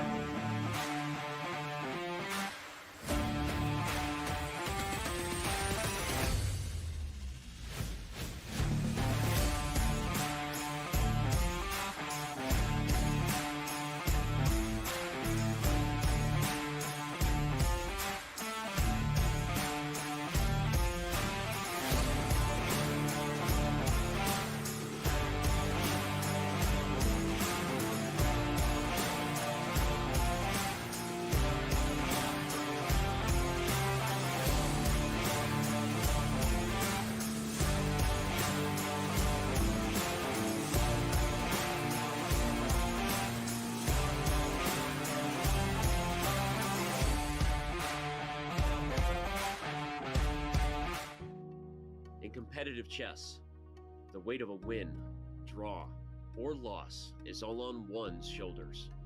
It's easy to feel alone. Those lonely days are over.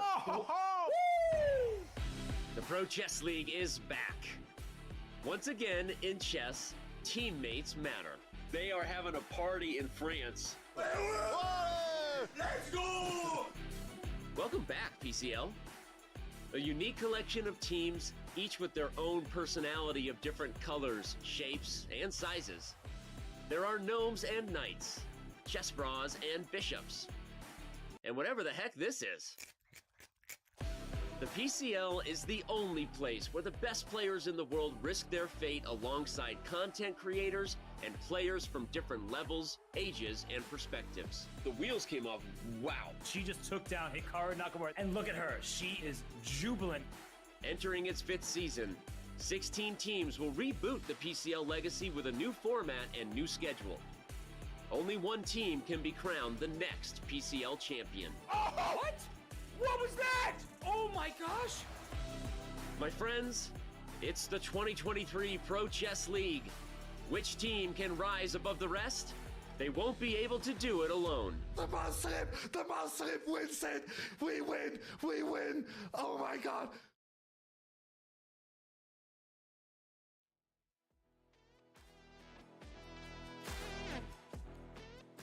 Welcome back, everybody. Tanya, you look a little bit different, and you kind of look like Vidit Gujrathi. Vidit, congrats on that epic comeback for your Indian Yogis. How does it feel to win the match and to beat Magnus Carlsen in the process?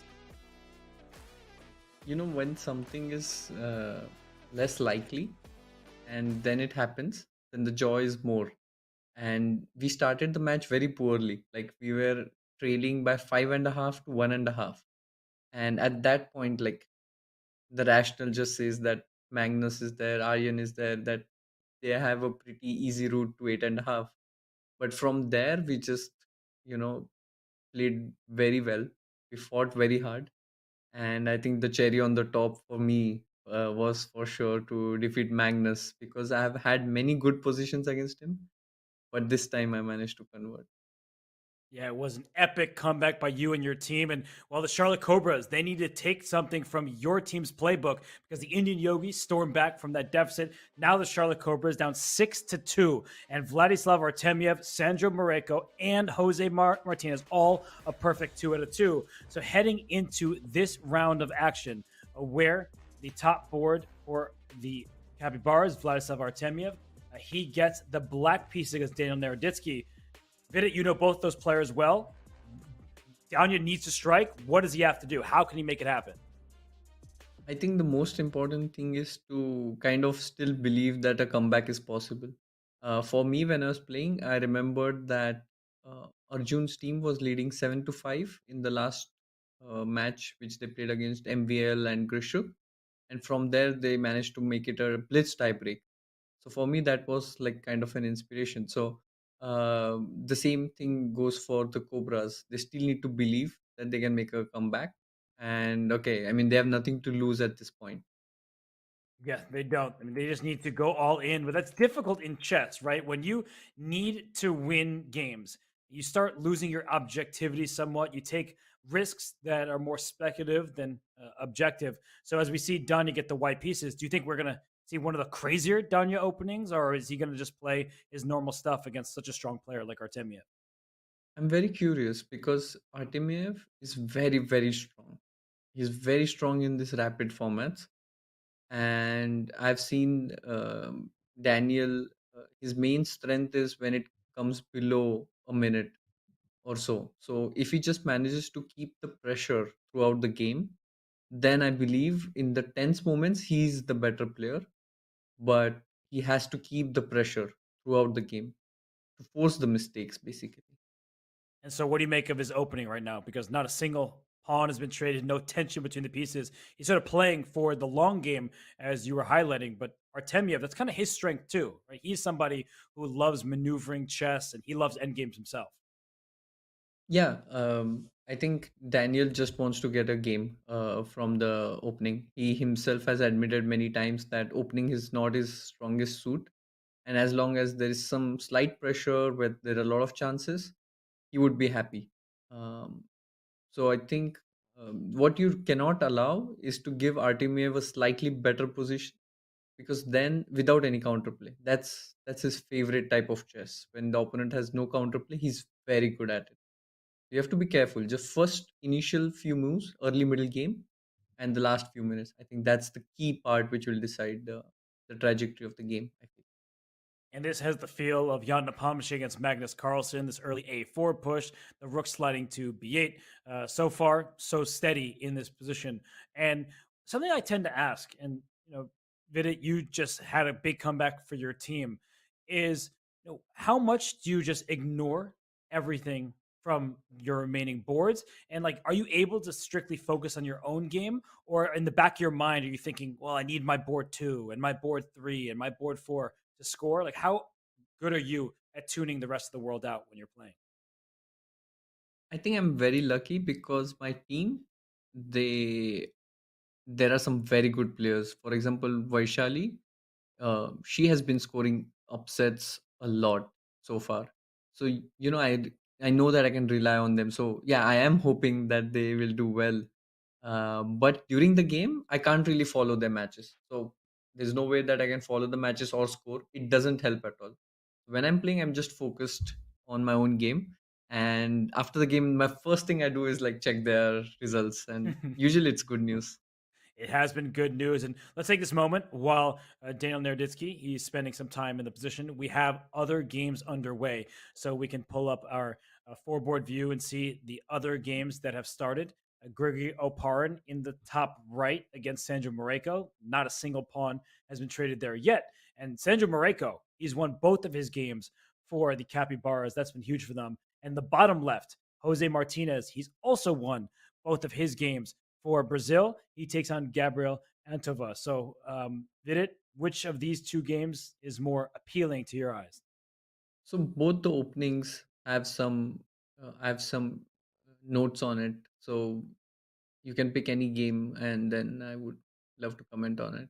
All right, well, let's go to Jose just because he had that huge win against Grigori Oparin. When board 3 is taking down the enemy board 1, you know you're in good shape. And, well, White has just castled. White has these double pawns. Teach me. I want to learn from you, Vida. Give me some of those notes. So this H3 move is very interesting, which Jose played. It's kind of trendy.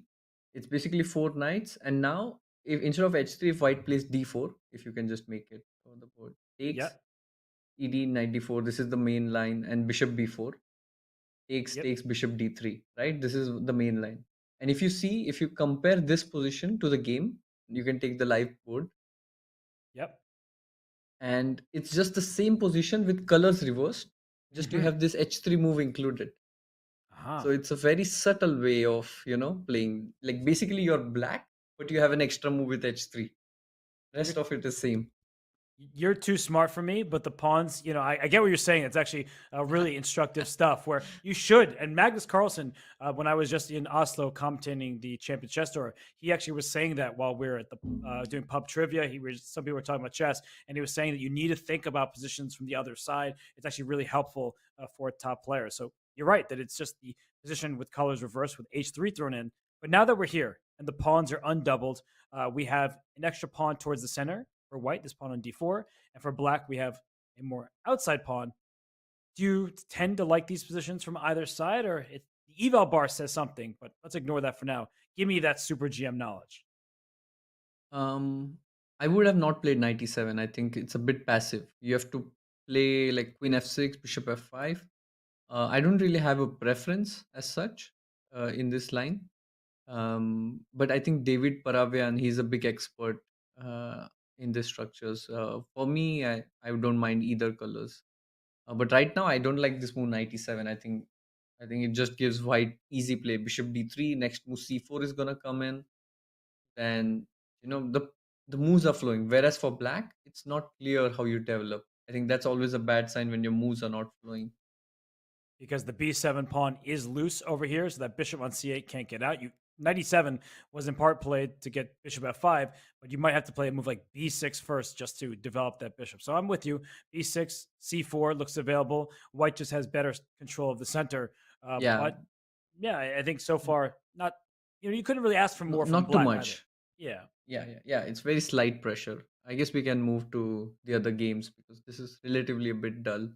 I love how honest you are. So you already have your commentator cap on. You go from player to commentator. Let's go to the bottom right game between Julia Alboreto and Brandon Jacobson, because in that one looks way more exciting because we have Is it classical Sicilian? it's the classical Sicilian. It was a Richter Rouser. We have kings on opposite side of the board, pawn pushes. So Vidit, again, you're going to have to give me that super grandmaster knowledge here. Which side do you prefer thus far? I like black because for me, I became GM just because of classical Sicilian. So I've played like over 250 games with black and I have great memories. And the funny thing is, like, if we just go to the beginning, just to like the move knight c6, that's Okay. what defines classical Sicilian. Uh, just I'll be very short. And if you think about it, the main line is knight off, which goes a6. But when I was young, what I was taught that you have to develop pieces. And for me, a6 did not make any sense. And that's how I picked knight c6. Like, I mean, why is everyone playing knight off? You have to develop your pieces. Knight c6, go for the king. And that's why I liked it. And it gave me many wins. But now I know that it's suboptimal, but in rapid, it's a great weapon. Oh, I like this. So Vidit played by the rules. He listened to his teachers. All of you at home who are watching, you listen to your coaches. You develop your pieces. You play towards the center. And speaking of playing towards the center, d5 played by Brandon Jacobson. Clear. He wants to open up this bishop towards the f3 pawn. And if he could sit his bishop in the center, that would be good. But white can also hop a knight into d4 and things like that. So Vidit, you're the expert here. You played this classical Sicilian your whole life. d5 break, is this good or does it give white some chances? I think only if you can play usually e5 or if there is something very concrete, it should be like good for white. Otherwise, if you manage to play ed5, bishop d5 and cement it, as how Peter Lico likes to say cemento, and then it's very, very good. But right now, I'm a little bit confused as I don't see why white is supposed to be slightly better, which is according to the eval bar. I don't see something very obvious. For example, ed bishop d5, knight f5, there is bishop f3. So, I mean, Yeah. I'm a little bit confused. Maybe knight b3, I don't know. I maybe is d takes e4 not a threat because knight takes e6 in some positions. I know it's a little bit difficult for some of our viewers to see, but the queen and the rook line up towards this knight. So if this knight's out of the way, this knight will be loose back on d7. So maybe there's some move here. I'm tempted to just go like this in a must-win situation. I guess black needs to win. He's on the cobras, but I'm just throwing my pawns forward, and she doesn't. She plays a little bit more restrained. Yeah, and you can see, right? The evaluation bar just dropped. Once you get like your bishop, you have to be very precise to punish. But right now, it's like a dream classical Sicilian for black. Yeah, as Vidit was saying, knight f5, bishop takes f3. That's the problem, is both rooks will be under attack. So black gets to steal that pawn with interest. So I don't really know. Is h4, h5 too slow? That's all I know. I don't know any theory here, but Vidit, I know you're supposed to throw your pawns up the king side. I mean, yeah, with a little bit of caution. Like just bishop e2, knight e5, bishop e2, just you have to be a little bit safe as well. And like I just had an overview of all the games. Things are not looking so good for the Charlotte team, isn't it? No, they're down 6-2. Well, since you mentioned the overview, let's zoom out to our 4-board scene here, where it's 4-point lead for Brazil. They need 2.5 points. They can win in this round. And, well, I guess you were saying the top left, Danya, looks like he has a slightly worse position against Artemiev as well. Exactly. I mean, that's exactly what you should not get against Artemiev, as I said. Risk-free, slightly better position. He's not going to give you chances here. So I have little hope from that board. Oparin has, you can see, like it's a little bit, anti-positional. Like I think because of the 2-9 situation, he has gone this f3, f4. But objectively, he's also not doing that great. So yeah, I'm a little bit worried for the US team. Yeah, the Cobras are in trouble. Let's actually go to that board two. Board one for Cobras is Gregorio Parin versus board two for the Capybaras. That one is interesting. because there's that knight on e5, which looks super duper strong. But as you were just saying, Vidit, there are a lot of holes in the position on these light squares for white because the pawns are in dark squares. I think the beauty of this position is that you don't need to do anything with black. Like if you make a move like knight e4 or something, you kind of force white to play bishop e4 and then dc5. You help him open up. But if you just maintain the status quo, I don't see a clear plan for white. If he plays g4, g5, it's for the weakening, and then you can capitalize on it. So you just need to, keep the pressure, keep the momentum. Like cd4 maybe is also move with the threat of bishop b4. You have to keep an eye out for it, but I'm not sure if it works now. But even if you make a waiting move, it should be fine for black. Yeah, no, it seems like black is very solid. The hanging pawn structure, not that big of an issue because black has counter threats because white has pushed so far. But it's what you need to do. If you're the Cobras, you need to play advanced chess to mount this comeback. And well, Vidit, I appreciate you hopping on with me, covering some of the games, talking about your win over Magnus. It's been a pleasure, and we look forward to seeing you more in the Pro Chess League. Yes, thanks, Robert. See you. And we will be rejoined by Tanya Sachev. Very kind of her to step aside for a brief moment there, allowing Vidit to occupy her chair. But Vidit Gujrathi, the hero for the Indian Yogis today, taking down Magnus Carlsen and sharing his thoughts about the match between the Capybaras and the Cobras. So Tanya, hey, welcome back. It's the real Tanya. I'm back, Robert, and it was so nice to hear his breakdown and his thoughts in the position. I think he's gone back to celebrating the Indian Yogi win. I can hear him on the phone now. But big action here. And as you were talking about this, I think a really important point made by Vidit that the Charlotte Cobras, the most important thing for them is to believe that they can make this comeback right now. Yeah, but if we look across the four boards and their evaluation bars, in the top left, good news for Artemiev and the Capybaras. In the top right, hovering about even, but still maybe slightly better for the Capybaras. In the bottom left, that one looks pretty level, but Jose Martinez is the higher rated player, and he's up 4.5 minutes. In the bottom right, that is the one that the Cobras are likely to take if there's any game, because they're up 3 minutes in the clock, is Brandon Jacobson in the bottom right. His position also looking good. Vidit was happy with the classical Sicilian. So, Tanya, I don't know which game to dive into. I feel like all of them have a lot of tension on the board. It just looks like a lot has gone wrong for the Cobras today. They somewhere have lost their venom, and it looks like this round, if it doesn't go their way, as we can see across the board, it's definitely feels as if the Capybaras are the ones who are leading on all of the boards. And I think the position that really stands out that could go either way is the Sandro Oparin matchup. At the top right one with the knight down on e5, it's planted itself there.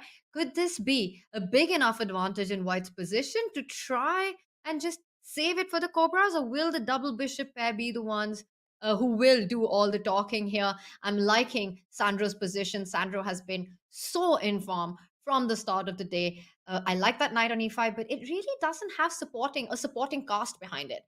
There's no light squared bishop. You can't put pressure on f7.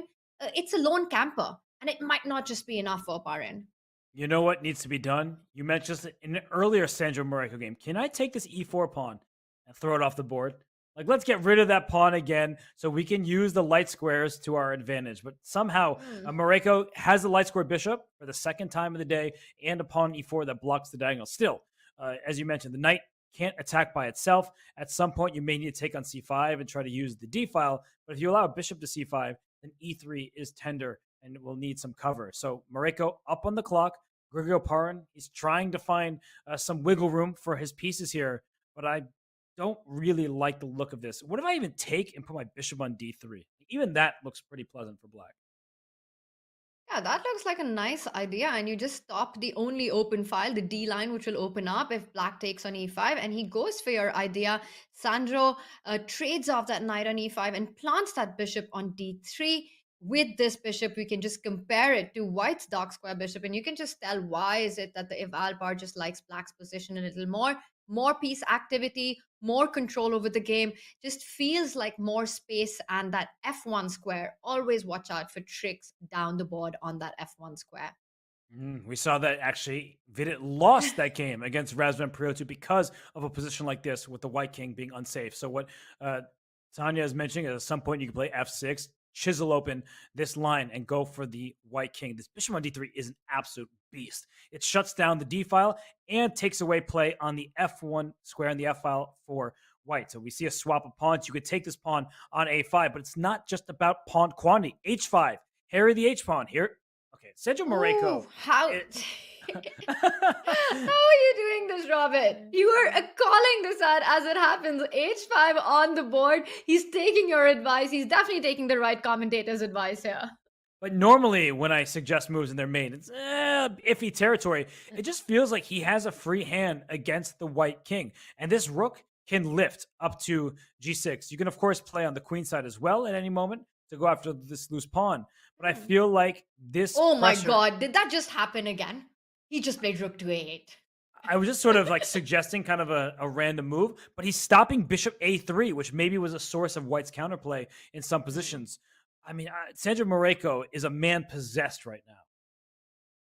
Robin, I have to say, not just him. I mean, this would be a good time for you to go to the lottery market and pick up a ticket. I don't know what you're doing with rook 8 on the board.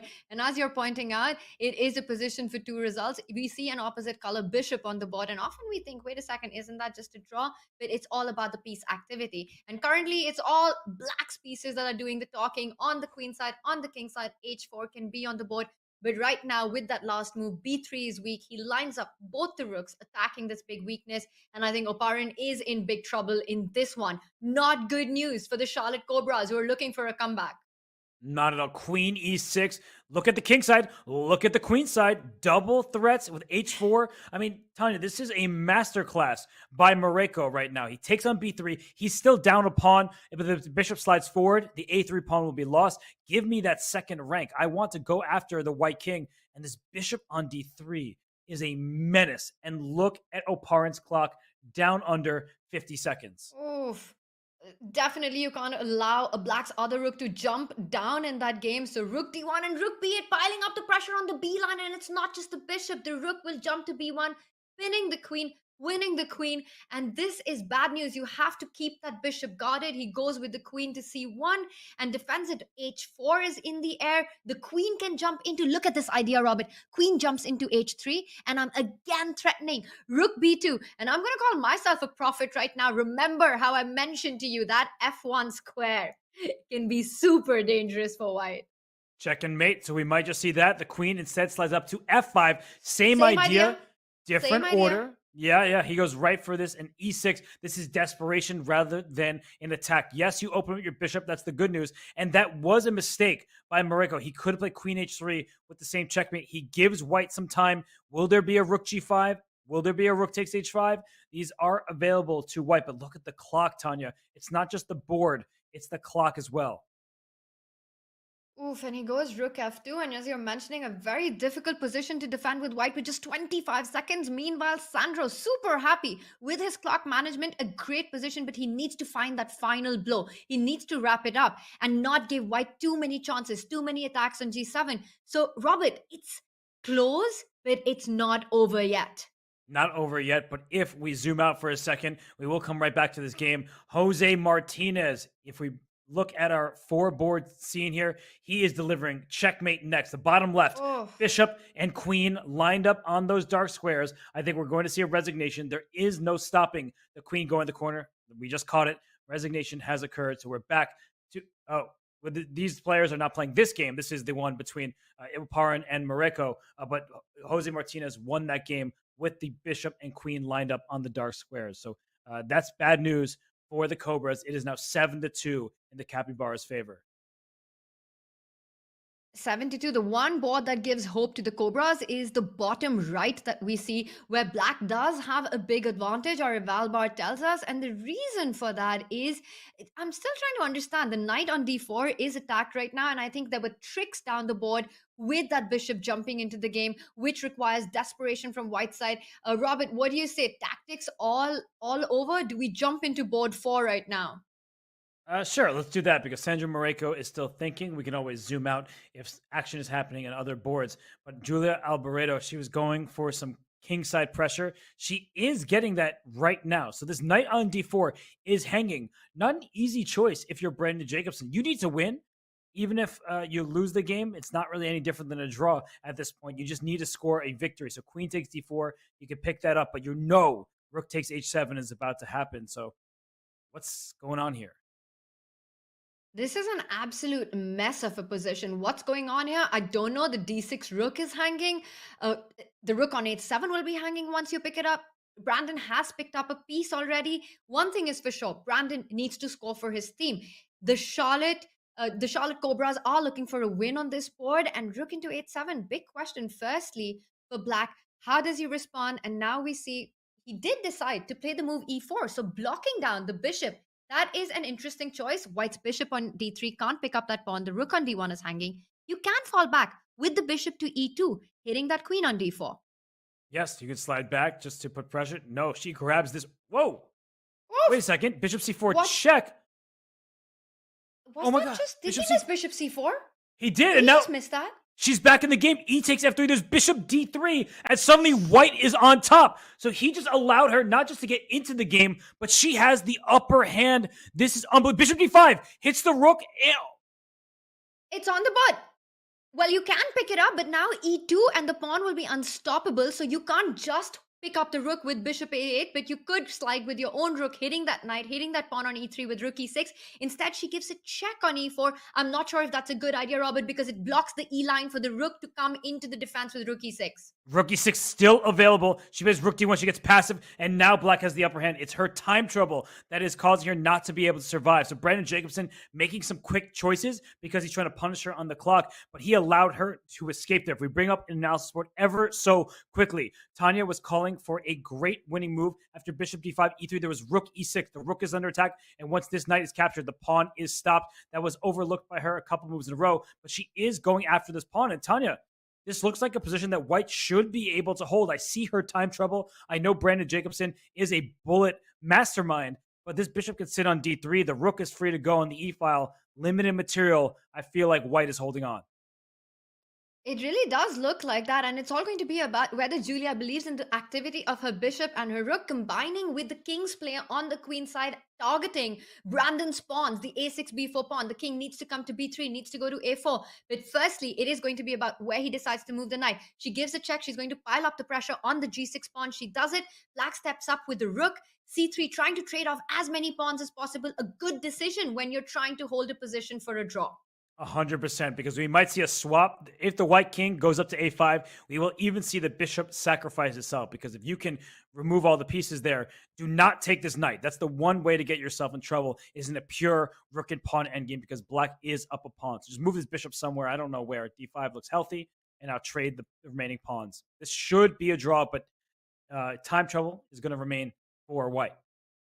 It is. Objectively, the position might be equal, but it doesn't matter what the objective evaluation is. It comes down to this time scramble, and can Julia hold it? Because it is such an important point for the team. If she can just keep it together, the Capybaras would be super happy with that result. Meanwhile, action everywhere, Robert. Players Yes. down to seconds. In the Artemiev game, it looks like Danya Naroditsky in big trouble. 3 pawn. Oh, and it goes back up. So both sides are making their fair share of mistakes. It's a tricky endgame in mutual time trouble. But there was a win there for Artemiev. He missed it, apparently. And now you just come up with the king. You stop all the pawns. The pawns have advanced as much as they can, but there's no more going forward, because look at the king and the knight. The knight will just jump to e4, keep the e4 square defended. Black's e pawn cannot advance. The f pawn is stopped. The g pawn is stopped. The only thing is what happens when black marches with the king to the other side, and that's what white needs to take care of. Daniel here. Moving with the king, and I'm not happy about that. F3, it's winning. F3, king takes, king E, and F2, the king comes back and king E2. This is unfortunate for Daniel Naroditsky. You could see it on his face. He is upset with himself, but this king is going to help the pawn promote. Daniel Naroditsky resigns. Artemiev and the Capybaras win their match with a round to spare. It's very unfortunate for the Charlotte Cobras. They were in for a tough battle regardless. But Danya, he's really upset with himself. It looked like throughout the game, Artemiev outplayed him, and we still have one more game going. It doesn't matter for the match results, but Julia Alboreto, she is trying to hold on in a pawn down rook endgame. It's likely she's going to lose. But this match is in the books. Tanya, look at the top 3 boards for the Capybaras. 3 out of 3, 2.5 out of Oof. 3, and 3 out of 3 for Artemiev, Mareko, and Martinez. It's like they got Artemiev in and the whole team has changed, Robert. The dynamics have changed. The players are more inspired. I mean, every single player, it's hard to pick an MVP in this match. Jose Martinez scoring a massive 3 out of 3. Artemiev scoring a 3 out of 3. Sandro with 2.5. Just amazing play there, all out. This is the team that lost in 3 rounds in week 1. And look at their comeback, taking down one of the big favorites of the Pro Chess League, the Charlotte Cobras, in just 3 rounds. Right, and there was a win there for Brandon Jacobson. Unfortunately for him, I mean, he got this win in the end game. It was Julia Alvarez's time trouble that did not allow her to secure the half point, but it's a bit too late for the Cobras because it's 8.5 now to 3.5 for Charlotte. I wonder if that counts. Like, if you think about it, the match is over when you reach 8.5. This game was still in progress. Do we count that for the scoreboard? I wonder what the Pro Chess League rules are. Well, it's an interesting question, but definitely from a team perspective, this is the time for the captain to celebrate. He mentioned the big decision that they took with Artemiev and what he's expecting from the team today. It has been a fabulous performance by the Brazil Capybaras. And I never thought I would say this after week 1, but Robert, this is turning out a team to watch out for. Certainly, because if their top 3 boards are going to score like that, it's going to be hard for any team to stop them. And in week 1, they were stopped in 3 rounds. The match concluded in the Indian Yogis' favor. Now they're the victors in just 3 rounds. And the Charlotte Cobras, with 2 match losses, they're on the brink of elimination. If they do not win next week, they're out of this Pro Chess League season. So we are going to bring in Jose Martinez, Jocelyn, for an interview. And we are going to be back with the superhero, the superstar, for the Brazil Capybaras. Jocelyn, you will not want to miss his thoughts. We'll be right back.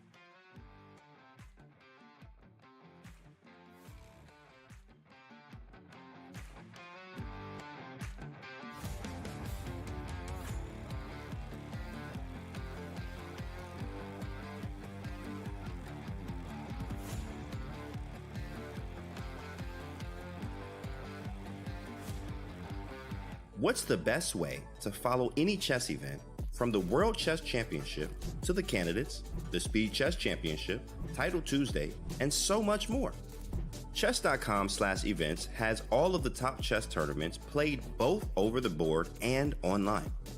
Analyze and review games from the world's greatest players with live commentary, cloud analysis, Opening Explorer, and table bases. Find all the key event information, including schedules, prizes, results, news reports, player bios, tie breaks, and more. Even compete by voting for your predicted results. Explore chess.com/events today on web or with our iOS and Android apps and experience chess like never before.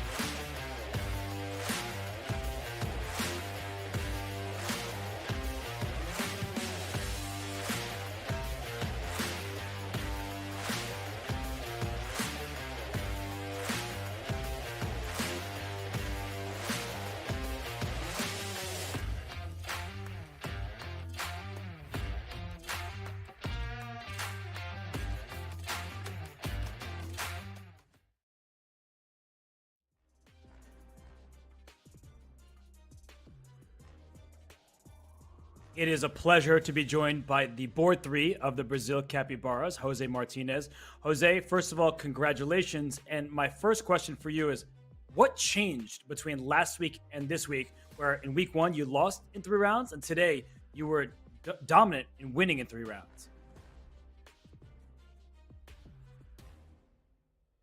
Robert, yeah, the first match against the Indian Yogis was, I think, a little disappointed.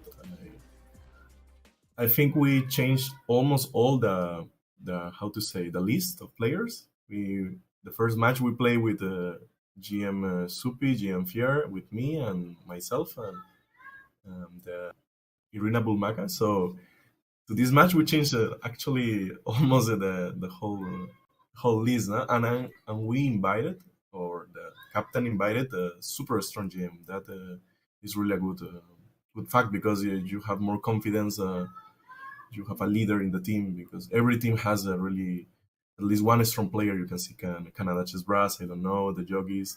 So I think we play with our best cards, our best players, and I think also we were today in a good shape, because maybe I couldn't play bad. I couldn't lose the first game for sure, because I was almost bad. But I think the 3 players also, Julia played a really good game the last one. We played a really good match, I think. All have a good day. So that happens when all your team has a good day. So that things can happen, I think. It was an awesome match, no doubt about that. And in the middle, we saw you celebrate as well with a fist bump and just pumping in the air. I want to ask you, is the joy more heightened when it's the Pro Chess League? It's a team event, the dynamics so much at stake. What does that feel like? Yeah, I celebrate because I know against who I'm playing. No, I was the first player, or the first who need to play against the 2 strongest players of the opponent's team. So I play first against Danja, and then I play Operin. So I need to do my best to just don't play bad. No, at least 1 point of 2 was really great performance, but I didn't expect that. Actually, the first game I was bad. I think you see the whole game, and the second game I think I play really solid. Operin takes some risk, and also he needs some tactics. I think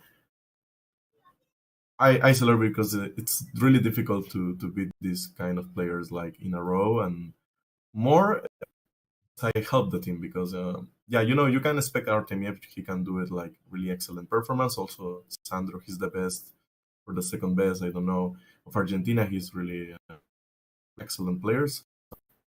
I'm just to the team. If you can beat the 2 top players of the opponent's team, you need to celebrate. Like, it's no more excuse. It's a really I'm doing all for the team. Yeah, it's not an individual game. We love it. Yeah, Jose, the way you were celebrating, you remind me of like a football match. So are you a football fan yourself? Since Peru didn't qualify to the World Cup in football, I'm really disappointed. But yeah, I was a really, really good fan. Actually, I didn't see too many football matches, soccer matches. Are you talking about soccer? No, sport. Soccer, Yeah. I'm talking about soccer. You call it football. I know how you say it. Yeah, in South America we love soccer. Yeah, but actually I don't have time these months to see the best matches in Europe. So I was just doing some chess and something else. But I love chess. Yeah, I love soccer. I love soccer when Peru has a good or the best teams has a good matches. Wow, and you guys are talking about fun, so I have to ask this question. I see that t-shirt on you, Jose. It says chess is more fun with tacos, and that's definitely what the Capybaras seem to have today in their match. Fun and entertainment. What's going on there? Was that an inspiring t-shirt? Yeah, I like this t-shirt because I received this t-shirt when I was playing some GM tournament in USA, actually in New York, if I remember correctly. And I also love Mexico. I was the last year, 2022, 3 months in a row in Mexico. Play like 4 OTB tournaments. I enjoy the lifestyle in that country. So there is no a better shirt to use than this, because this is a combination of chess and the second country I love, like, it's Mexico. No, the first is Peru for sure, but Mexico is like my second home. Oh, that's great to hear. And Jose, we have a featured question from Tobin Plays, which is, what is special about this team? And do you think the team has what it takes to go all the way and win the Pro Chess League? About our team, I think we have a really good list of players. Our team is actually best of the top of the online players. He can like play every format since 1 minute from 1 minute to classical chess. He's good in every format, so he's really excellent, and actually he has a lot of experience. So if he continues to play with us, we can do really good. I will try to be in my good form to don't disappoint. At least my goal is don't lose any game. That's why I'm playing solid. But if I can win some games, okay. But I want to just don't give points and try to be solid. And I trust the team. I trust every GM can play the two women players, the two grandmaster women players, and so it's yeah. I trust my team. I don't have actually good specific expectation, but we can do good in the next matches. For sure, Jose. And before I let you go, I have to give a shout out to your channel. So first of all, why don't you let everyone know the channel that you stream at? And my question before you leave is, are you playing in Arena Kings tomorrow? Yeah, for sure. It's my I never like forget or I always play Arena Games because 3+3 always my best. I think time control. Maybe Bullet. I am waiting the Bullet Chess Championship from Chesscom, but I don't know when will be. But 3 always my best I think format. So I love to play, and then Arena Kings. Hikaru always play Bornik, so many good players. We can good fights, and it's also difficult to be the first in that tournament because Hikaru is always winning.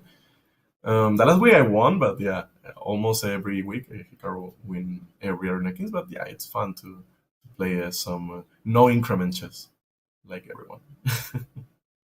Well, Jose, where can we all follow your stream? Let everybody know where they can go press that follow button right now. Yeah, my Twitch channel is GM Jospen with double M because I don't know who is still the Jospen with one M, but I think he's my fan at least. I don't know who can like name GM Jospen because it's difficult. Jospen is a really no sense word. It's a combination of letters, Jose, Peru, Martinez, like a mix of that. Jos is 3 letters of Jose. PE, it's Peru. Also, the E is from Jose, and M is from Martinez. So it's a kind of I don't know who has that nickname. But yeah, maybe he's watching now. This is a Twitch channel, GM just double M at the end. Okay, well, make sure that everyone follows your channel. Jose, thank you so much for joining us, and congratulations once again. It was such a great display of chess.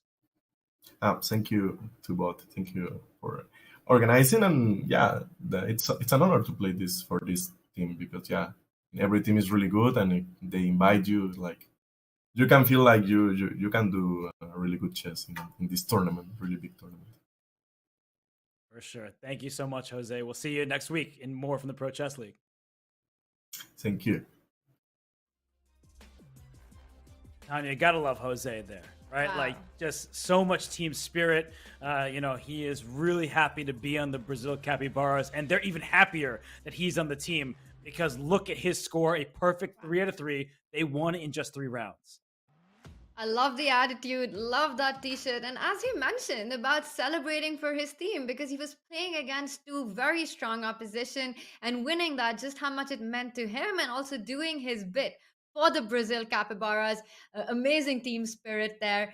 Also what he mentioned about how it's just a brand new team that we're seeing this week. And this is what makes the Pro Chess League so special and unique. The teams can make such a turnaround. And Robert, that's the narrative that we saw all day today. I mean, let's remember the very first matchup that we had with the Chessbrahs taking on Indian Yogis. What a turnaround that was at the end of the match. Many had written off Indian Yogis in that one, and it all came down to that final round 4, that 4-0 win. No one could have predicted that. And then that finish, and now the Brazil Capybaras coming back and turning around the entire feel that they have for the Pro Chess League after that disastrous week 1, 8.5 to 3.5, that is destruction, which actually means that the Charlotte Cobras are one strike away from being knocked out.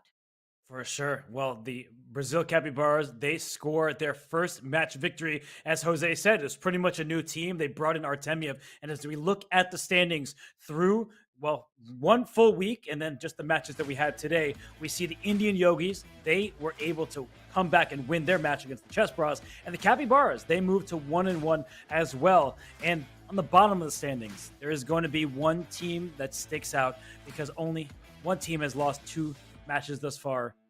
It's the Charlotte Cobras. So, Tanya, not a good day for the Cobras. They're one match loss away from elimination.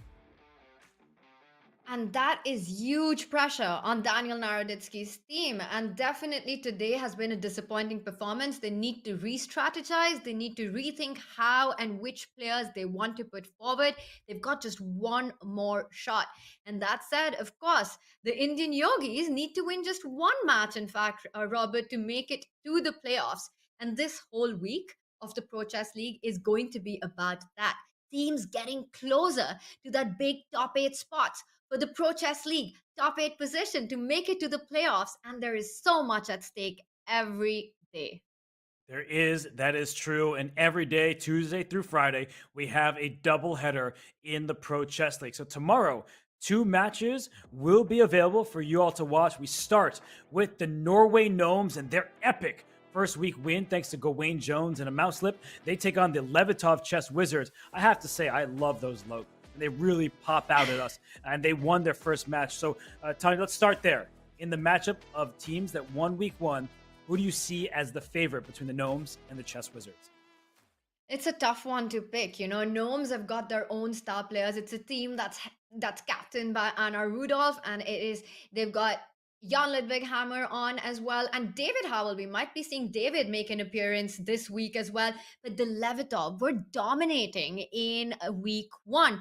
They produced some very magical play on the chessboard. You were talking about having their logos. I'm loving it. It's extremely Harry Potter-esque, if I might say. It was destruction by the Levitov. You asked me to pick a favorite. It's so hard. These are the 2 teams that won their matches. They're evenly matched. It all comes down to every player making their score count. You can't just rely on one top board. You can't just rely on having one star player.